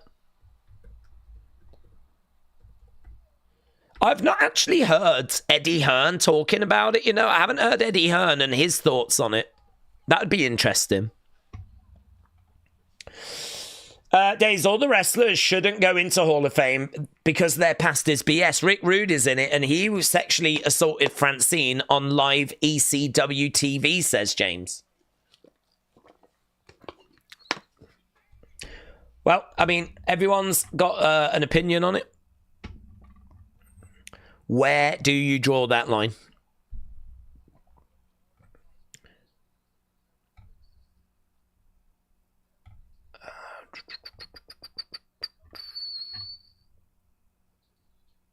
Right. Days, Cena's better days are behind him, said Christopher. Let's get to this comments. We're just looking again at Cena's heel turn. Christopher Height. Just can't get enough of it. Days, Cena's better days are behind him. Current Cena is slow, not in shape. Showing his age has senior citizen with him going bald, losing his hair. Good things is Cena's last year. Hollywood aged him. Yeah,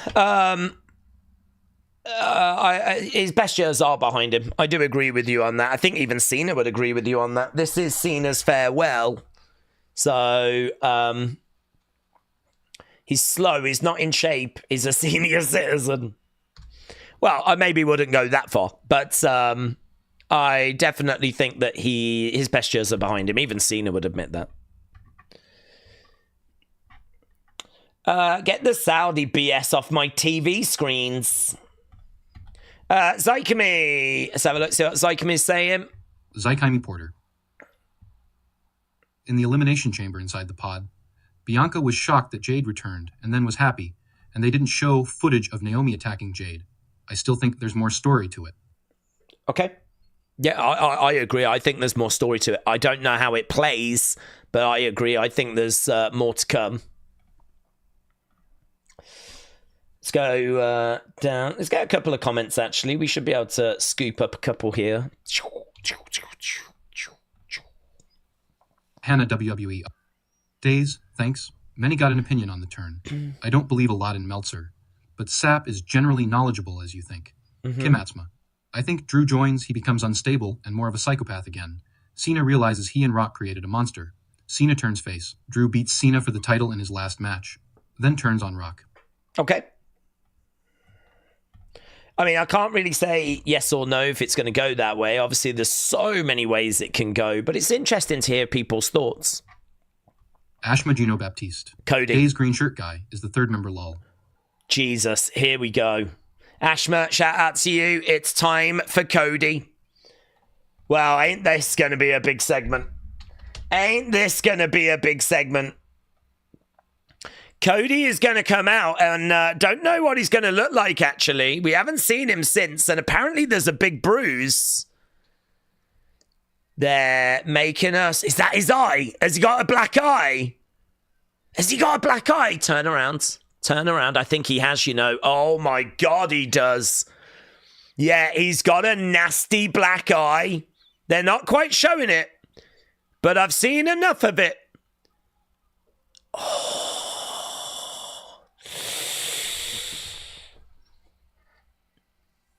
Yeah, he is not in a good place, is he? They might have added some makeup there, but to be honest with you, I did hear that he had told Conrad Thompson that he had a nasty bruise. There's a good chance there's no makeup on that.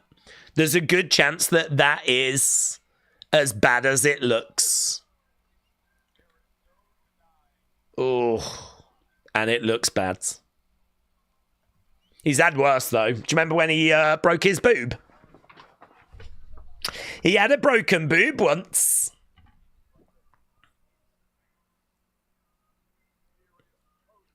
What's he going to say? Rock and Cena and Batista, the HWO Hollywood World Order. LS Dub's not having it. LS Dub's not having it. Ellis by your member. That black eye is probably embellished with makeup. A bit Lamau. Travis Scott is not that powerful. Travis Scott is not that powerful. Okay, he's in there. We're going to hear from him. How long we got? We're in the final hour here. Oof. Cody has got the belt in the middle of the ring. Cody. I hope he starts with, what do you want to talk about? What do you want to talk about? So, what do you want to talk about? Let's go.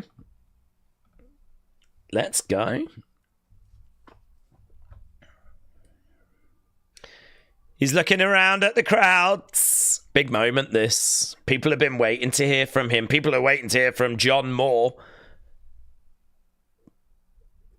Cena sucks chant. He's going to let that breathe. Yeah. This is where the old skills kick in. Microphone down. Look around at the crowds. Let the moment breathe.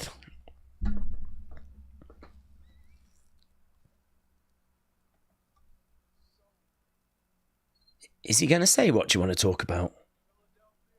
Philadelphia.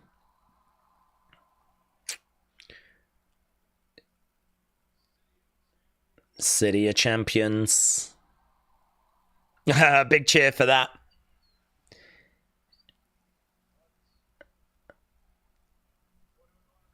What do we want to talk about? He did say it, you know. I wasn't thinking he was going to say it. It's obvious.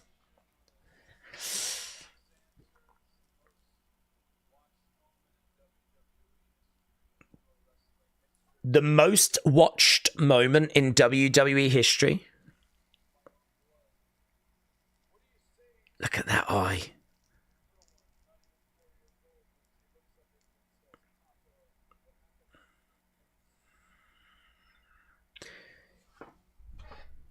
So he's... Oof.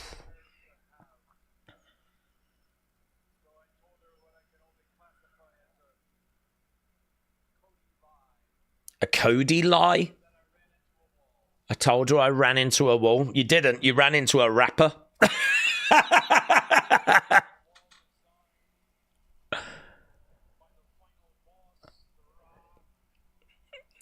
Can we just say he's got a lovely watch? Not important, but it is. Yeah, Mr. Sage. Mr. Sage.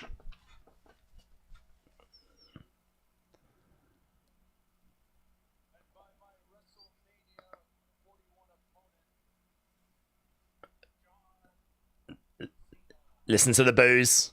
Listen to the booze. People feel cheated. Oh, God, he looks heartbroken.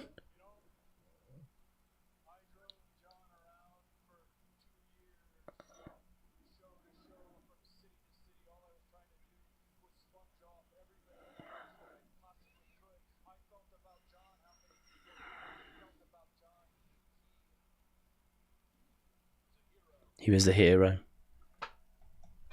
Was.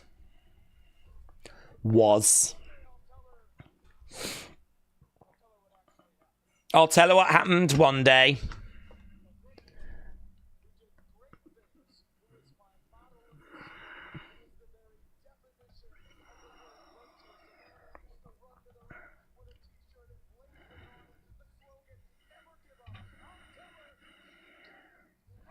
I'll tell her he gave up. You don't need to. She can just watch it, to be honest. Just buy a peacock. He gave up. He gave up. His face is grotesque.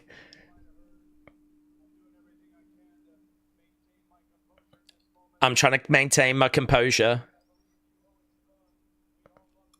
We'd all love to know. Why? Why, John? Why? Why?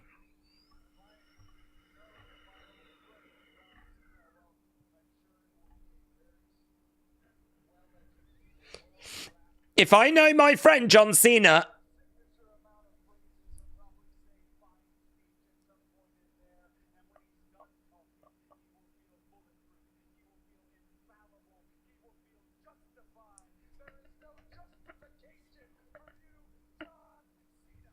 There is no justification for you, John Cena. If I know my friend, he will feel bulletproof after he explains it. But there is no justification, John Cena. I'm talking to the world right now.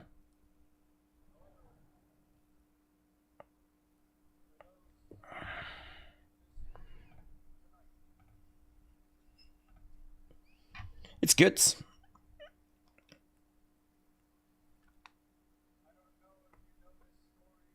I don't know if you know this story.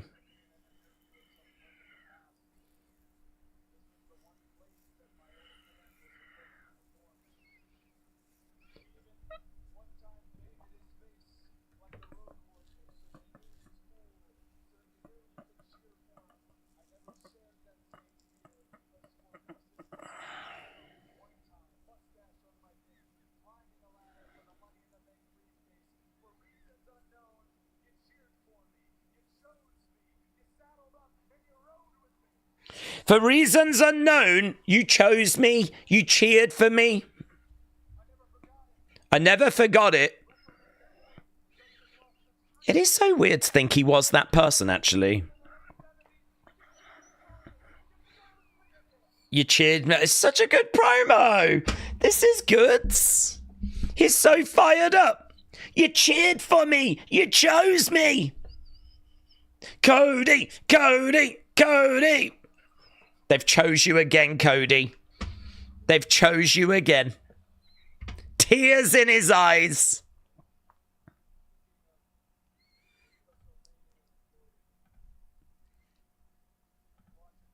You can watch it back. You can turn the audio up.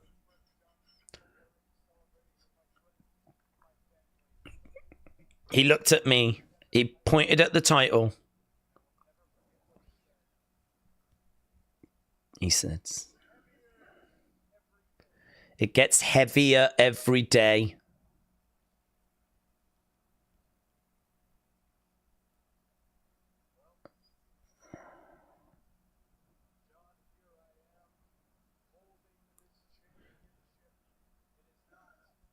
It's not heavy enough.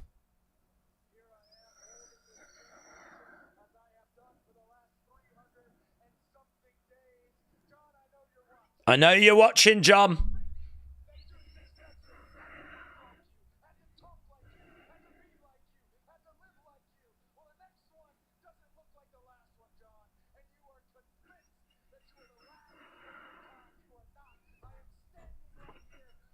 Oh, Jesus. Jesus.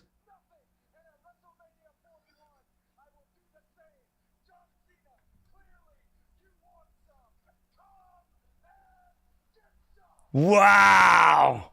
Wow. That might be the best Cody promo I have seen him cut in WWE. Not even joking.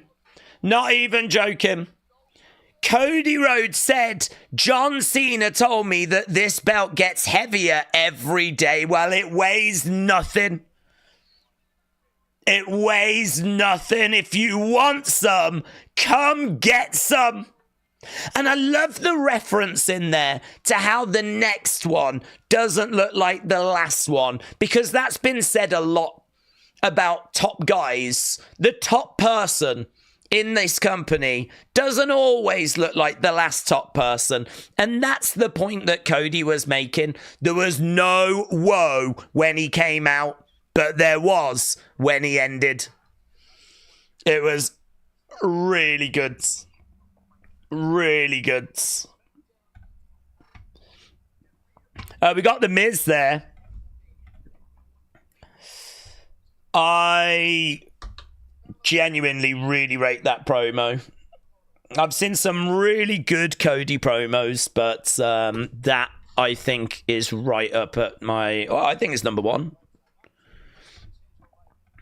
There were some great ones between him and Rock, him and Roman last year, but...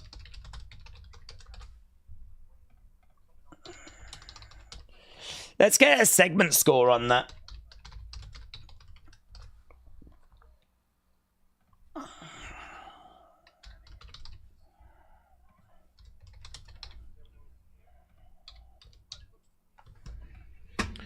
Okay, Randy is out there next week. Wow, Carmelo against Randy next week. Don't fumble the pass.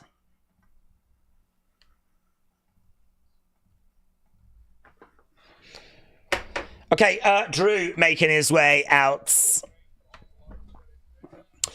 Kids are trying to be cool to hate on Cody. I don't know why. I thought I feel sorry for him. I think his creative has been rubbish, but I don't blame Cody for that. Cody can deliver those promos. Cody can deliver the matches he did against AJ Styles. His matches against Kevin Owens. His match against Kevin Owens at the Royal Rumble was incredible. His match with AJ Styles might have been the best in-ring match that we had last year. He's the guy. He's got it. I don't know what people are waiting for. Outside of the creative, which I agree has been underwhelming, but not Cody's fault. It has sort of become a bit cool to hate on Cody. And I think that's a real shame.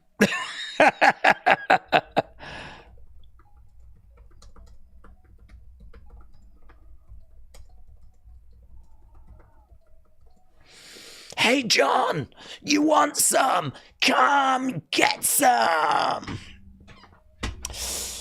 Randy's right. Fortnite is for kids. That was so good. Really good. Really good. Unless something's happening, why is LA Knight Shinsuke main eventing? Well, I've got to think something's happening. Got to, otherwise you close with that Cody promo because it was fire. So, gotta think something's going down. It's been a really good episode, actually. We've got a new member of the Secret Service, fire Cody promo, Naomi admitting that she did attack Jade's. In-ring has been a little flat, to be honest. Goods. Every match has been good so far tonight. Every match has been goods. Days, I want to see Stone Cold Stephen Austin return. I'd love to see Stone Cold Stephen Austin as well. Yes. Shaq City said, what about Boogeyman? He is saying one more run. Oh, I don't think one more run. I wouldn't give him a run. I don't mind him having like a fun match somewhere. But I wouldn't give him a run. We're stacked with talent, mate. Honestly, we're drowning in people that are, you know, worthy of being on TV. Like, Boogeyman had his time, is a legend. He keeps coming in, doing his thing, popping up in the background at Halloween and being on legend shows and whatever. I mean, if we can find a place of giving him a match, I wouldn't be against that, but I'm not really looking to do anything more than that, personally. I think going to Europe before WM is genius. Having the hotter European crowds will make WM feel bigger. JPville, shout out to you, my friends. So, JPville excited that we're going to Europe. Hannah WWE. Days, with next week being in Spanish territory. Do we see Axiom making an appearance and maybe other wrestlers like Legado and Andrade for fun? Ariba? Lol. I mean, it's not impossible, but they might use them on the tour or part of main events or... I mean, I can't see them using them on the actual broadcast because there's not a reason to use them on the broadcast. You could always use them on main events. That would make sense.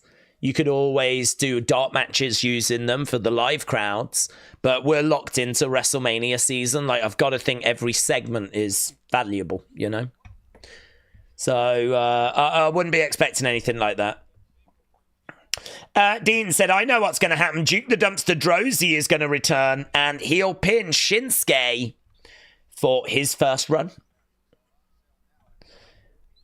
Okay, is that Saturday night's main event? Because I don't actually have visibility. Okay, Drew has made his way down to the ring. Drew versus... Who's Drew taking on? Oh, Jimmy. Drew versus Jimmy Uso.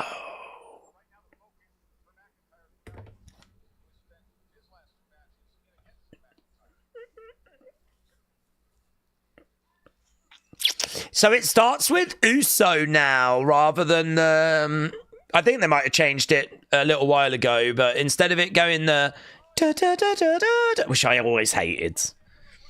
I always made fun of that being like flipping, hello, Mr. Darcy. Chop coming in again. I still think it needs work, but... Over against the ropes. Oh, to the outside goes Drew. LS Dub is feeling it.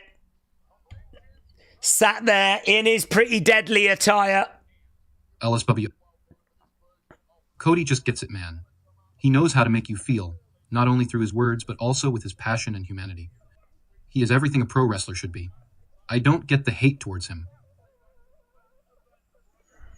Well, some people just don't like him, do they? I mean, if you genuinely don't like him, you genuinely don't like him. That's fine. Everyone's entitled to an opinion.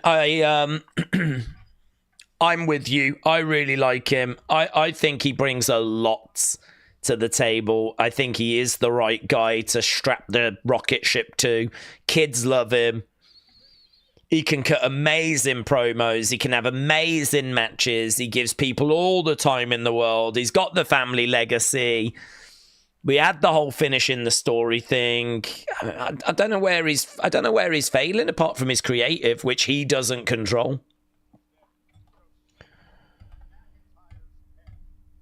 Johnny, member, didn't we see this match just last week opening? Mm-hmm. This better not be another roll-up. Oh, crossbody there by Jimmy. We did see it the other week opening, yes. So, right, we're going to commercial break. How long have we got? 36 minutes left to go. 36 minutes left to go. Bum, bum, bum. Bum, bum, bum. JP Phil said, I'm going to miss the feudal jingle at the beginning. Oh, you're going to miss it? It's still in there. I still heard it. Literally a few moments later, you can still hear it playing in the backgrounds. But, yeah, I'm not going to miss it. Sonny? The Sunny Wolf. Member, please consider supporting me by buying my second book. You can buy it for someone or for yourself. Paperback recommended The Soul Within, a collection of poems. Sonny, shout out to you. I hope you're doing well.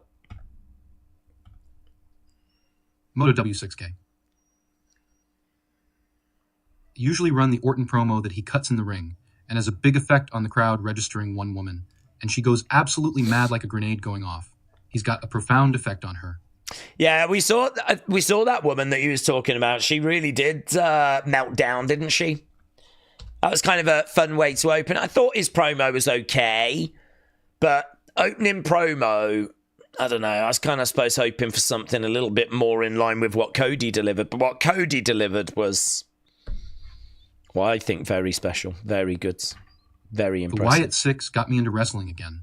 Now I'm done. This is just ridiculous. Antonio Nossel. Days, do you think they want the Malachi return before the start of the Euro Tour? Because he is from Amsterdam, and they will be there. Don't know, to be honest. He could be on that tour, but it doesn't really matter, does it? It doesn't really matter. I mean, to be honest, he's from Amsterdam. That ain't going to mean anything anywhere apart from Amsterdam. You know, in London, in the UK, if someone's from the Netherlands, if someone's from Amsterdam, good for them. It doesn't make any difference. So it's only really going. And are they even going to Amsterdam? Are they even going to the Netherlands? I mean, what they could do is they could have him pop up there and do some at a house show there, have him in a dart match or something. But I don't know. To me, it's not enough. It's not enough, there for me to go, yeah, he'll come back tonight, or, you know, because I think we're in Barcelona next week, so I think he'll be on SmackDown. Whether you do it before WrestleMania, I don't know, because I don't know that he's going to factor into the plans at this point. WrestleMania might be locked and loaded, and I don't know if they're going to have anything for him. So, honestly, rather than racing him back so that he can be on the European tour, they might be looking at it more like, we just don't have anything for him this side of WrestleMania.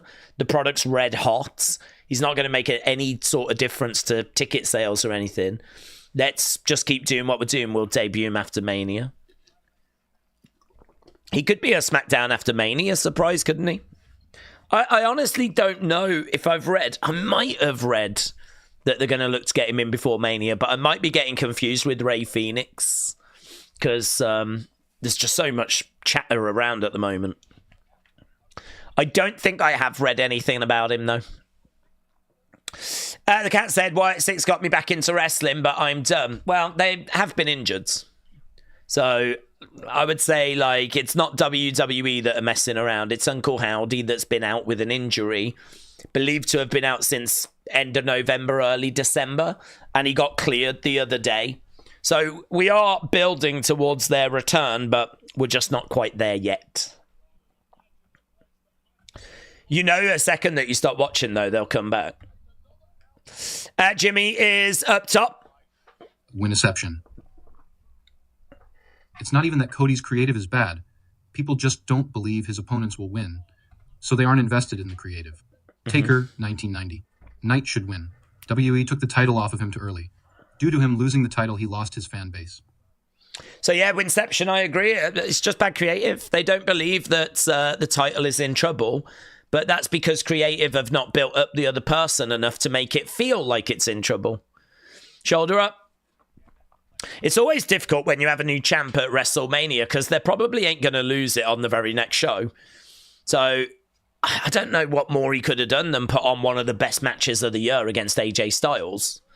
But really, you know, his feuds with Solo was flat. The feud with Kevin was great. But again, I don't think there was much peril there. I don't think people thought he was going to lose the title. But again, creative, do better. Jimmy tries to come down on Drew. No, we got Claymore coming. Boom, connects. Connects. 1, 2, 3.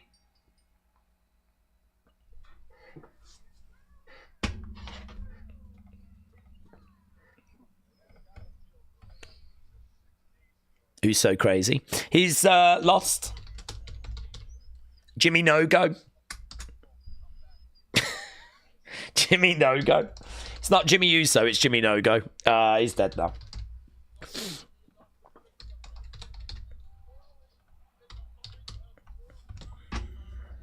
Well, there we go. It was Claymore and it was a win. What do we do with Jimmy? What the flip do we do with Jimmy? Does he join up with The Rock? You know, he could be a third person because he flipping needs it, to be honest. He needs it. Drew was slowly starting to walk away, but he's not going to walk away. He's turning around. He's having a look back at Jimmy. Are we really going to see the Wyatt Six in the next few weeks? Because they're in Europe. So are they all going to go? I doubt it. Damien has prevented it, and Damien is attacking Drew. Refs here calling people down. Are we going to see Wyatt Six in a few weeks because they're in Europe? Are they going to go, said Jake. I don't know, honestly. I mean, big names are going, so it could be that we get glitches. It could be that we just wait for them to get back to America till we actually see them. Honestly, I think people would be fine if we were getting glitches and we were getting stuff and we were getting big kick there by Damien. So Damien and Drew brawling away. Damien trying to get his hands on Drew.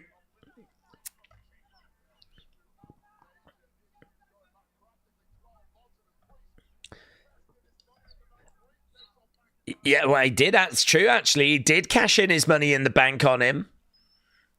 So Drew is still down. Oh, Shinsuke. Here's a Shinsuke promo. Hello, Knight. After tonight, you'll have no choice but to accept reality. And the reality is that your United States Championship reign has passed you by. There's got to be something big, hasn't there? This doesn't really feel main event worthy, but it should be, because main event, mid-card title should main event. And you know what? You lot are split as to if he's going to win or not. After the battle is over, I will continue to be champion. The champion you could never be. Tonight, you will beg for mercy, and you will find none. Good promos. You will beg for mercy, and you will find none. Right, I think we're going back to commercial break. We've got less than half an hour left of this week's SmackDown. Dad stuff. What if Cena offers an open challenge to anyone in the back? Truth comes out and stands face to face. And when John asks him what he has to offer, he says, truthless. Aggression, and slaps him. That'd be fun. Truthless aggression. Kendall 42082. Truth's amazing. You know his hurt and confusion is fun. People are really feeling for R-Truth, aren't they? I love that. Johnny. Drew deserves a better feud. They are going to book him to lose to Priest at Mania, and that does push Priest, but does noting for Drew.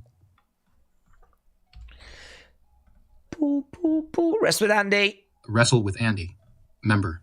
Days, what do you think Drew will do in Glasgow and at Mania? Are you going? Are you going to the Glasgow show?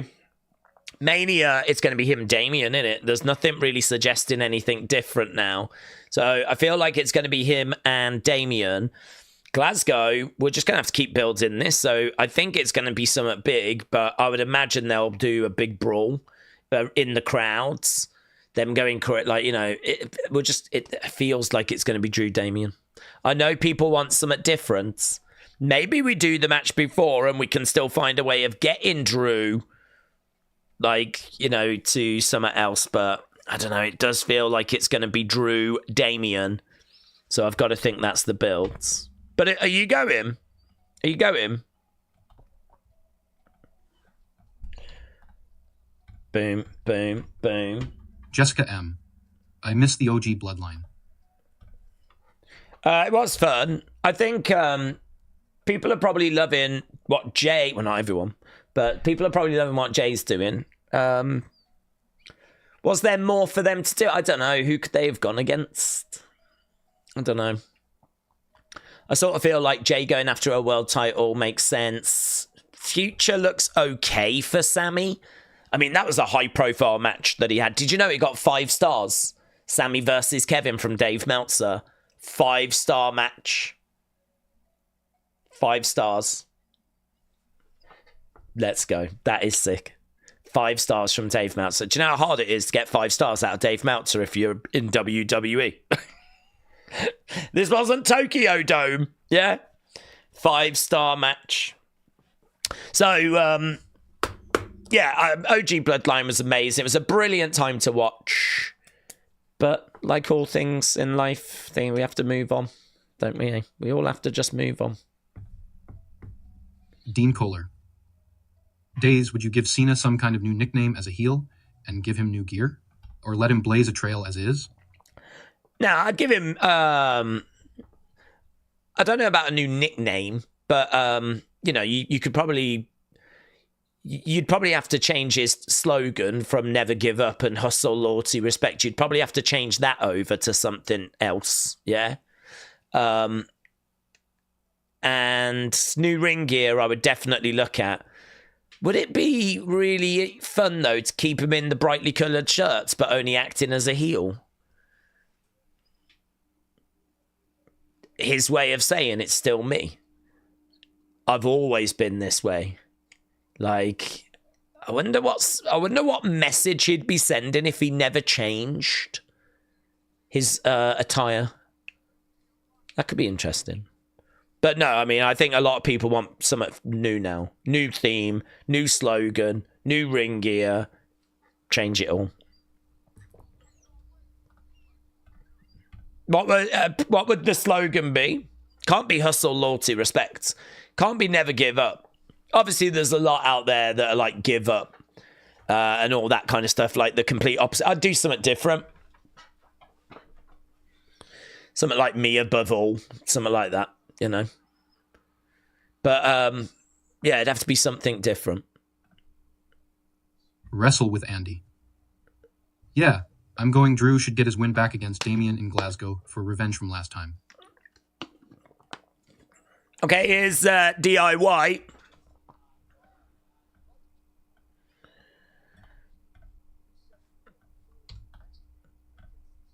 Yep. DIY Street Profits next week. John should attack Truth. Mega heel heat. John should attack Truth. Mega heel heats.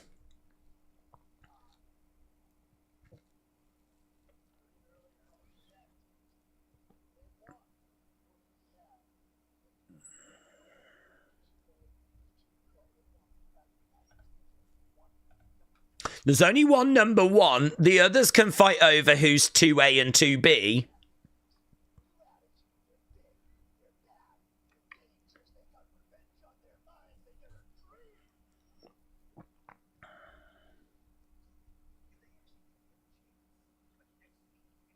Next week.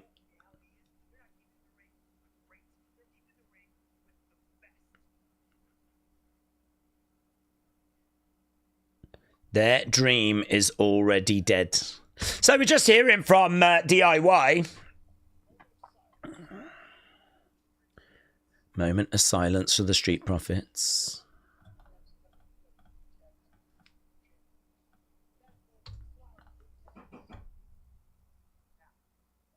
Okay, they're doing a moment of silence. Oh, but Byron's interrupted it. That's rude. That is rude. That is rude. Yeah, no, even the crowd are booing now, though. Yeah, moment of silence ruins. Phoenix, I'm okay with Drew and Priest. I think the problem is they keep changing how they want to present Priest, that it is hard for him to get the reactions. The problem is they didn't build a story first.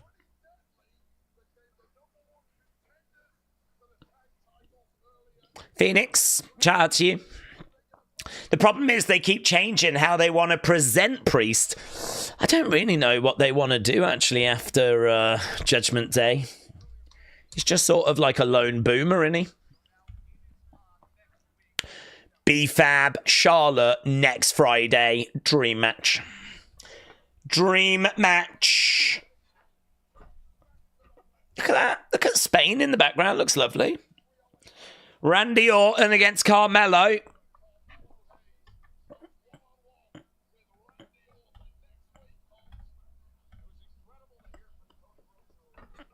James Chadwick. Fuckity fuck fuck. Cody Rhodes is going to be on Miz TV. I love this music. I don't know whose track it is. 1, 2, 3, 4. Here's LA Knight. Here's LA Knight. LA Knight. Yeah. Yeah. Okay, here we go. Big time Baxter.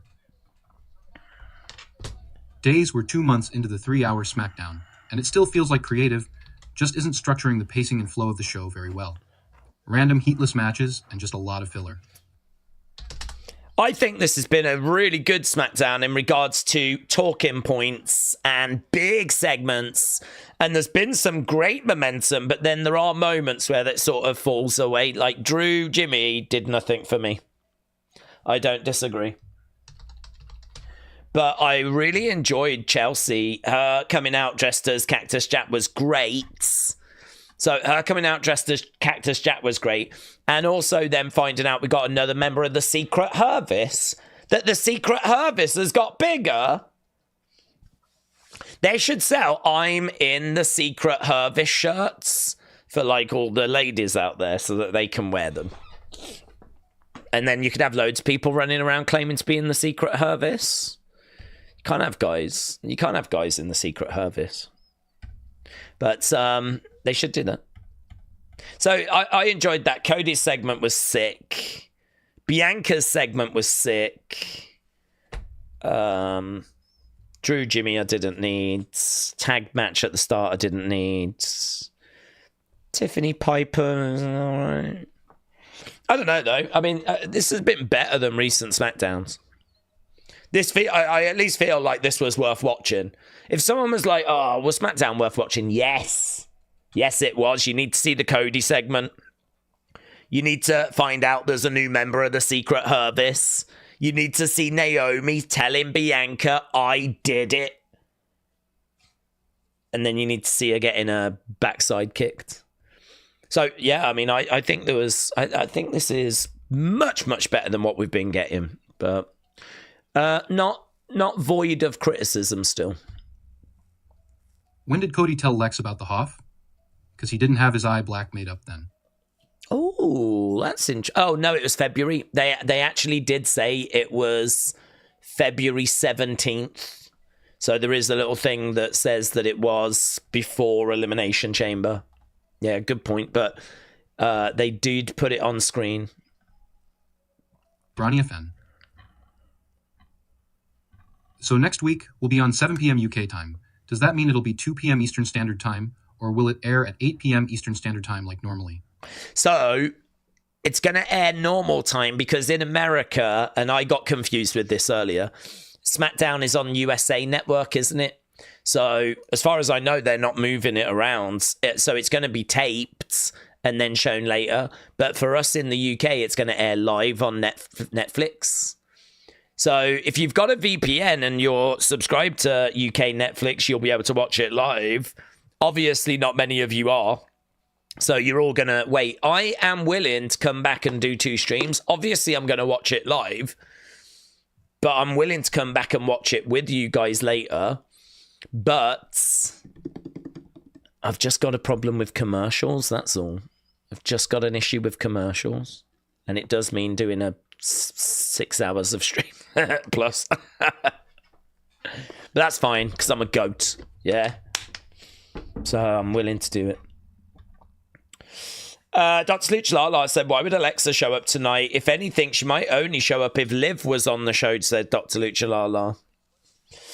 Big Time said, Days, honestly, if they shaved off the 3 hour and cutting off a lot of the unnecessary fats, then it could have just left the quality. It's one of them, innit? If someone does a 2 hour show, it's not long enough. Oh, it needed to be longer. There's not enough room. There's not enough breathing time. If the show's 3 hours, then you're always going to have, it should have been less. And then if Raw's 2.5 hours, people are like, they should go to 3.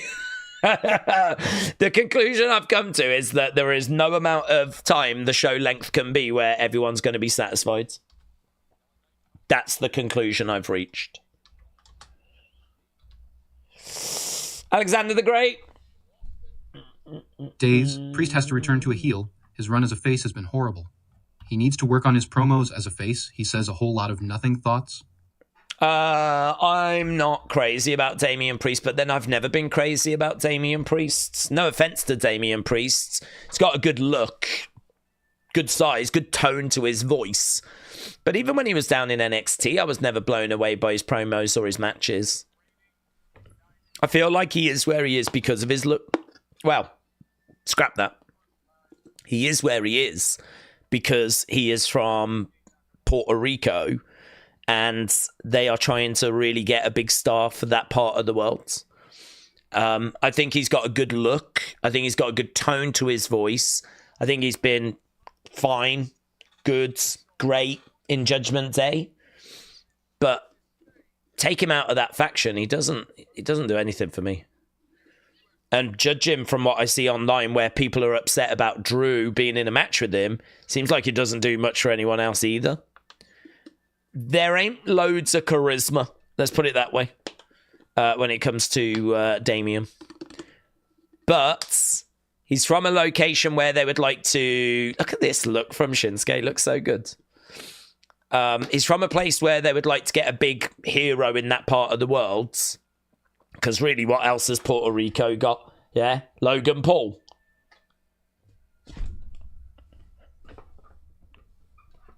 So, yeah, they're trying to do that. Plus, look, he's got a good look. He's got a good presentation, isn't he? He's fine. He's all right. I don't hate him. But, you know, do I get excited when it's his segment? Not really, to be honest. Just being honest. Hannah, WWE. Days. Is it safe to assume that the former princess of Staten Island, Carmella, won't be in We again, and whether Graves will slowly get less TV time in future? Well, I don't think they're connected. I really don't think it's connected, Corey. I don't think they will punish Corey because of what Carmella said. I don't believe that. Because they will have a different relationship with Corey. I mean, I've worked in retail where there's been couples, and you might have trouble with one of them. Right? Calling in late all the time or the work's no good. You don't take it out on the other one because you'll have a different relationship with the other one, right? I just don't buy that. And that doesn't work in my head. Like the wife is being problematic, so you take it out on the husbands. Like that's so playground. Honestly, I've experienced stuff like that in work and it just doesn't go that way. Oppilas Travels. Days. I hate Cody Rhodes. He took the title off of Roman Reigns. That should have never happened. Fair play. Shinsuke just getting his intro. Johnny, member. Days, timestamps for the European tour streams would be great for most of us who will not be able to watch it live. Yeah, but I'd be willing to do another stream for you. I'm not even asking you to go back and watch the. I'll do another one. I can do that as well, though. I mean, it wouldn't be too problematic for me to jot down like timestamps, you know. But I'm quite happy to do another one. Oh, I suppose I can't when it comes to Raw, can I? Because as I said, everyone's going to be watching at different times. You mean for Raw? That's interesting. Okay, I hear you. I hear you. Okay, we are underway then with our main event. We got 11 minutes to go. Chelsea Green is carrying SmackDown. She's brilliant. So entertaining. So entertaining. Okay, Shinsuke going against the ropes. Oh, cartwheels, actually. Unusual. Fiendish howdy. Cody Rhodes' 2022 injury, according to Days, wasn't a torn pectoral tendon. It was a broken boob. Broken boob. R.I.P. to his boob. Over to the side, kick to the back. Bang! Sliding German. Sliding German. Okay, Shinsuke charges over. Big boot coming in there by LA Knight. Bulldog. LA Knight against the ropes. Clothesline. Shinsuke to the outsides. LA Knight again going through the ropes. LA Knight putting his arms in the air and looking out to the crowds. If this show doesn't end with LA Knight winning back the United States Championship, bruh. Lillian Garcia is the ring announcer for this. Shinsuke trying to get back up to his feet. LA Knight jumping off the barricades with a clothesline. Down goes Shinsuke.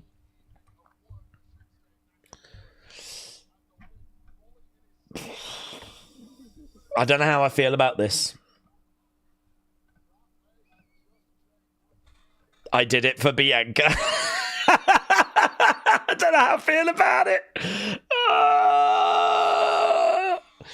Is it offensive? I don't know. It might be. I don't know.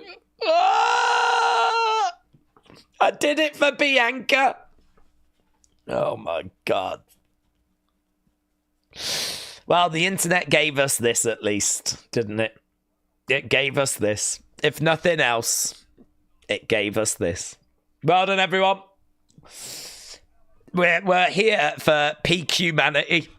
This is where humanity has peaked. Jesus.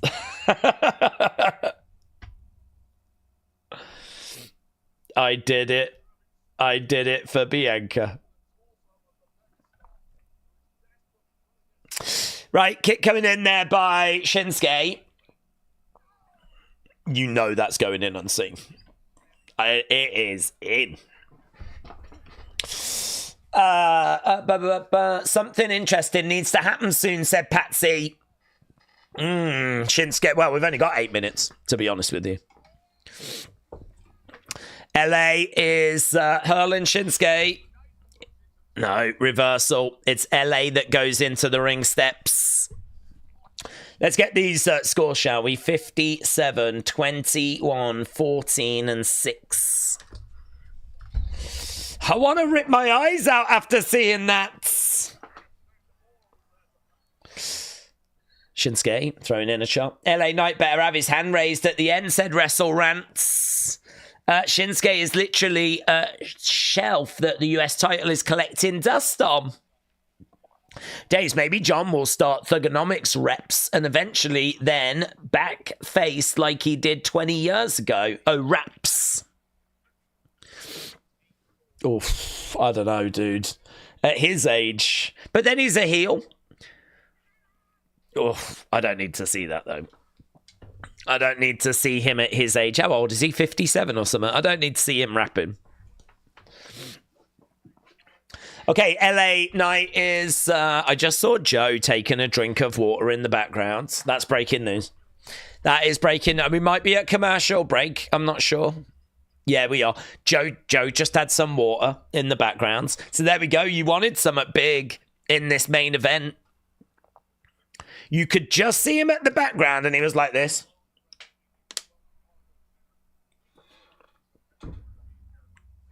Just before we came back from commercial break. So, breaking news, Joe Tessitore is hydrated. Neckbreaker, boom, connects. LA Knight in control. 6 minutes left to go. Shinsuke down. Days, I'm not sure if you said it before, but would you have rather had Cody turn and John stay hero with the roles reversed? Well, I've said I wouldn't have turned John. Undeniably a massive moment, though, you know. Yeah, I think I would have done Cody instead, but that's a tough one because Cody shifts a lot of merch. So who would have been the replacement? You have got Jey Uso right there, though. Jey Uso shifts a lot of merch as well. But you're going to need another babyface. I'd imagine CM Punk shifts merch. Roman shifts merch. It's a bit different, isn't it, in this day and age? I sort of feel like when John was around, there was a bit more pressure on him, whereas now we've actually got quite a few. I heard that Cody was only the 7th or 9th most searched for WWE Superstar in February. So, I don't know. I mean, I would say they never would have done it, but Rock wanted to do it. Apparently, word on the street today, Rock wanted to turn Cody and Cody turned it down. So we can say, oh, they'd never do it, but streets are saying they were going to do it. Suplex there by Shinsuke. That means that the Cena heel turn was plan B. 1, 2, shoulder up. Shoulder up by LA Knight. Yeah. 5 minutes. Shinsuke will win match, then lights go out, and SD ends with Aleister coming up at the entrance ramp like he used to do. You think we will get Aleister tonight? He could come in and go after this title, in all fairness. He really could. Because this is mid-card title on SmackDown. Shinsuke wins, starts beating up on LA Knight. Lights go out. Aleister Black comes out. Could happen. Could happen. Okay, Nakamura down. LA Knight trying to go over. Thoughts on Tiffany Charlotte? I've seen many feel it's just copy and pasted. They've got 6 weeks. Oh, yeah, I mean, there's not really been much to it so far, has there? It feels a little bit like Asuka Bianca from the other year, where nothing really happens and they just kind of kept confronting each other. Asuka kept coming down and misting people. And I think eventually she misted Bianca, but really it was just week after week of them just being in the ring at the same time, not doing much. It sort of feels like that, doesn't it? Oh, wow, that was a great superplex. That was a great superplex. I do love a good superplex, actually. Looks great. LA Knight in the corner. Shinsuke down. LA Knight, yeah! Up to the top. Elbow connects. He's setting him up. We've only got 3 minutes. We've only got 3 minutes. We're running out of time. Shinsuke getting up. BFT, no joy. Oh, Shinsuke goes to the outside. He's gone to the outside. He went to the outside a bit strange. He's going over. Oh, Shinsuke grabs a chair. No, no, no. You can't use the chair. You'll get DQ'd, you silly boomer. Oh, back elbow by Shinsuke. LA Knight getting back into the ring. Shinsuke with the chair, but this is a difficult one. A DQ. No one wants that. Referee's discretion. No, he grabs it. Don't do it. Don't do it. No, you can't. People want to see a conclusion. Ooh, Charles Robinson. Oh, missed! Missed!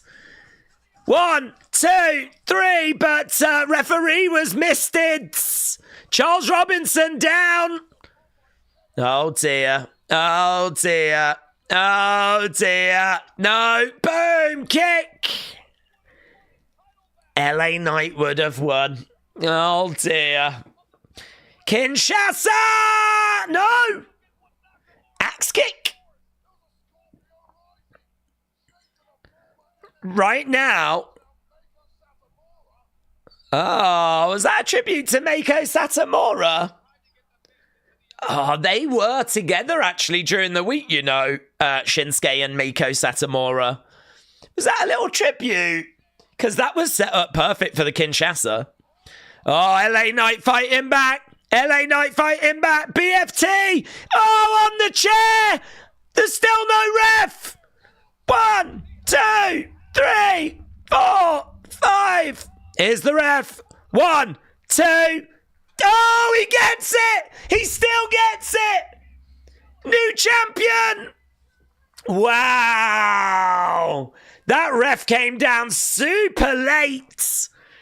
It really felt like he was going to kick out, but LA Knight gets the United States Championship back. Pyro going off. LA Knight, new champion, right at the end of the show as well. Wow, where does that leave Shinsuke, though? Referee was misted. He's on the outside of the ring being looked after, but the big news, the big story, LA Knight is the new United States champion. The way that was going, I was so expecting Shinsuke to kick out. I was so expecting shenanigans. And we did get shenanigans. But there we go. There we go. And new. Let's go over to the chat. Get a poll up, shall we? New.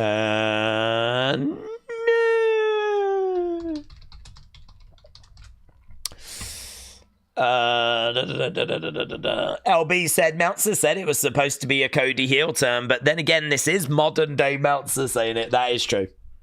That is true. We all need to take a big pinch of salt with that one. Modern day Meltzer. But there we go. And new. I wish he didn't use the chair. It suggests that Shinsuke is not finished and he'll challenge him again. Hopefully, well, he can't win the belt back now, can he? We're not going to keep flip-flopping around, are we? What are we going to do with Shinsuke? Ugh, a problem like Shinsuke? It's like a problem like Maria. What do you do with Shinsuke?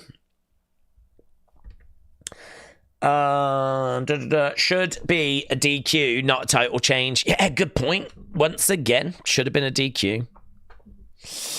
I told you, LA Knight, Shinsuke might be done for a while because of his brother, said Shat Diesel. It was Shinsuke that gave Chad Gable the box, said Opala's Travels. When is Shin's contract ending? Don't know. Haven't heard any reports on that, to be honest. Charles Robinson has taken more bumps than any wrestler, it seems. Shinsuke goes back to NXT on New Japan, says Raheel. That's a big jump. I'm sure we can find something else for him to do than that. He's a good talent. Texas Liberty, shout out to you. Big Time said, WrestleNomics said Raw did 1.2 in the US, which is down. Same day, US was around 901 million.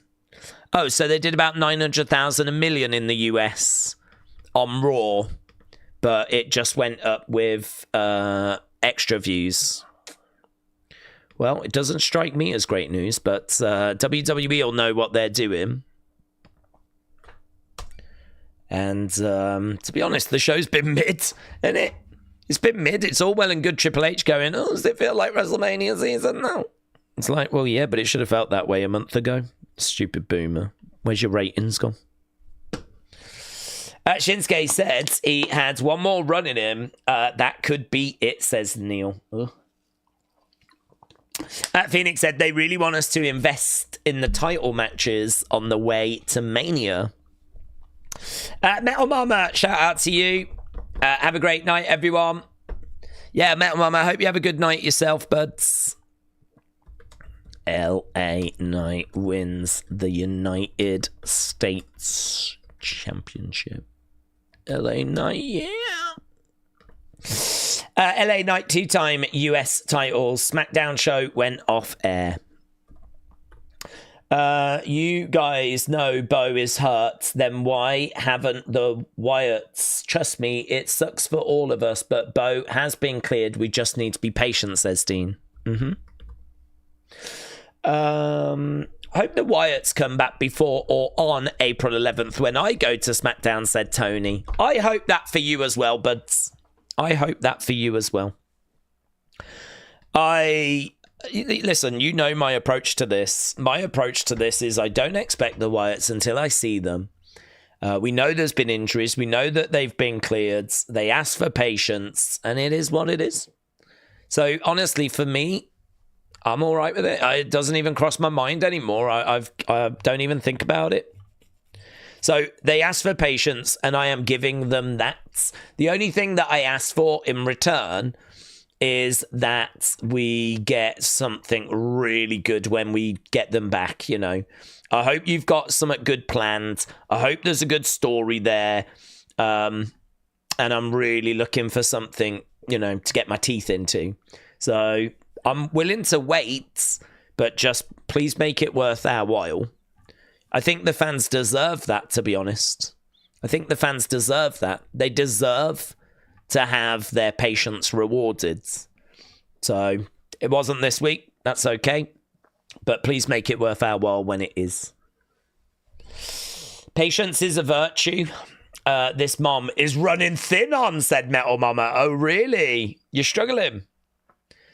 Tony said, I'm not okay with it. Big Time said, I agree. Netflix deal happened in January. They had 12 months of building towards and are really making the creative juices bubbling. It's just a continuation of USA from December. Days, do we see the Wyatts being at WrestleMania? Would you be livid if they are not?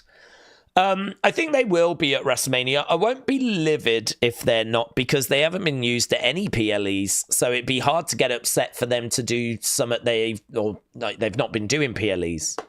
So for me, no, I wouldn't be livid, but I do expect them to be back by that time. I don't know, man. They asked for patience. I'm giving them patience. Days, we could have had at least Alexa tonight, says Uncle Revel.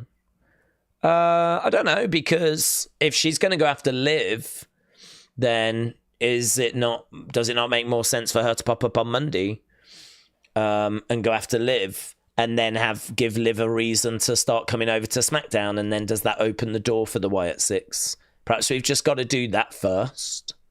Perhaps we need... Because Liv ain't going to be looking for Alexa. Liv don't want no part of Alexa. But... So Alexa's going to have to go after Liv. Well, if you're going to do that, that might suggest to me that you've got to go to Raw. So could we have done something on Monday? Yeah, sure. But we didn't. So could we do something Monday coming? Yeah. I don't want to keep saying stuff like that, though. I mean, that's what I'm thinking. But I'm not sat here saying, no, guys, it'll all start Monday. I don't want people thinking I'm saying that. I'm not saying that. I'm just saying that for this story to get going, I would not be shocked if we need to go to Raw first and we need Alexa to go over to Raw, which then means that Liv and Raquel have a reason to start appearing on SmackDown, you know? Bishop said, I'm so excited for WrestleMania. It's going to be the first Mania that I'll be attending live. That's sick. I've never been. Shout out to you. I hope you have a great time, my friends. I'm sure you will. You better send pictures. Icarus said, I'm fine with Wyatt's not being around. It doesn't bother me. I've no time for the spooky shiz in this day and age, but I am a grumpy boomer. Icarus and the Rabbit, shout out to you. I love that honesty. I am also a grumpy boomer as well. Yeah. Sunny Wolf, shout out to you. Stone Cold could help Cody at WrestleMania if WWE contact him, said Davids. Alexa certainly had tonight off before the European tour, said Adrian. Space Fam said, notice something about Jade, Bianca and Naomi, said Space Fam. What is it? What did you notice, buds? I'm still stuck on Wyatt's not having closure win on Cross. At least they should target Mello, don't Miz. Baby Barry needs the Wyatts. Baby Barry just needs to get away from them flipping gnomes. Big Time Baxter said, Days excitement levels for NXT Roadblock. Oh yeah, pretty good. High. We're going to get the Hardys. That's Tuesday, isn't it? Tuesday's NXT is stacked. Madison Square Garden. Don't forget, kids. Raw on Monday is at Madison Square Garden.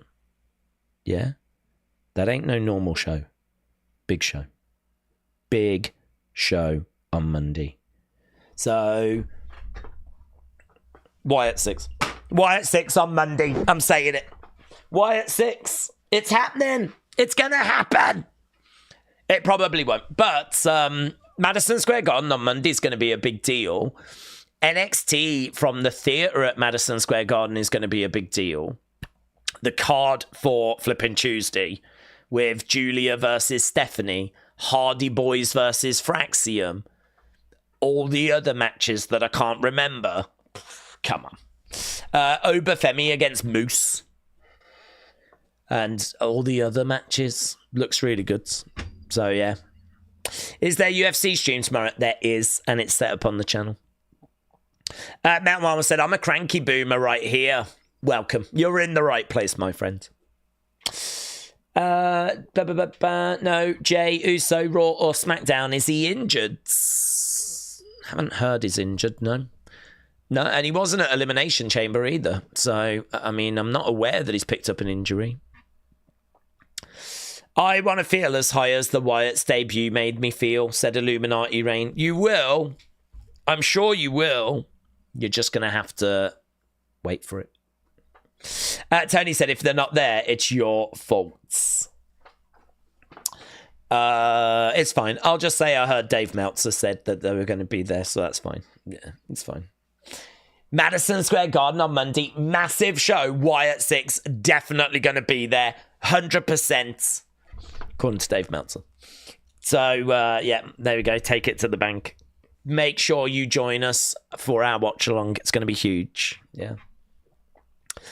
I might just do that every stream. So when we get to Monday and they're not there, I'll be like, nah, guys, actually, word's coming in. It was Friday. They've pushed it back to Friday. Honestly, I'm happy to wait. It's going to be so good.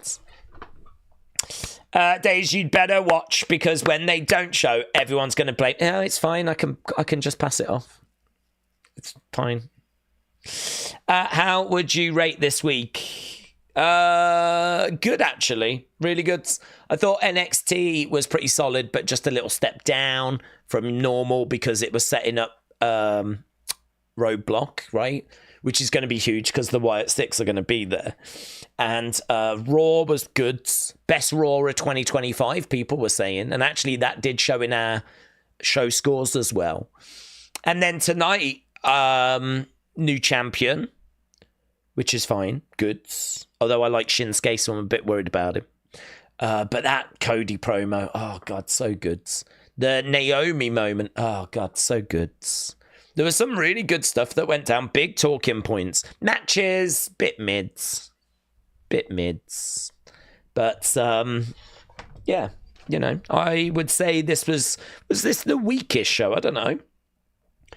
That'll be interesting. I'll be really interested to see how you lot score this compared to Raw and NXT this week. But I would say this week was the best week of 2025. Certainly, well, definitely if you include Elimination Chamber. If you include Elimination Chamber, this was the best week of WWE TV in 2025. No doubt. Zero doubt. If you include Elimination Chamber. Which I do. So it was the best week. LA Knight versus Shinsuke gets a great rating. Ooh, very good. There we go. Right, I'm going to run away and start working on Unseen. Appreciate people joining us. Appreciate people joining us. Hope you got something from the show. We're back tomorrow with the UFC. We are back on Monday with the Wyatt Six and Raw from Madison Square Garden, according to Dave Meltzer.